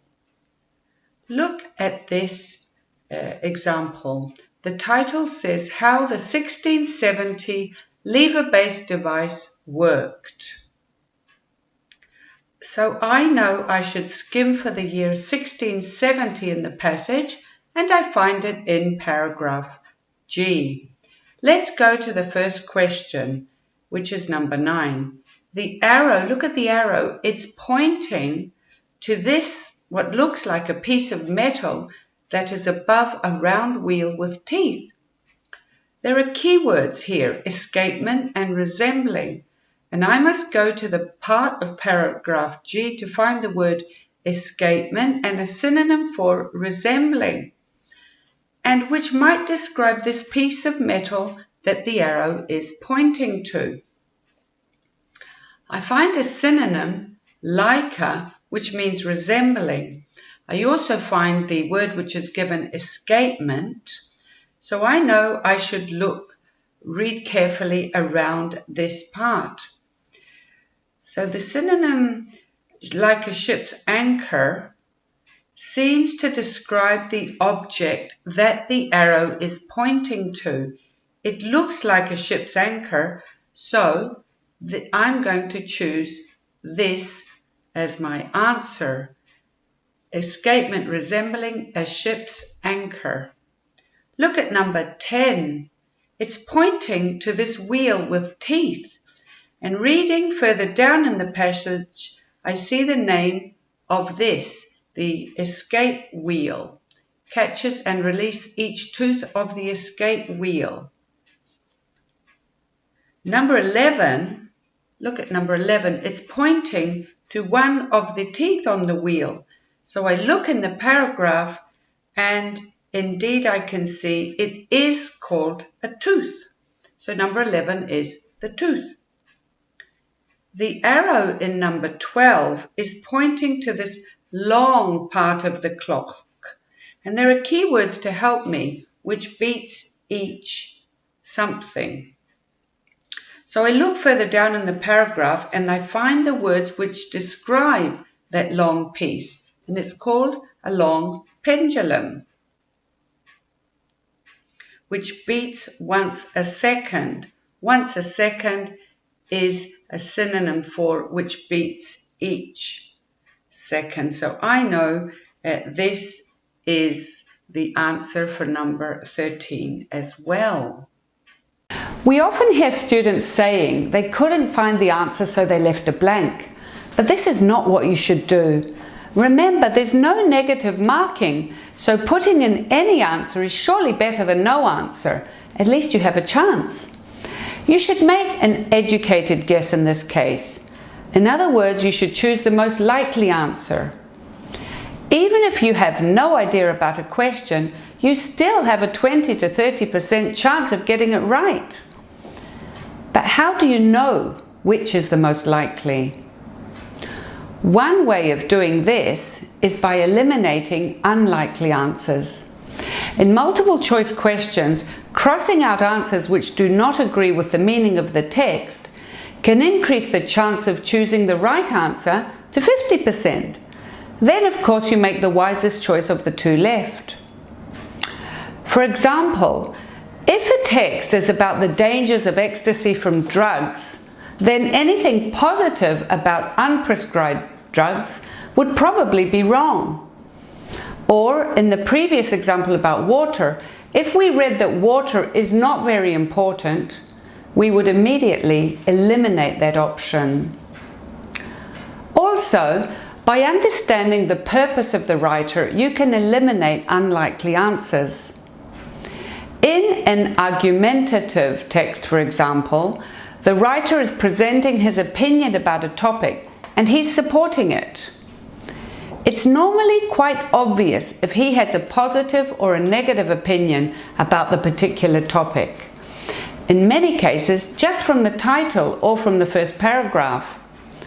So if you have a yes, no, not given type of question, you may be able to choose an answer which seems to agree with the writer's opinion.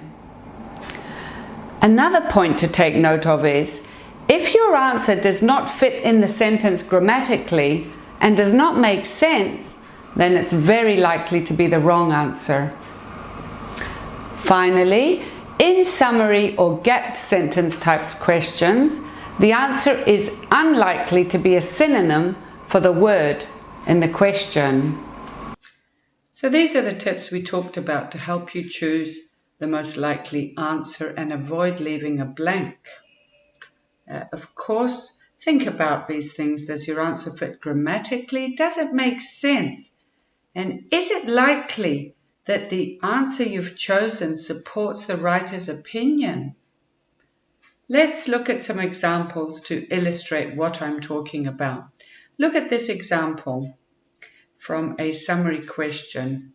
A leading psychologist has something, a mathematical equation to work out the number of hours required at the beginning of a holiday to... And the text reads, the formula devised by Miss Quilliam is calculated thus. Now, thinking about the kind of question I need here, I predict that I need a verb. It would make sense and it would fit to have a verb in the past participle. Look at the text again. The formula devised by Miss Quilliam is calculated. Well, calculated is a verb in the past participle, but can that be the answer? Well, no, it can't, because calculated is a synonym for to work out. So the answer is devised, because that is a verb in the past participle.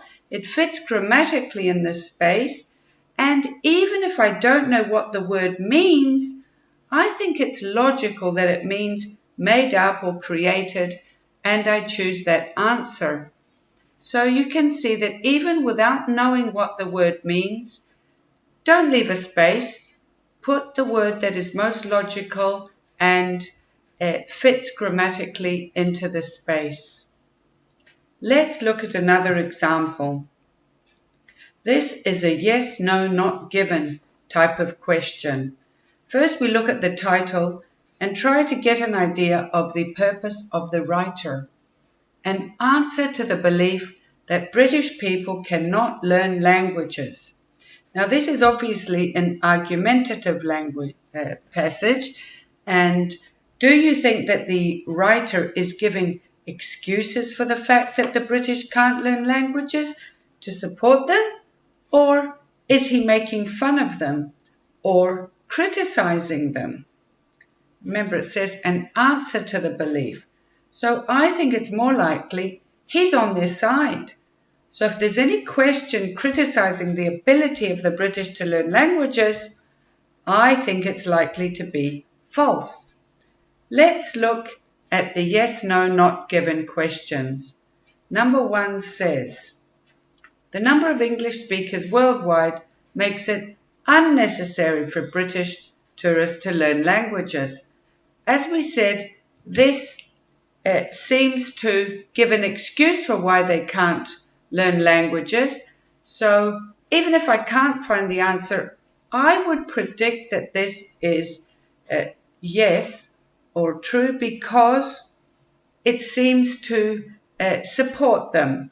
Then we verify our answer from the text. When millions of Brits take their annual holidays abroad, local tourism, travel, catering and retail staff are all trained in at least rudimentary English. So there's little motivation to learn more than a couple of words for a few days' stay. So we verify our answer. From the text we can see that he is giving a good excuse for why they don't need to learn languages. Let's look at question 2. The lack of linguistic skills within British companies has resulted in business being lost. Now, based on our knowledge of what the writer believes, do we think this is likely to be yes, no, or not given? Well, it's unlikely that the writer is saying that British companies are losing business because they don't know English. He's obviously giving another cause of the problem, not the fact that the British can't learn languages. So this one is unlikely to be true.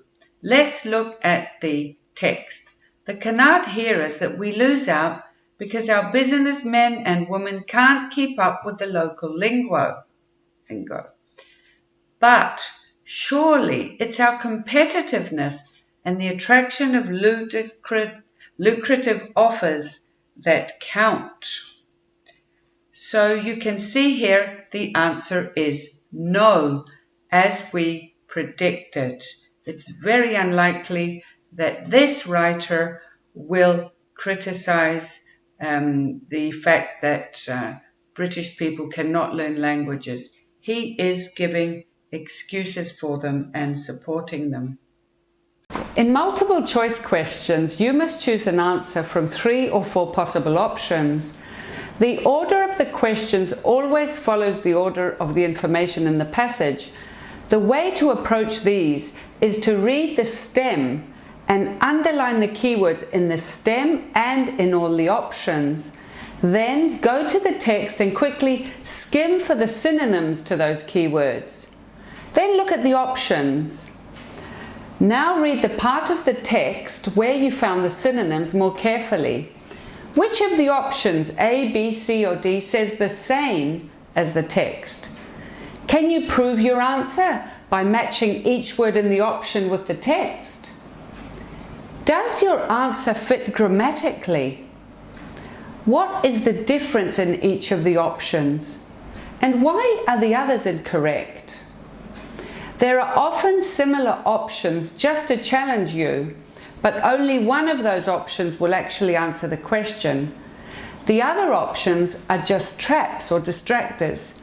And as we mentioned earlier, reading and listening are full of traps. Here's a summary of how to approach multiple choice questions.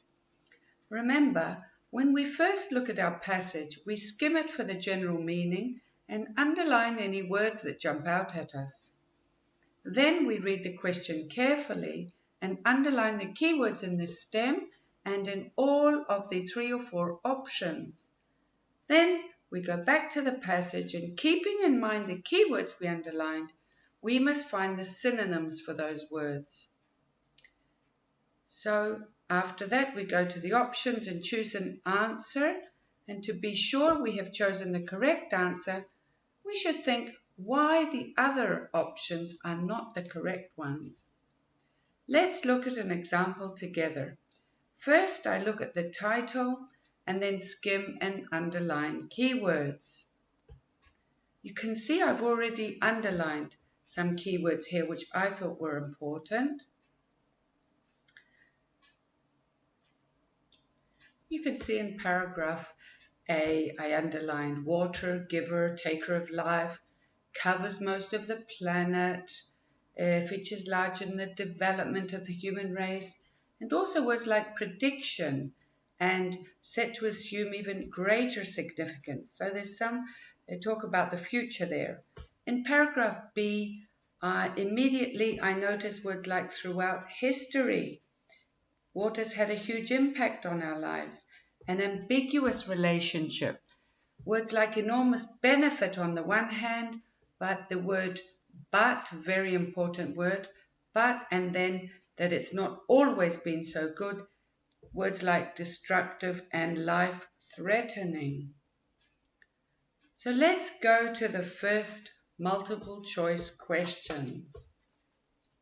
Question 1 says, the writer believes that water, and I underline the words that I think are important in the options. It's gradually becoming of greater importance, will have little impact on our lives, is something we will need more than anything else, or will have an even greater importance in our lives in the future. So from the words that I highlighted, most of them mention the word importance and future. So I'm going to begin looking in the first paragraph, as that is where there are synonyms for my keywords. The first option says gradually, but there is nothing about gradually or a synonym for it in the passage. So that can't be the answer. Look at B. Will have little impact, but the text says the opposite. It covers most of the planet, it's a giver and taker of life, it features large in the development of the human race. So that's the opposite. C says is something we will need more than anything else. Well, does it compare water to anything else? It does not, does it? So that's not the answer either. The answer is D, because we can find synonyms for all of these keywords we underlined. Greater importance means greater significance, and is an element that is set to assume is talking about the future. So you can see, I'm sure that's my answer. First of all, because I find the same keywords, but also because I have proved that the other ones are incorrect. Now we'll look at the second multiple choice question. Look at number 2. Humans' relationship with water has been. So I underline, this is my stem. I underline the words humankind's relationship and the keywords in the options. Two-sided, one-sided, purely one of great benefit, or fairly frightening. So now I must go to the passage and look for synonyms for the words in the stem. And I'm going to paragraph B because that's where it mentions humans' relationship with water. So look at 2A, two-sided. Let's see if I can find a synonym for that. Humankind has had a rather ambiguous relationship with water. Well, ambiguous means two-sided, but even if I don't know what this word means, the passage goes on to say, on the one hand, receiving enormous benefit from water, And then after the word but, it talks about how there's also been a negative relationship as well, a contrary relationship. It has also been, has a destructive and life-threatening side. So I choose A, as this shows the two-sided relationship with water. And when I check the other options to be sure I'm correct, there's no other possible answer. B is incorrect because it contradicts the passage. The passage says a two-sided relationship. C is incorrect because it doesn't just mention one benefit. And D is also incorrect because the relationship with water wasn't always frightening. So I can be sure A is the correct answer. We talked about matching headings to paragraph type of questions in part 4 of the reading course, but I want to come back and mention some more helpful strategies as they're very common question types in IELTS reading. Remember, this is the type of question where you must choose a heading from a list of headings that best matches a paragraph. There are a few more things you can do to be sure you choose the correct answer, and we're going to look at them now in more detail. This is a method I like to follow for matching headings to paragraphs. Remember, the first thing we do when we look at a passage is to take 1 minute to skim it. From the heading and the first paragraph, you should be able to get an idea of what kind of passage it is. If it's chronological, it will begin with words of the past and perhaps end with words such as will, would, likely to, which refer to the future. If it's argumentative, you should be able to get an idea of what the writer supports. Is he for or against the topic he's writing about? Then look at the first paragraph. Can you find any words that are related in some way? Can you think of a few words to summarize those words or the general idea of the paragraph? Then choose a heading.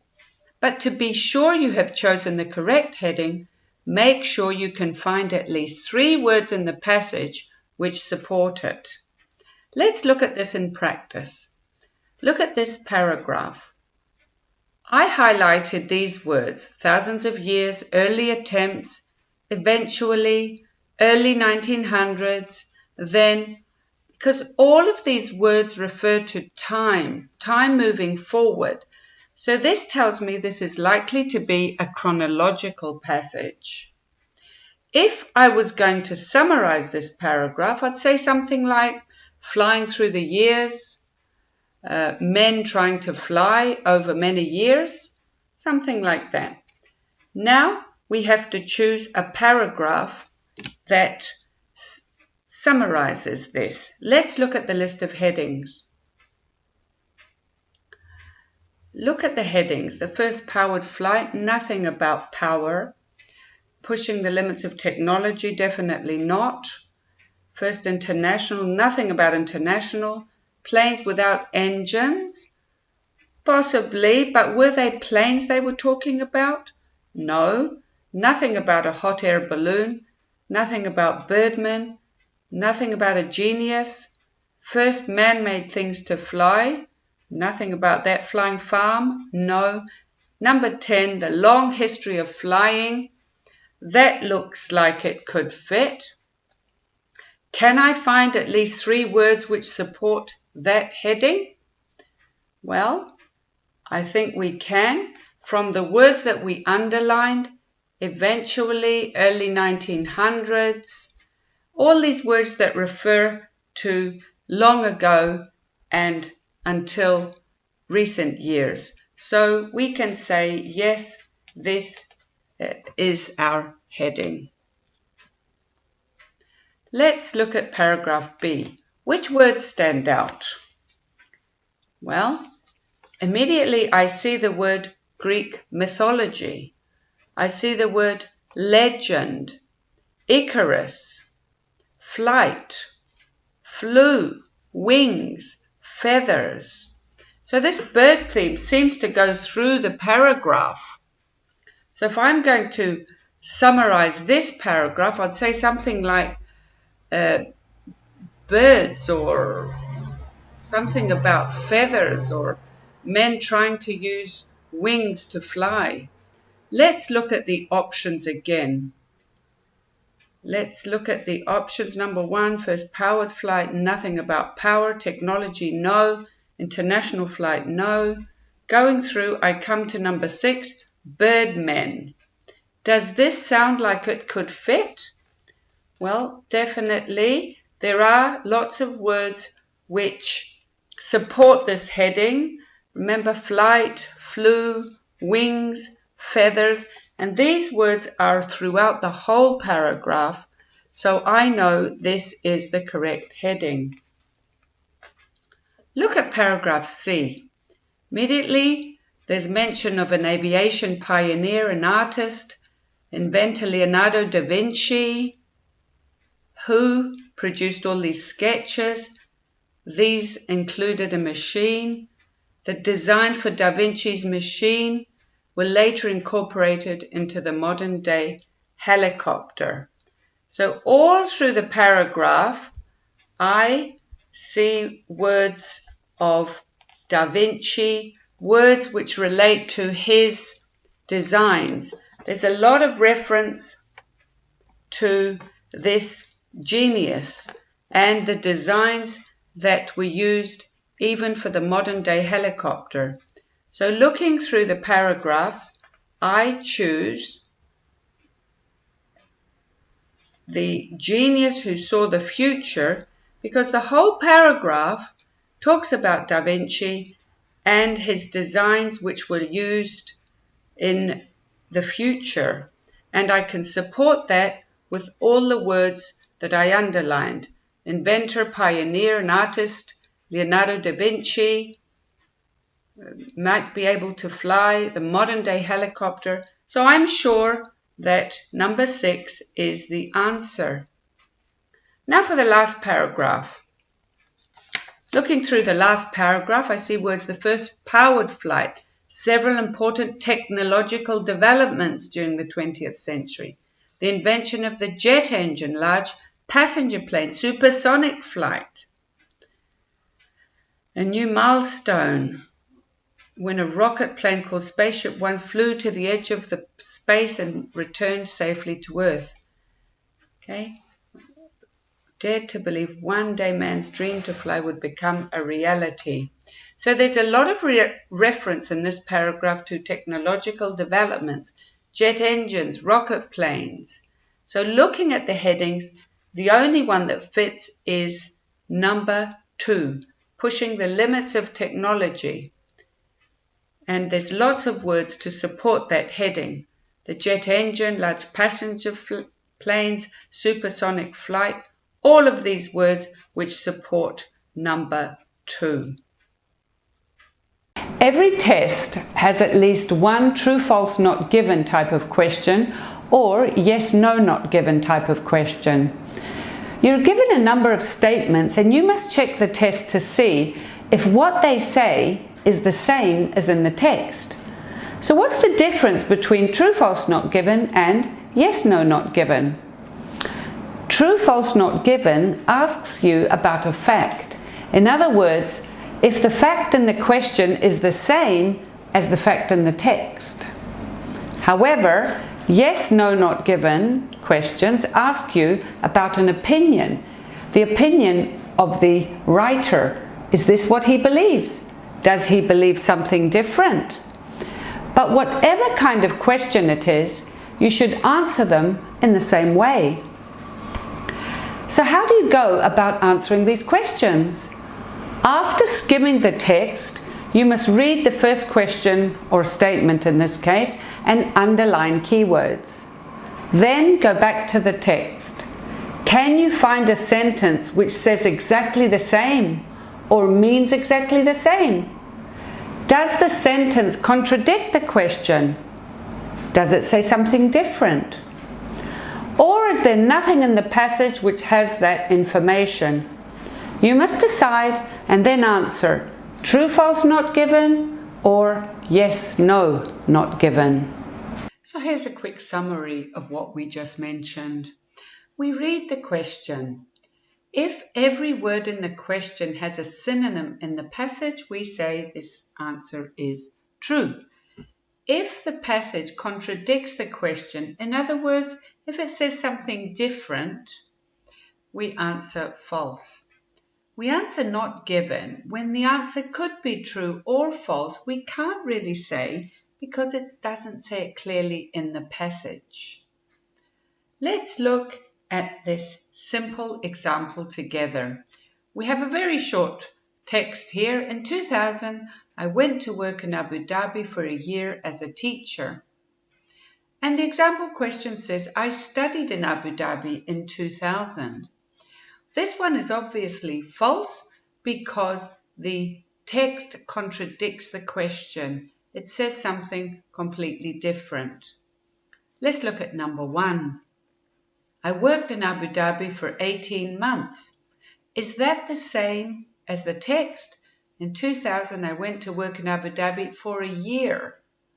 It's obviously different, isn't it? For a year contradicts 18 months, so the answer, of course, is false. Let's look at number 2. I worked in Abu Dhabi at the turn of the century. Is that the same? Does it mean the same? In 2000, turn of the century, I went to work, I worked, so this one is true. Let's look at number 3. I worked in Abu Dhabi in education in 2000. Is that the same? Does it mean the same? In 2000, I went to work as a teacher in education. That's the same, isn't it? It's synonymous, so the answer is true. Let's look at number 4. I learned a lot of Arabic when I lived in Abu Dhabi. Do we know that? Could he have learned a lot of Arabic? He could have. Might he not have learned a lot of Arabic? He might not have. We don't know, do we? Because the answer doesn't say. So the answer is not given. Look at number 5. I worked as a waiter in Abu Dhabi in 2000. The text says I went to work as a teacher. So this one contradicts the text, so the answer is false. Another thing to look out for is for limiting, qualifying, comparatives, and cause and consequence in the questions. Because if the questions contains one of these, the text must also contain them in order to say this is true. So limiting words are words such as little, only, no, not less. Qualifying words are words such as significantly, major, minor, always, never, often, all. Sometimes sentences contain comparatives. In other words, 2 items are mentioned and they might say, for example, A is less than B, or X is more than Z, or as tall as big as, for example. So in order to say true, they must compare the same 2 things in the same order. There might also be sentences with cause and consequence. Let's look at these in more detail. Look at this example. The question says, the literacy rate in less developed nations is considerably higher than all European countries. We can see clearly that this sentence contains a qualifying word, considerably higher. Let's look at the text. In the United Kingdom, and indeed in some other European countries, the literacy rate has fallen to below that of so-called developed countries. Can we find a synonym for considerably in the text? We cannot, can we? So could the literacy rate be considerably higher in developed countries, in less developed countries? Well, it could be. Could it be a little higher or a lot higher? It could be any of these. We cannot be sure. So the answer is not given. Look at these sentences. Let's look at how they contain comparisons, limiting words, and qualifying words. Let's look at number 1. Brunel was less important than the other construction engineers during the Industrial Revolution. We've highlighted here less important than because this one is a comparison. Look at number 2. Brunel was less involved, another comparison. Number 3. Brunel worked only on shipping. So this one has a limiting word. So we're going to look out for these when we do the complete text. Look at number 4. Brunel's work was largely ignored by his colleagues. Another limiting word. All projects Brunel contributed to are still used today. All is another qualifying word. Brunel became an apprentice with his father at the same age as other engineers. So this is comparing his age with other engineers. Number 7, the Thames Tunnel project was more difficult than other previous construction ventures. So this one contains a comparison. Let's look at some answers together. Brunel was less important than the other construction engineers in Britain during the Industrial Revolution. So this one here contains a comparison. Brunel was less important than the other constructioneers in Britain during the Industrial Revolution. So in order to say true, we must find the same two things being compared. Let's look at this. The most important of the engineers was Brunel, whose work in shipping and construction both challenged and motivated his colleagues. Now this one clearly contradicts the question, doesn't it? Because it doesn't say he was less important, he was the most important. So the answer is false. Let's look at number 2. Some projects Brunel contributed to are still used today. So our limiting words here, some projects still used today. Let's look at the text. He was the driving force behind a number of hugely ambitious projects, some of which resulted in works which are still in use today. So this one is true because we can find synonyms for all the words in the question. So let's do some more questions together. Let's look at number 2 now. Brunel was less involved in railway construction than other engineering fields. So here we have a comparison. It's comparing Brunel's involvement in railway construction with other engineering fields. Let's go to the passage and look for our synonyms for the keywords. He was less involved in railway construction. Here we are here. The most important of these was Brunel, whose work in shipping, bridge building and railway construction both challenged and motivated his colleagues. Does it compare his involvement in railway construction with other engineering fields? It doesn't, does it? Could he have been less involved in railway construction? He could have been more involved. We don't know. It doesn't say. So the answer is not given. Let's look at number 3. Brunel worked only on shipping, bridge building and railway construction. So using our keywords from here, we go to the sentence again, which talks about, which mentions the same words. The most important of these was Brunel, whose work in shipping, bridge building and railway construction, to name just 3 fields, both challenged and motivated his colleagues. So did he work only on shipping? Well, here it says to name just 3 fields. In other words, there were more fields than that, so the answer is false. Let's look at number 4. Brunel's work was largely ignored by his colleagues. Largely is a qualifying word. In other words, his work was to a large extent ignored by his colleagues. Let's see what the passage says. Down here it mentions his colleagues, and it says his work in shipping, bridge building and railway constructions both challenged and motivated his colleagues. So does that mean that it was ignored? No, it means the opposite, doesn't it? So the answer is false. So look at number 5. All projects Brunel contributed to are still used today. Let's have a look.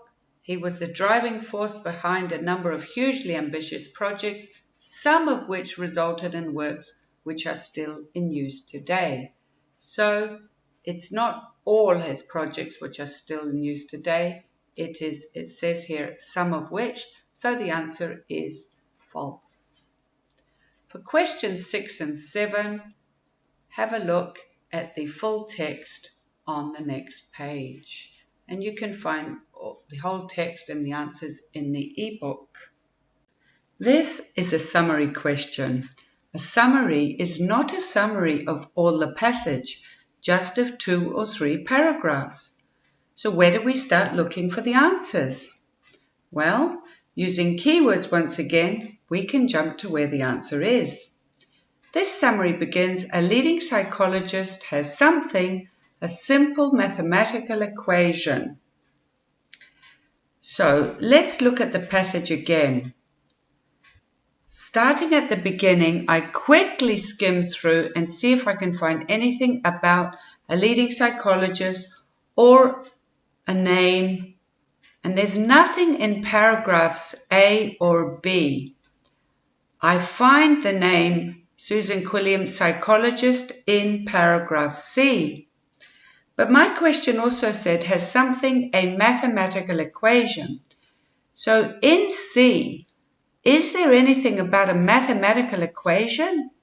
Well, there isn't, so I continue looking down the text.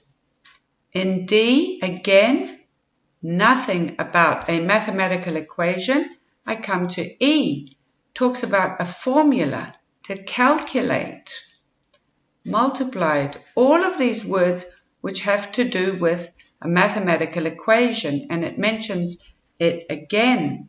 So I'm going to read paragraph E more carefully for the missing word or words.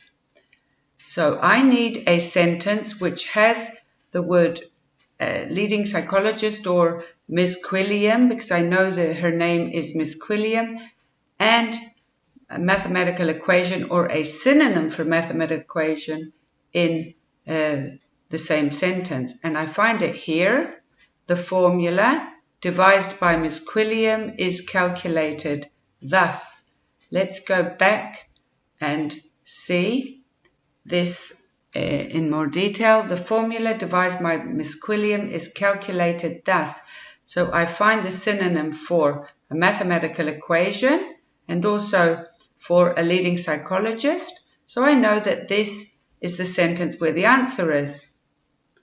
So I'm going to choose one of these words here, and I choose the word devised for 2 reasons. First of all, it fits grammatically. It's a past participle, so it fits in the space. A leading psychologist has devised a formula or a mathematical equation. To work out is a synonym for calculated, so that can't be the answer. It's already in the sentence. So the answer is devised. So let's move on to number 2. I note the keywords these days, but these are also keywords in the past, stressful experience.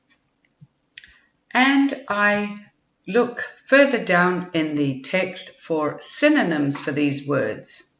There's nothing in paragraph E about these days or in the past, so I move to F, And I see the word no longer, which is a synonym for in the past, and today's, which is a synonym for these days. And more stressful is also a synonym for much more of a stressful experience than it was in the past. So I can be sure this is where my answer is. So the question is, what is the answer as a result of our, well, what do we have today, which we didn't have in the past? Today's pressurized lifestyles. So I know that is my answer. So here's the rest of the passage, so you can finish the rest of the summary. You can see here I've highlighted some important synonyms for paragraphs G and F, which match the keywords in the summary. So use these words to find where the missing words are. Now we're going to look at the first part of how to answer matching headings to paragraph type questions. This is a common exercise in every IELTS reading, and it tests your ability to understand the main idea of each paragraph. You must choose the most suitable heading for the paragraphs in the text from a list of around 7 headings. A heading is like a very small summary of the whole paragraph. So your heading must be a suitable title for all of the paragraph, not just for one sentence. You should be very careful to choose the correct heading from the list, as many headings have similar words or seem close in meaning, but these are likely to be traps, and IELTS is full of traps. So be aware of headings that mislead you. They're there to challenge you. Only one of those is a suitable heading for the paragraph. Just a few things to remember for these questions. There are always more headings than paragraphs, so you will not use all of them. And the numbers of the headings are in Roman numerals, so be sure to write them in the same way. It's a good idea when you do practice tests to practice using Roman numerals to answer the questions, so you're prepared in the real IELTS test. Let's do an example together. Look at paragraph A. We must find a heading that summarizes all the paragraph. Let's quickly look at the paragraph and take note of the words we've highlighted. With so much to do, going on holiday is certainly no vacation. First there's a flight to arrange, hotel to book, sort out the delicate matter of the beach outfit, evening wear and reading material. So we have to go down the headings and find a heading which summarizes all of those words. Let's have a look. Holiday stress statistics. Well, there's nothing about statistics in A. So let's move down. Stressful perfect holidays. Again, there's nothing in these words which means stressful perfect holidays. In number 3, I find complex holiday preparations, and I think, well, yes, that's a possible answer, preparations, but to be sure, I have to be able to find 3 words which support that heading. Let's have a look. Complex holiday preparations. Well, so much to do. Flight to arrange, hotel or villa to book, sort out, all of these things. So I can say yes, definitely. There's a lot of words to support heading number 3. So heading number 3 is the answer for paragraph A. Let's go to B now.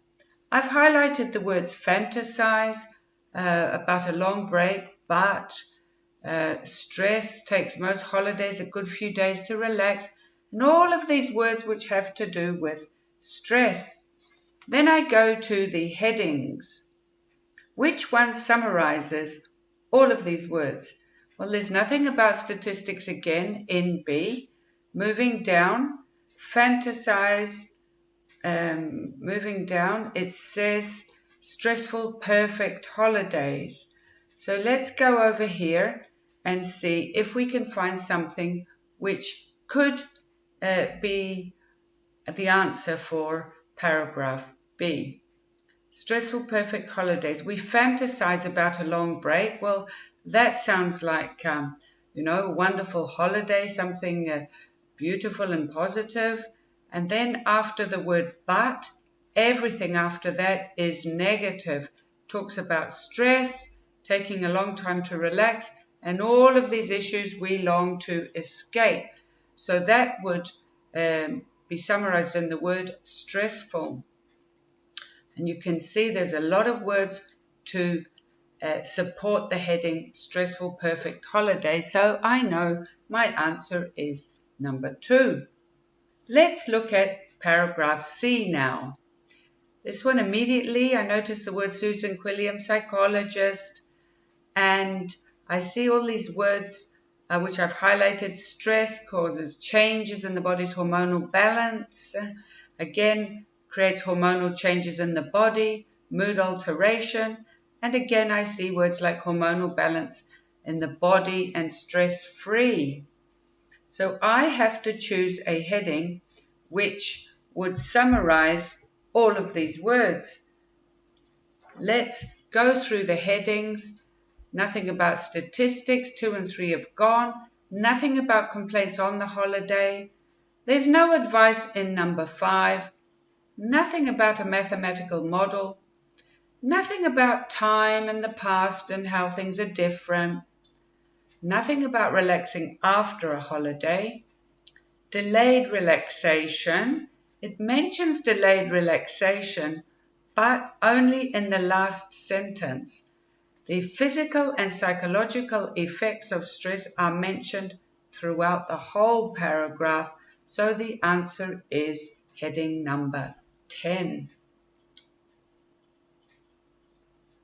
So here's the rest of the passage.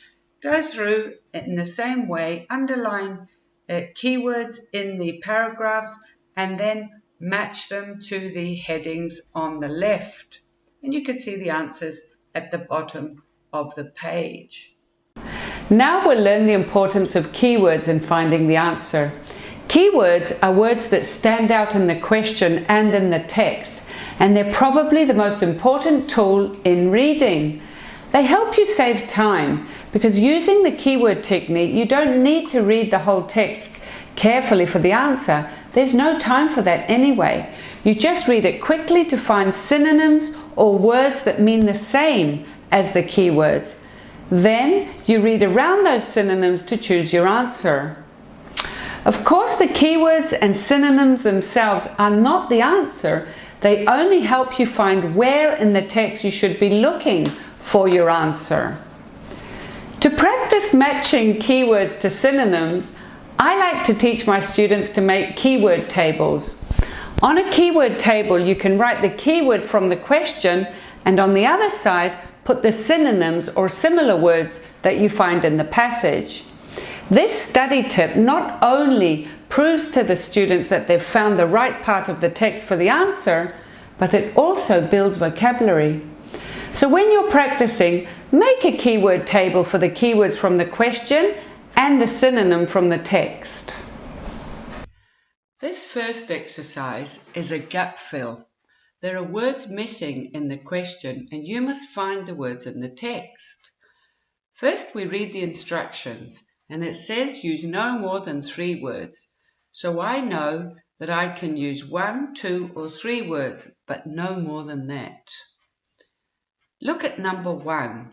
All year we imagine how wonderful it would be to have a something from our daily working lives. The keywords are underlined for us in this case, imagine and daily working lives. Now we have to go back to the passage and skim quickly for synonyms. In other words, words which mean the same or at least something very similar. In paragraph A, there's nothing similar to imagine or daily working lives, so I go on to paragraph B. I find the word fantasize, which is similar to the word imagine. But one synonym is not enough. You must find the synonym for all the keywords. Can we find the synonym for daily working lives in the same sentence? Well, Yes, I can. Every day means daily. And even if I don't know what grind is, my logic tells me, well, it must mean working lives. So I'm sure that this sentence is where my answer is. So I read the sentence more carefully for the answer, and here it is, long break. It makes sense if I put it back in the gap and I'm within the word limit. So the answer is, all year we imagine how wonderful it would be to have a long break from our daily working lives. Let's go on to number 2 now.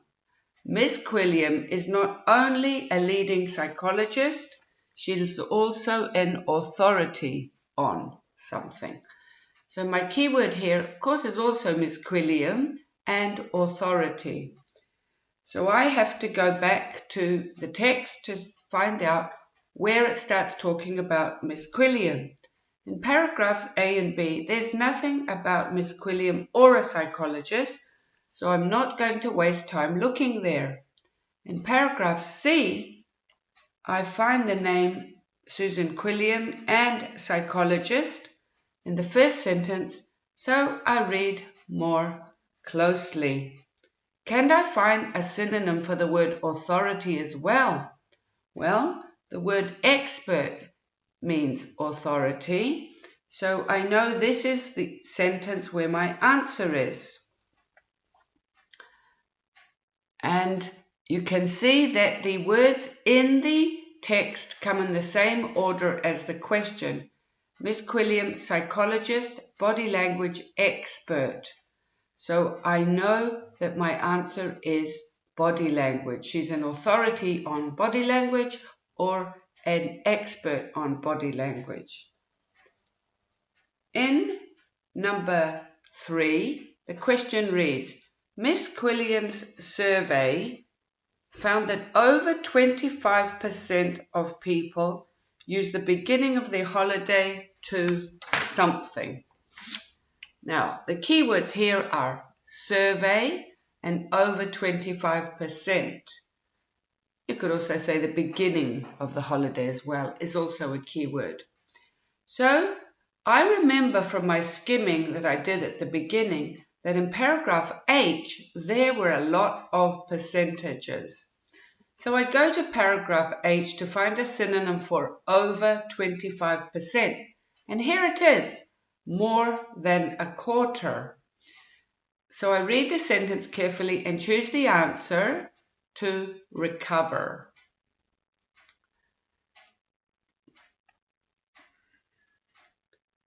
This is a short answer type question.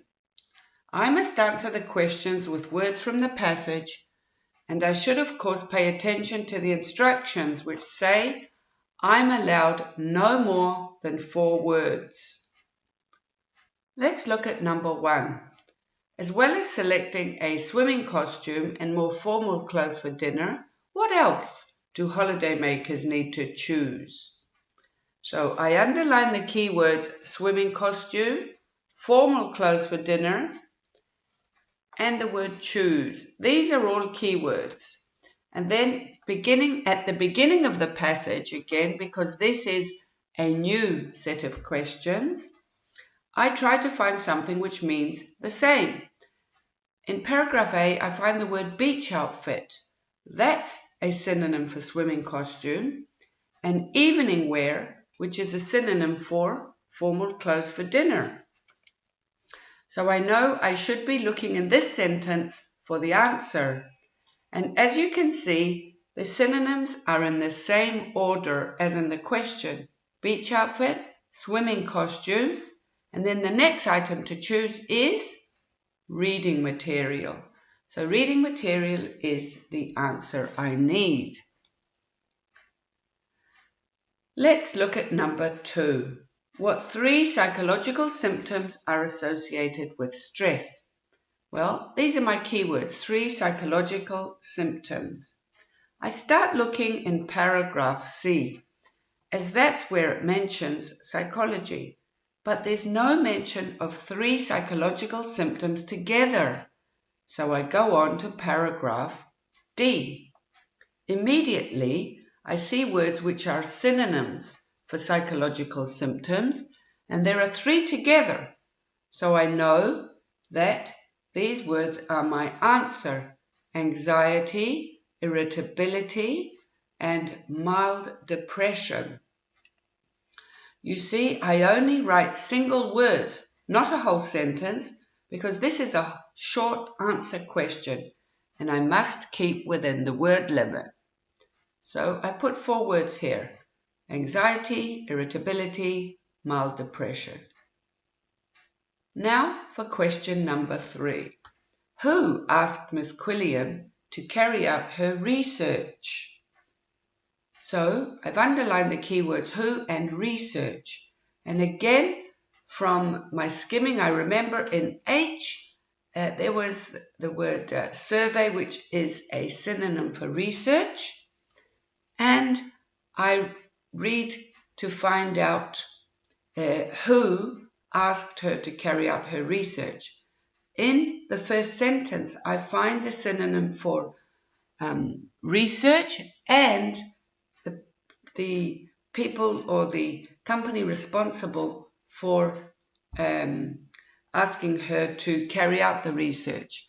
The results of a survey commissioned by Lloyds TSB Bank and carried out by Miss Quilliam, and it carries on.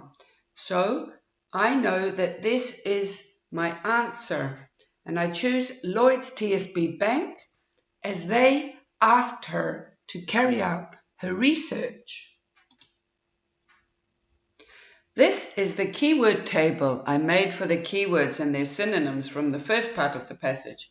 This helps to verify that I'm looking in the right place for the answer, and it also helps to build vocabulary.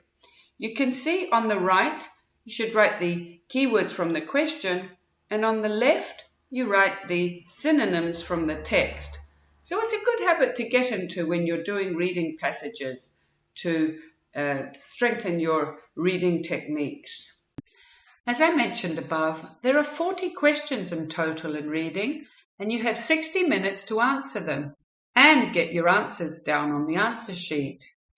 We're going to go straight in and do a reading passage together. Remember, 1 hour for reading doesn't leave you much time to read the text carefully and then go to the questions. So we quickly skim the passage for any words that stand out. In other words, any words that are different in each paragraph. These are called keywords. First, we begin by looking at the title or subtitle and any illustrations that may accompany the text. That means any diagrams or pictures. This should take about 5 seconds, but it will give you a basic idea of what the passage is about. For example, you'll get an idea if the passage is about the environment or clocks or earthquakes, and this will prepare you mentally for the kind of vocabulary you will read about and the topic. A skimming technique I like is to zigzag my way down the text. You're not reading, just noting any words that jump out at you. These could be names of people or places. These have capital letters so they stand out. Any words in italics stand out. There could be scientific words in one paragraph. So if there's a question including any of those scientific words, you would know where to look for the answer. Any acronyms such as IELTS, they stand out as they're all capitals. Also, note any paragraphs with data, percentages, numbers, years, that is, any statistics. Also look for paragraphs which describe events way back in the past, words like ago, in the past, and words that refer to today, nowadays, these days, and any words that refer to the future, for example, in the future, or it's predicted that. You should also note words like but or however or despite this, as these often signal a change in the gist of the paragraph. Let's skim this passage together. The title is The Getaway Blues. So immediately we start thinking, oh, getaway is something good. We all want to get away from our work, from our school, or our problems. Then I read the subtitle. Formula explains why it takes so long to relax on holiday. So I'm starting to get a better idea of what the passage is about. Something about holidays, but not everything being perfect. Now we zigzag down the paragraph. And I notice words like so much to do, no vacation, flight to arrange, hotel or villa to book, sorted out in the first paragraph. You might like to underline, circle or highlight the words you notice as you're skimming. Remember, there's no right or wrong answer, just underline or highlight what you notice or what words are different in each paragraph. As you're skimming, you might get an idea of the main idea of the paragraph. In paragraph B, I've highlighted words like we fantasize about a long break. I noticed the word but. And then words like stress, a few days to relax after your arrival, children's schools, leaking roof. In C, immediately I noticed the name, Susan Quilliam, psychologist, and words like hormonal balance, hormonal changes in the body, mood alteration. In paragraph D, I highlighted anxiety, irritability, psychological problems, depression. These are words that I have not seen in other paragraphs, so I circled them. In E, I noticed formula, calculate, devised. In F, I noticed words referring to time, no longer, to days. In G, I noticed it's different. It talks about the secret to a stress-free holiday. And in H, I can't miss all the percentages. 83%, more than a quarter, 11%. And it mentions a survey. So if you notice, the highlighted words in every paragraph are very different. That's because every paragraph in the reading passage is about something different. It has a different main idea. And the main idea is summarized in the topic sentence. The rest of the paragraph gives details about the topic sentence or supports it. The topic sentence is the first one in most cases, but unfortunately it's not always the first one.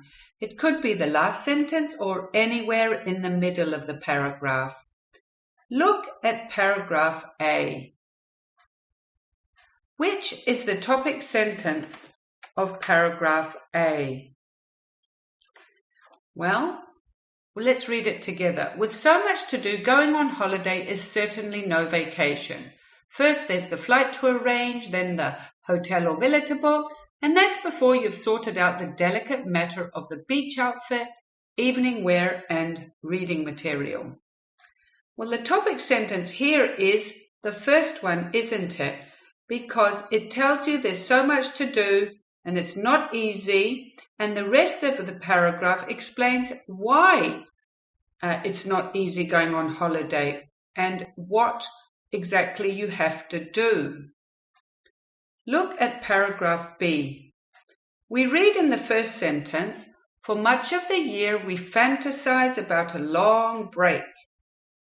And we may think the whole paragraph is about dreaming of a wonderful holiday.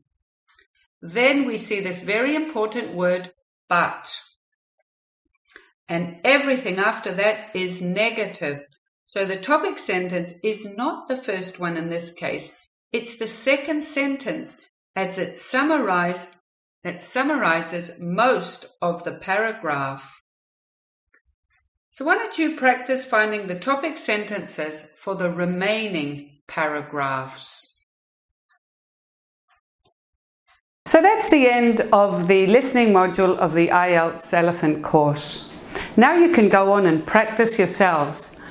Remember, you can practice with anything. It doesn't just have to be from practice tests. You could listen to the BBC, you could listen to TED Talks, any podcast that interests you. Remember, listening practice doesn't have to be boring to be useful. I'd like to wish you all the best for the upcoming IELTS test, and thank you for listening.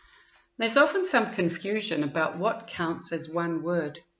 These are some examples of one-word answers. When a number is written as a word, it's counted as one word. Contracted words such as can't, I'm, don't are all counted as one word also. Hyphenated words, in other words, two words which are connected in the middle with a hyphen, are also counted as one word. So are compound words such as whiteboard or sunshine. These words count as one number: 1980s, 21st, 21B, 9 a.m., 5525, 48%, 2000. However, 10th of February is counted as one word and one number. Room 311 is also one word and one number. But first floor room 8 is counted as two words and two numbers. So the thing is to read the instructions carefully. Do you need one word and one number? Or two words and one number? Read the instructions so you know how many words or numbers you need. In most tests, you will be required to write down numbers, but some numbers may not be so clear. So listen carefully to the difference between numbers ending in teen and T. Teen is a longer sound, as in 13, 15, 18, and it's stressed. But T is a short sound that's not stressed. For example, 30, 40, 60. The first syllable is stressed. Let's practice saying these numbers. 18, 80, 15, 50, 14, 40, 17, 70, 19, 90. You could also think about what's logical. For example, did you hear my grandfather 17 or 70?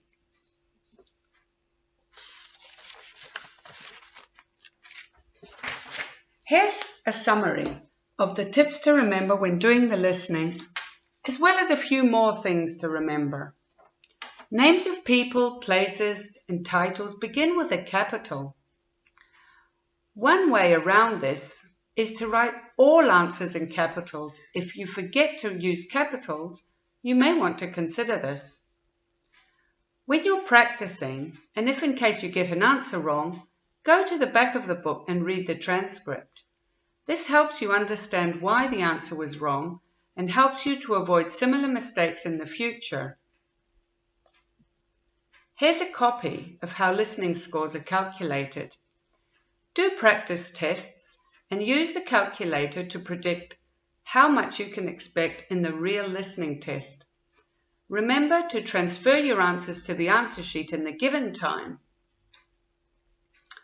There's a complete IELTS listening test to start with, and the audio and answers. You can do this test and then follow the links in the ebook for more practice papers. In many IELTS listening tests, you might have to label places on a map or a plan, so you hear words of direction. Look at these words for giving road directions first of all. Turn left or turn right. At the main crossroads or the intersection, take the first or second turning on the right or left. Cross over the bridge. To the north or northwards of the river, northwest of the lake. You might also hear words to describe parts on a map or a plan, such as these ones. In front of, next to, opposite, beside, behind, to the left, right of, in between, center, corner, entrance, in the top right-hand corner, in the bottom left-hand corner.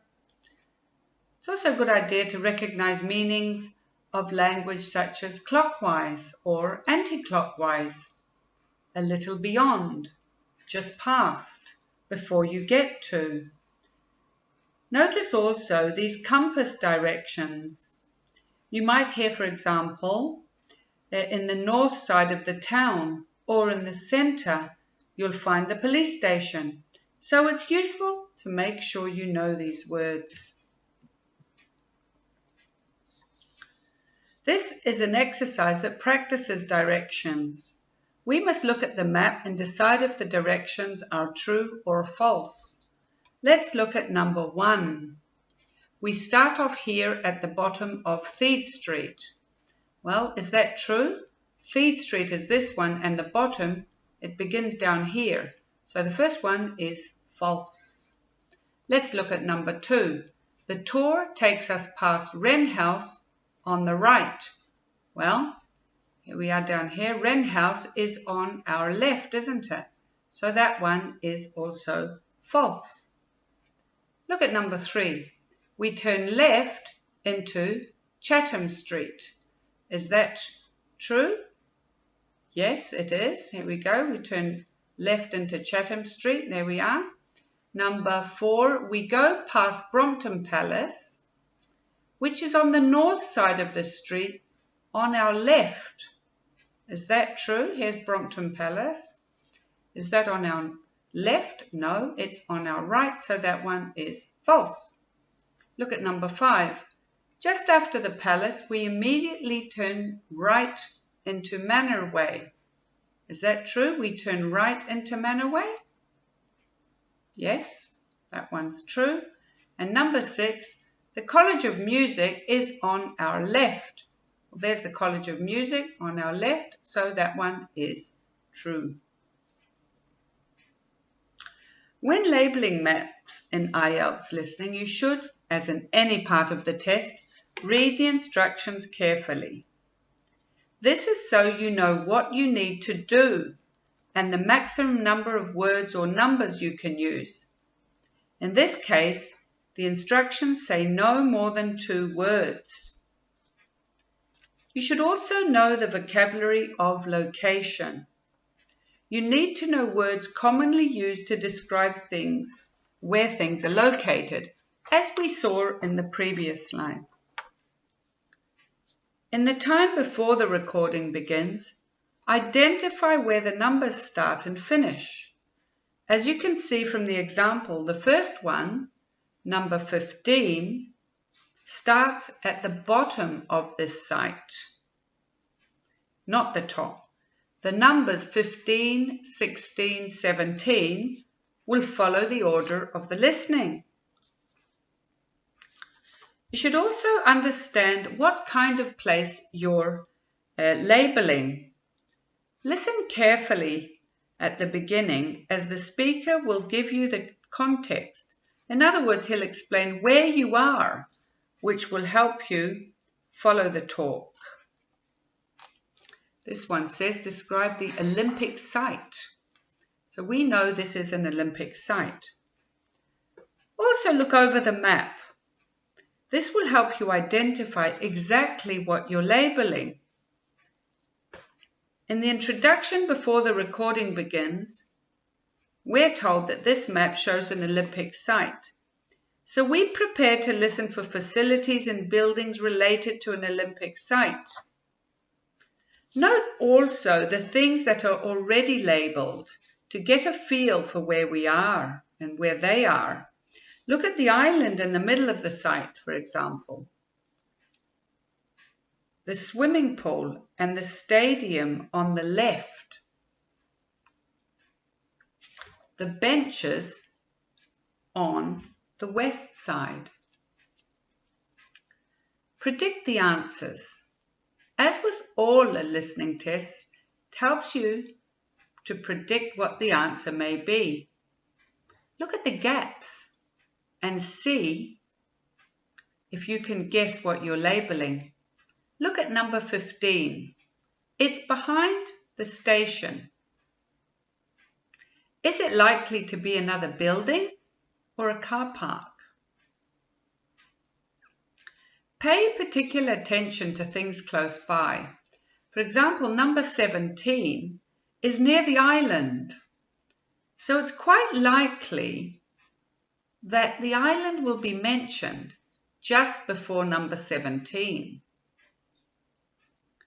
Pay attention to any other clues in the map. For example, you're given a compass icon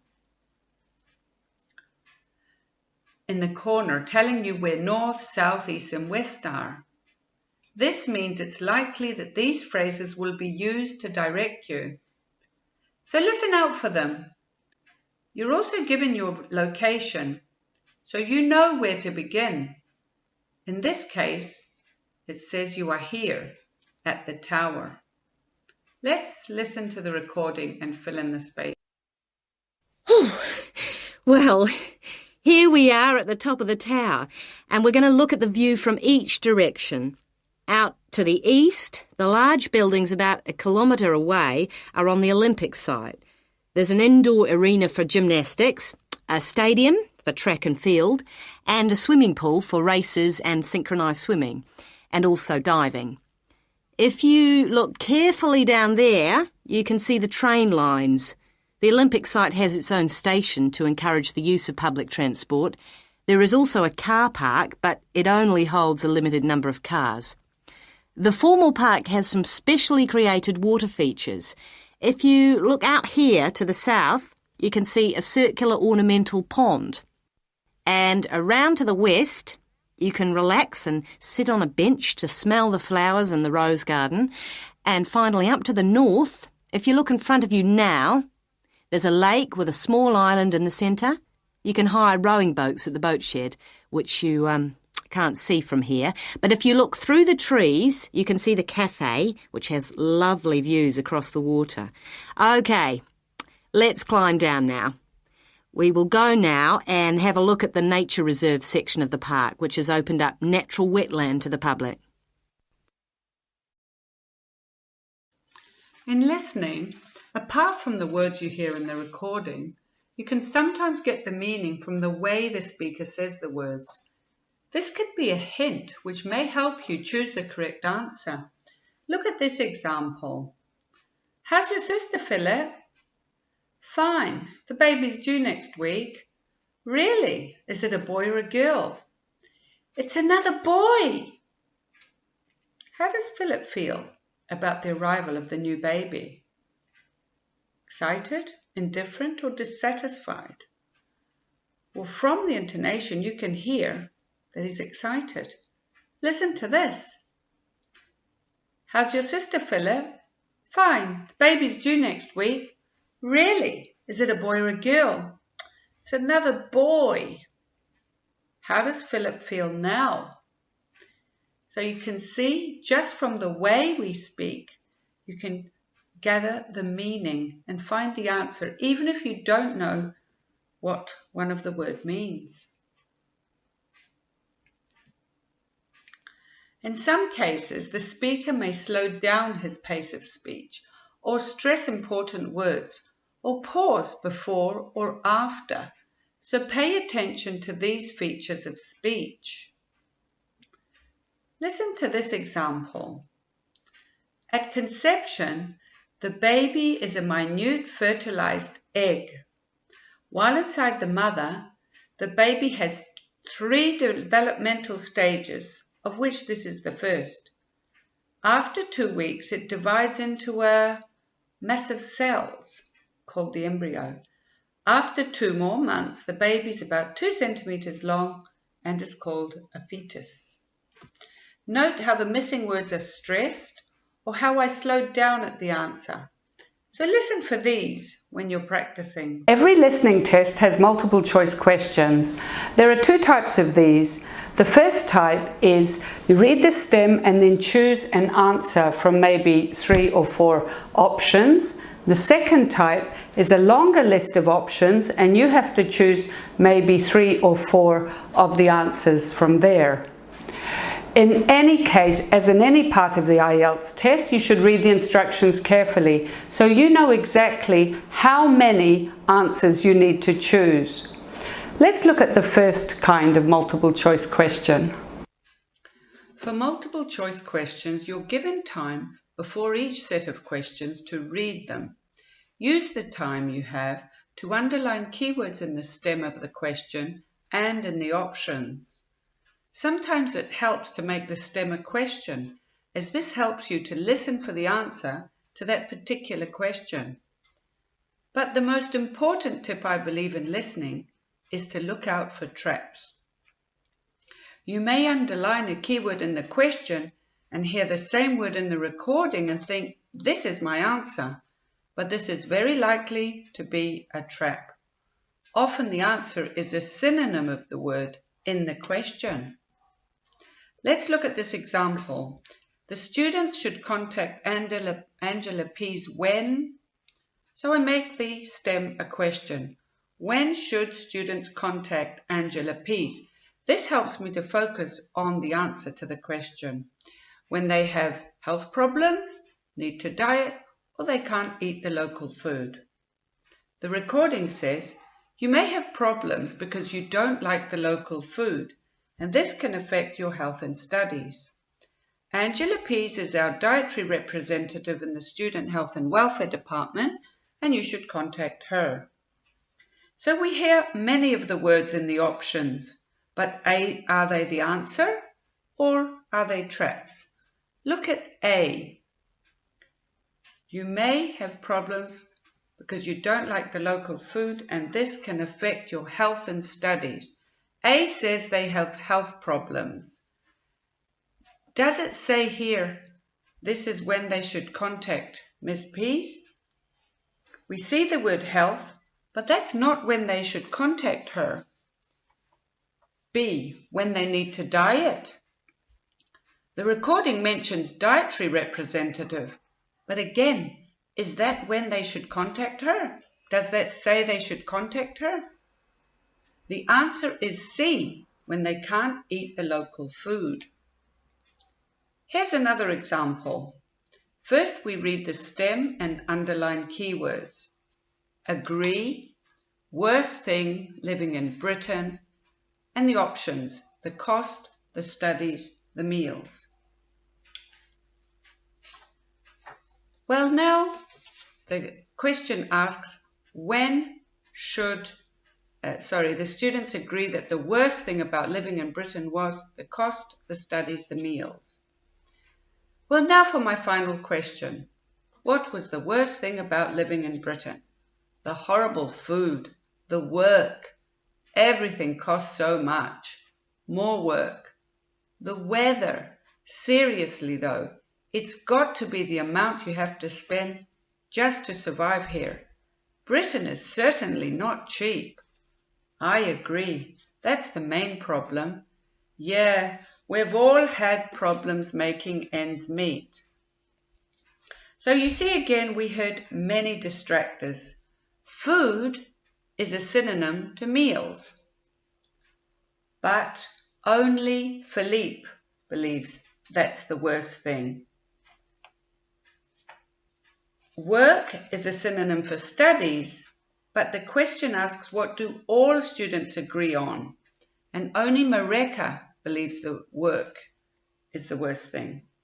The question asks, what do they all agree on? And the answer is cost. They all agree at the end that the cost is the worst thing about living in Britain. Sometimes you may be unsure of the answer, but don't leave a blank, especially in multiple choice questions. There's no negative marking. In other words, you won't lose a mark for a wrong answer. So eliminate unlikely answers and make an educated guess. That means put the most logical answer. Look at this question. Hannah's discussing a new apartment she's just rented. Look at the stem. Hannah is discussing a new apartment she's just rented, and the stem says, at the moment Hannah is living. Hannah is living. Look at the options: in a hostel, in a suitcase, in a hotel, in a flat. And the recording says, I can't face looking anymore. I want a place where I can put my things instead of living out of a suitcase.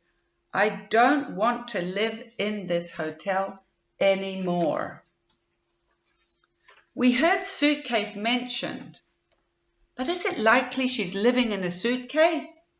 Highly unlikely, isn't it? So even if we didn't hear the answer, we can probably eliminate B, a suitcase. So you can see again, you may hear the word that's in the option, but that's likely to be a trap, as it was here. Listening is full of traps. The answer, of course, is C, in a hotel. Now for the second type of multiple choice questions. In this type of question, you must choose 2, 3, or 4 answers from a longer list. Once again, be careful to read the instructions so you know how many answers you need.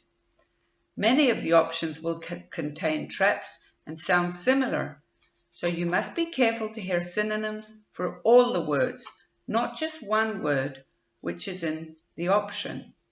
Listen to this example.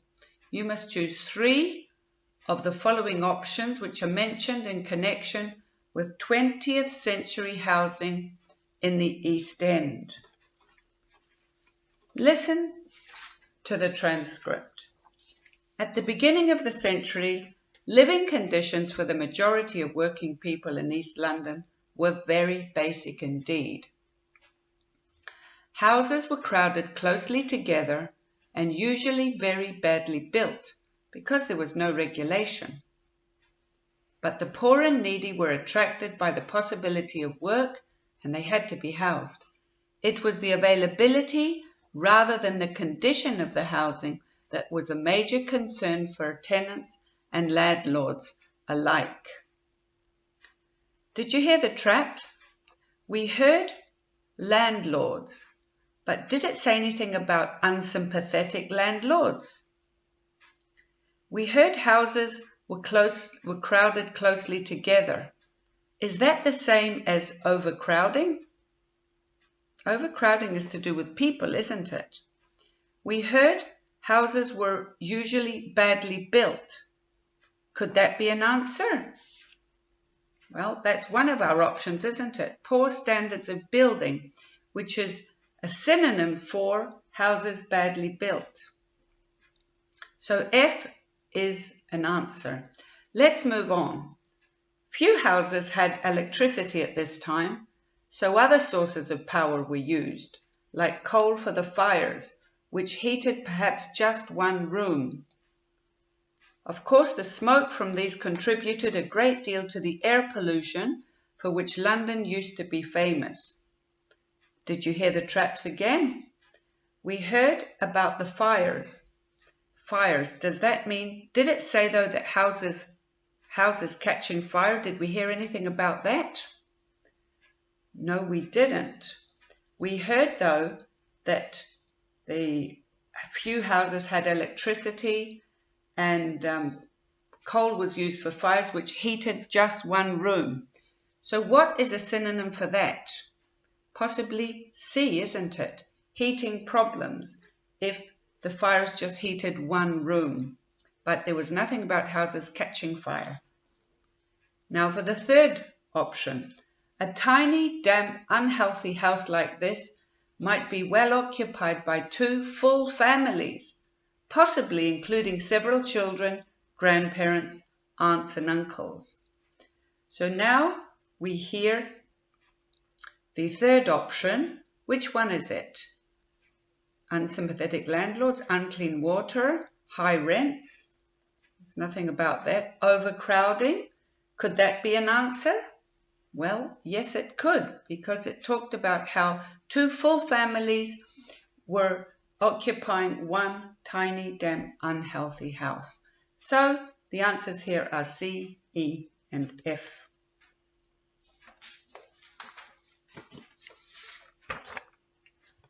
You will notice in listening that the speaker will sometimes correct himself or change the answer. They may spell a word wrong and then correct it, or say a telephone number wrong and correct it. So be prepared for this. This is a typical example of a correction. What's your number? 020-7989-7182. Hold on. 020-7979. No, it's 7989 and then 7982. So it's 020-7989-7182. Yes, that's it. So you see, don't be in a hurry to write down the answer, or be prepared to change your answer. This is another example about how you might have to change the answer. Look at the question, when will they meet? On Wednesday in the afternoon or on Thursday 7 p.m. The recording goes, so I'll see you on Wednesday afternoon. Sorry, I'm busy then. What about Thursday evening? Fine, Thursday at 7 o'clock. So once again, you can hear the tracks. The first speaker mentions Wednesday and afternoon, but those were both tracks. The second speaker suggested Thursday evening, and the first one agreed. So the answer is C, Thursday, 7 p.m. You can do well in the listening test by practicing a few techniques which we'll discuss in this course. You have time before the recording starts for each set of questions to read the instructions carefully and the questions. So read the instructions carefully. How many words do you need? Which questions are you answering? Look at each of those questions and decide, what kind of answer am I listening for? Am I listening for a name, a place, a number, a percentage? How many words do I need? Which answers are logical? Which are not logical? Sometimes you can eliminate unlikely answers just by reading the options. You can do well in the speaking test by practicing a few techniques which we discuss in this course. You're given time to study the questions before the recording starts, so use this time to read the instructions carefully. How many words do you need? Underline the keywords in the questions and in the options if it's a multiple choice question. Look at the order of the questions in tables. Which question am I going to answer first? What kind of answer do you need? Are you naming a place or do you need a number? So let's look at this in more detail. Look at this table. First I read the instructions. It says I can write no more than 2 words and or a number. Now let's think about the kind of answers we're listening for.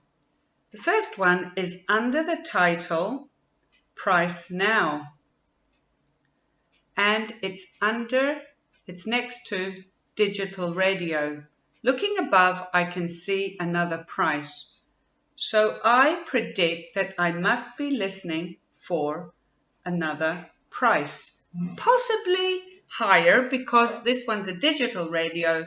The one before is an analog radio. Let's look at the next question. It's under the title which says Main Advantage. And it's next to, it's in the horizontal column which says digital radio. I also think about the part of speech that I need, lots of something. I predict that the something I'm listening for is a plural noun. The next question is under the column second advantage of the analog radio. And it says excellent something. So I know I'm listening for a noun. Since excellent is an adjective or a describing word, so I know I need a noun or a thing that is excellent. Something about the analog radio, of course. Length of guarantee is the title for the next question, so I know I'm listening for a period of time for the last question. And for the last question, I predict that I'm listening for something bad about the digital radio and that the answer is a singular noun because the question says something is short. Look at these possible answers. Which of these are not likely to be answers for the questions above? A is likely, as it's just one number.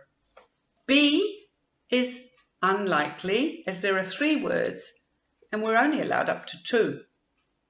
C is a possible answer, as I'm allowed 2 words and a number, but D is unlikely, as there are 2 numbers. So you see how important it is to read the instructions and predict the answer. Apart from the kind of answer, it's also useful to predict what part of speech you need. In other words, do I need a noun, a verb, an adjective, or do I need a number or a percentage? Let's look at another example and try to predict the kind of answers we need. It's always a good idea to look how the numbers go before the recording starts. This is so you don't waste time looking for the question after it begins. Look how these numbers go. Number 1 is here, number 2 here, 3 here, 4, and then 5. Let's look at number 1. It's under the title, Transport, and underneath there are some adjectives, poor and excellent. So we guess that we're listening for another adjective. Look at question 2. It's under the title, typical style, and above we can see the word bungalows and underneath we can see flats. So we predict that we're listening for another type of house, perhaps 2-story, detached or terraced. For question 3, I'm listening for a price, as it's in the column with house prices above. In question 4, the label of the horizontal column tells me that I need a temperature. And for question 5, I need a number with millimeters after it, as it's about the rainfall. So it's very important to read the question, underline the keywords and predict the kind of answer you expect to hear. This will help you to avoid mistakes. Let's look at another example.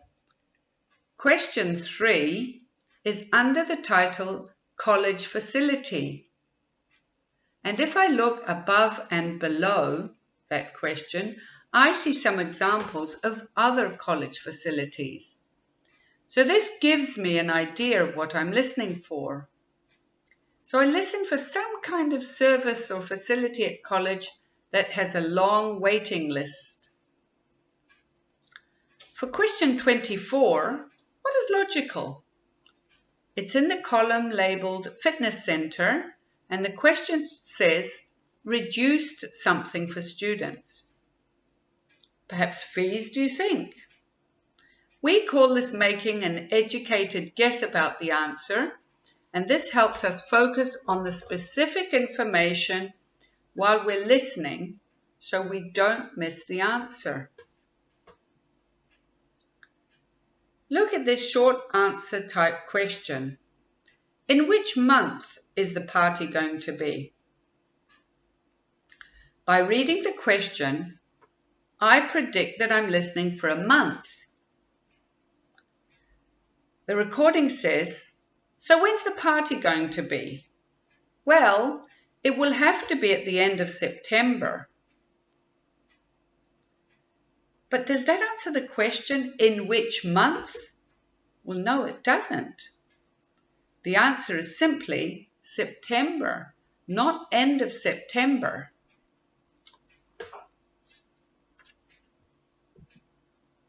A common question students ask when you have to complete a sentence is, Do I need to use prepositions, or can I answer with just one word? Look at this example of a sentence completion question. Harold suggests they discuss their assignment at the cafeteria.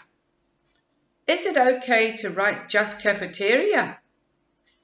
Simply answering cafeteria would not be the correct answer because it doesn't complete the sentence correctly. You need to use prepositions, in this case, in the. In other cases, the prepositions might be at, as in at the house, or by, as in at the river. Let's read this together. Harold suggests they discuss their assignment. Cafeteria, or be in the cafeteria. As we said, B is the answer because A is not grammatically correct. So check to see the sentence makes sense. As I mentioned, there are 4 sections in the listening test. Section 1 is what we call a transactional dialogue. In other words, one speaker is asking for information from another speaker. He might be asking, for example, about an upcoming event or how to open a bank account, or asking for information about booking a flight. In most cases, you'll be required to fill in a form, for example, to write down a name, an address, a number, or details about an event. Section 2 is a monologue. That means one person is speaking. He may be answering questions in an interview, or describing an event or a particular place, such as a historic building or a tourist attraction. Section 3 is in an educational context. There may be up to 4 speakers in this section, but it's clear who's speaking at the time.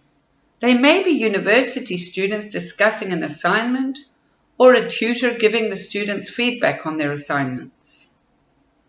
Section 4 is another monologue.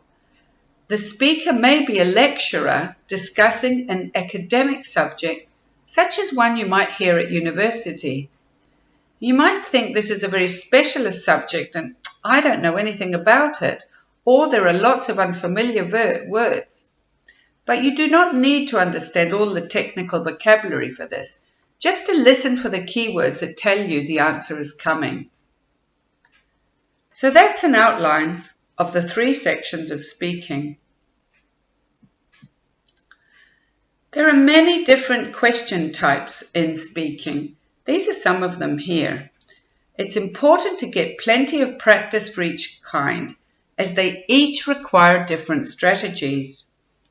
You might have to fill in a form. Remember, we mentioned in part 1, you're filling in a form. You might have to complete sentences with the missing words. You might have to do multiple choice or short answer questions. Or you may be labeling the parts of a map or a diagram. So I recommend mastering the listening strategies you'll learn on this course, and do lots of practice using the links in the ebook that accompany the course. Hello and welcome to the IELTS Elephant Course Listening module. Listening is the first part of the IELTS test. There are 40 different questions you'll have to answer in 4 different sections. You have 30 minutes to listen to the audio, then you have an extra 10 minutes to transfer your answers to the answer sheet. You only hear the recording once, so you must be very careful to listen for the answer the first time. In this course, we'll learn some useful techniques for you to listen for the correct answer and get it down in the given time. Techniques that I've been using with my students for the last 20 years with success, and I'm sure you'll also find successful.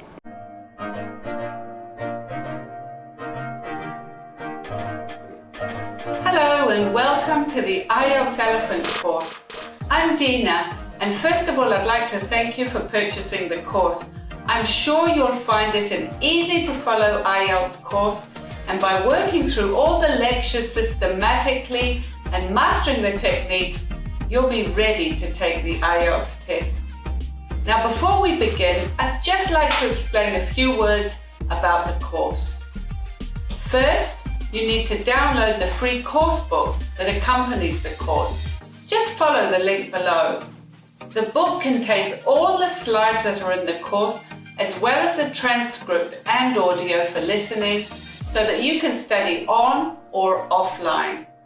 You'll also find lots of IELTS questions and tasks in the IELTS extra practice material at the end of each module of the course book, so that you can practice on your own. So keep the course book near you when listening to the lectures and do the tasks to practice what you've learned. I always recommend studying the course at least twice to consolidate the learning. You can adjust the speed of the audio to suit you. Listen to it more slowly at first to learn the techniques, and then a second time at normal speed to consolidate what you've learned. The course begins with the listening module, as in the IELTS test. In the listening test, there are 40 questions in 4 different sections. There are many different question types, and we'll go through each different type in the course. After you've learned how to answer each type of question, you'll find some practice tests for you to practice what you've learned, and you'll be able to correct yourself and get a score, so you'll know what score you can expect in the real IELTS test. The course continues with reading. In this part of the test, once again there are 40 questions in 3 different passages. In the course, I'll take you through all the different question types you might come across and show you how to approach them, so you'll have a good idea how to answer whatever question you get. At the end of the reading module of the IELTS Elephant course, you'll find authentic practice tests, and you'll be able to mark yourself and get a good idea of your expected band score in the IELTS reading test. The course continues with writing task 1. In this section, you'll learn how to summarize the information on a diagram. This could be a line graph, a bar chart, a pie chart, a map, or a flow chart. Each of these needs a different approach and different vocabulary, and you'll learn all of that in this section. At the end of this module, you'll find more practice material that you can do on your own, as well as model answers, so you can compare your answers to those. Writing task 2 is the next part of the IELTS Elephant course. Here, you'll learn how to analyze the essay question, structure your response, and finally, how to write an IELTS type essay. At the end of the module, you'll find lots of essay questions so you can practice all the essay types mentioned in the course. The last module of the course is speaking. I'll take you through the 3 different parts of the speaking test and explain to you what you need to score high in speaking. You'll find the most common general topics and learn some useful vocabulary and phrases to use for almost any specific question related to those general topics. As you can see, in each module I go through all the strategies you'll need to answer all IELTS question types, with lots of IELTS type questions. At the end of each module, you'll find practice tests with answers so that you can assess your progress.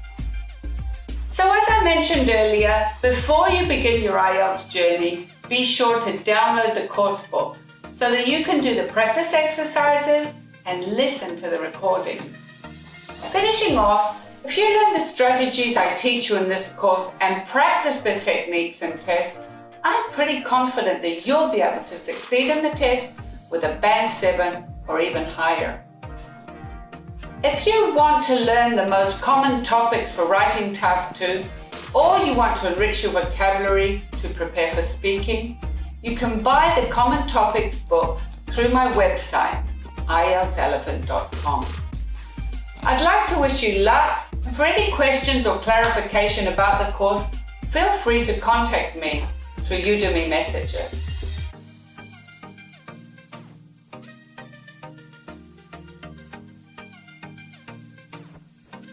Now for the very famous elephant sentence. Now you may ask, what is the elephant sentence and why is this course called the Elephant Course? Well, if you imagine that there's a great big elephant standing next to me and somebody asks you, what's Dina's classroom like? You should say, well, there's a great big elephant in the middle of the room. Oh, and there's a whiteboard and there's some flowers and some desks and so on. But you should mention the elephant first because that's what stands out the most. And in task 1, the elephant is what stands out in your graph. The elephant could be the biggest changes or the highest bars or the highest numbers. Now we're going to go on and learn how to describe a graph with a trend from the beginning to the end. Look at this bar chart. It shows the refreshment drink consumption in the UK from 1950 to 2000.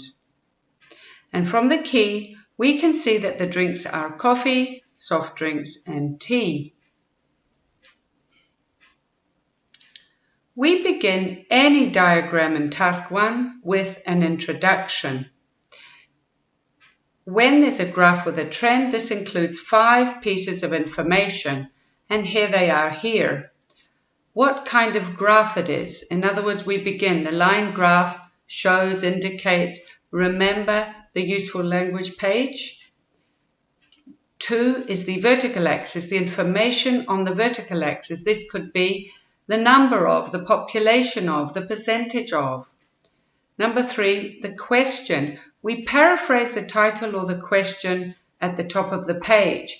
In other words, try to use slightly different words from what it says. Number 4, we need the information on the horizontal axis. Normally that's time, for example, from 1950 to 2000, or from day 1 to day 6. And of course we need the information in the key.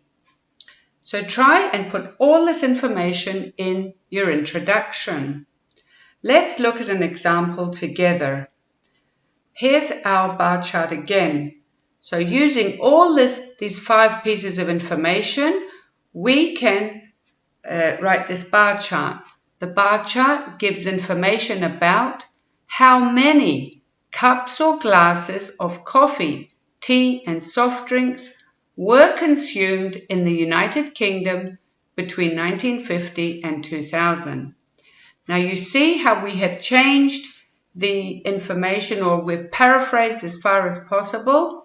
We said here, the bar chart gives information about how many. Instead of the number of cups or glasses, we said how many cups or glasses of. Instead of saying refreshment drink, we said coffee, soft drinks and tea were consumed. So we changed the form of the word in the United Kingdom between 1950 and 2000.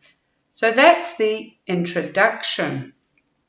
So let's look at our bar chart again. What is the elephant in this graph? Isn't it these 2 drinks that had the biggest change in consumption over the period? Look at coffee. It rose sharply over the period. And look at tea. Well, that plunged, didn't it? Or fell sharply. So this would be our elephant sentence. Let's put it together using language from the useful language page. The first thing to note is that coffee consumption rose dramatically while tea consumption fell sharply. I didn't say anything about soft drink consumption because nothing much happened, did it? I wouldn't call that an elephant because it was low and it was stable over the whole period. So the elephant here is that coffee consumption rose dramatically while tea consumption fell sharply. Now let's put these together. The bar chart gives information about how many cups or glasses of coffee, tea and soft drinks were consumed in the United Kingdom between 1950 and 2000. And now for our elephant sentence. The first thing to note is that there was a significant increase in coffee consumption while tea consumption decreased substantially in the United Kingdom over the period under study. So you see how I've used language from the useful language page to introduce the elephant sentence, and I have changed the way I talk about time.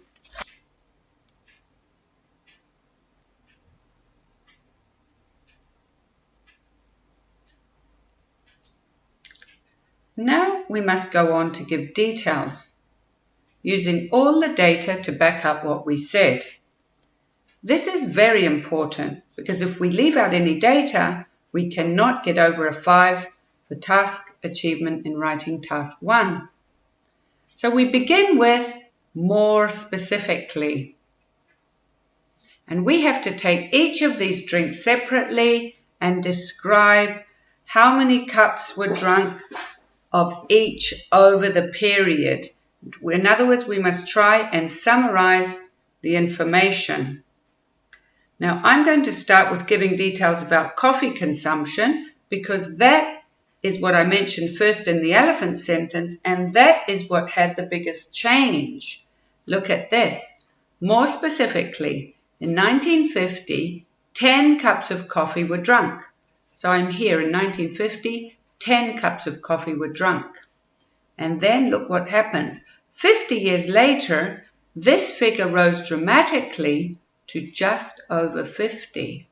So you can see I went from 1950 to 2000, and I didn't stop in 1975 because I'm summarizing. And this is a continual upward trend, so I'm only interested in the beginning and the end of the period. And I said this figure, so I used referencing, so I avoid repeating all these words. And you can see all of these words are again on your useful language page. So now I've finished talking about coffee, I have to talk about tea. Now, why do I talk about tea and not soft drinks? Well, remember, tea had the second biggest change. I'm going to leave soft drinks till last because, as I said, nothing much happened. So I begin with a linking word, in contrast. Why do I use in contrast?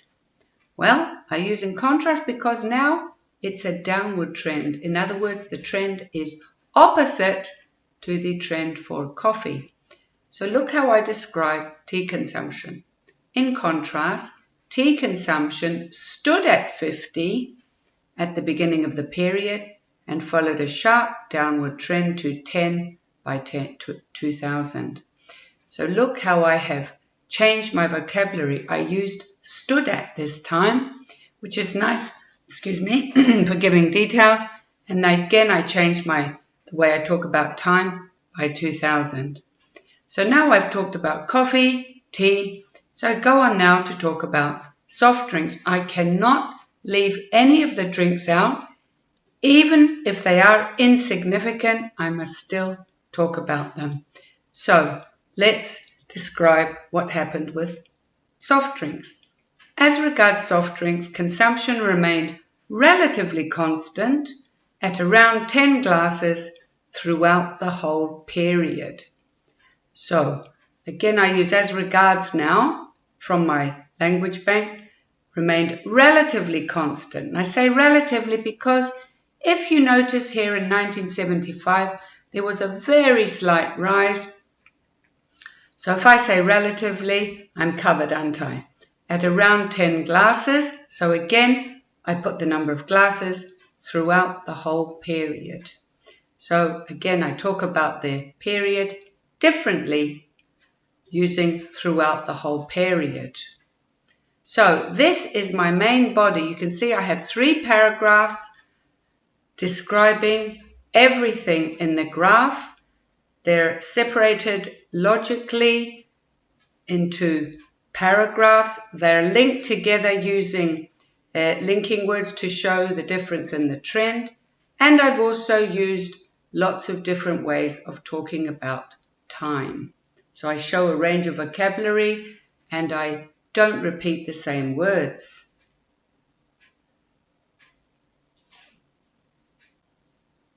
Now for the conclusion.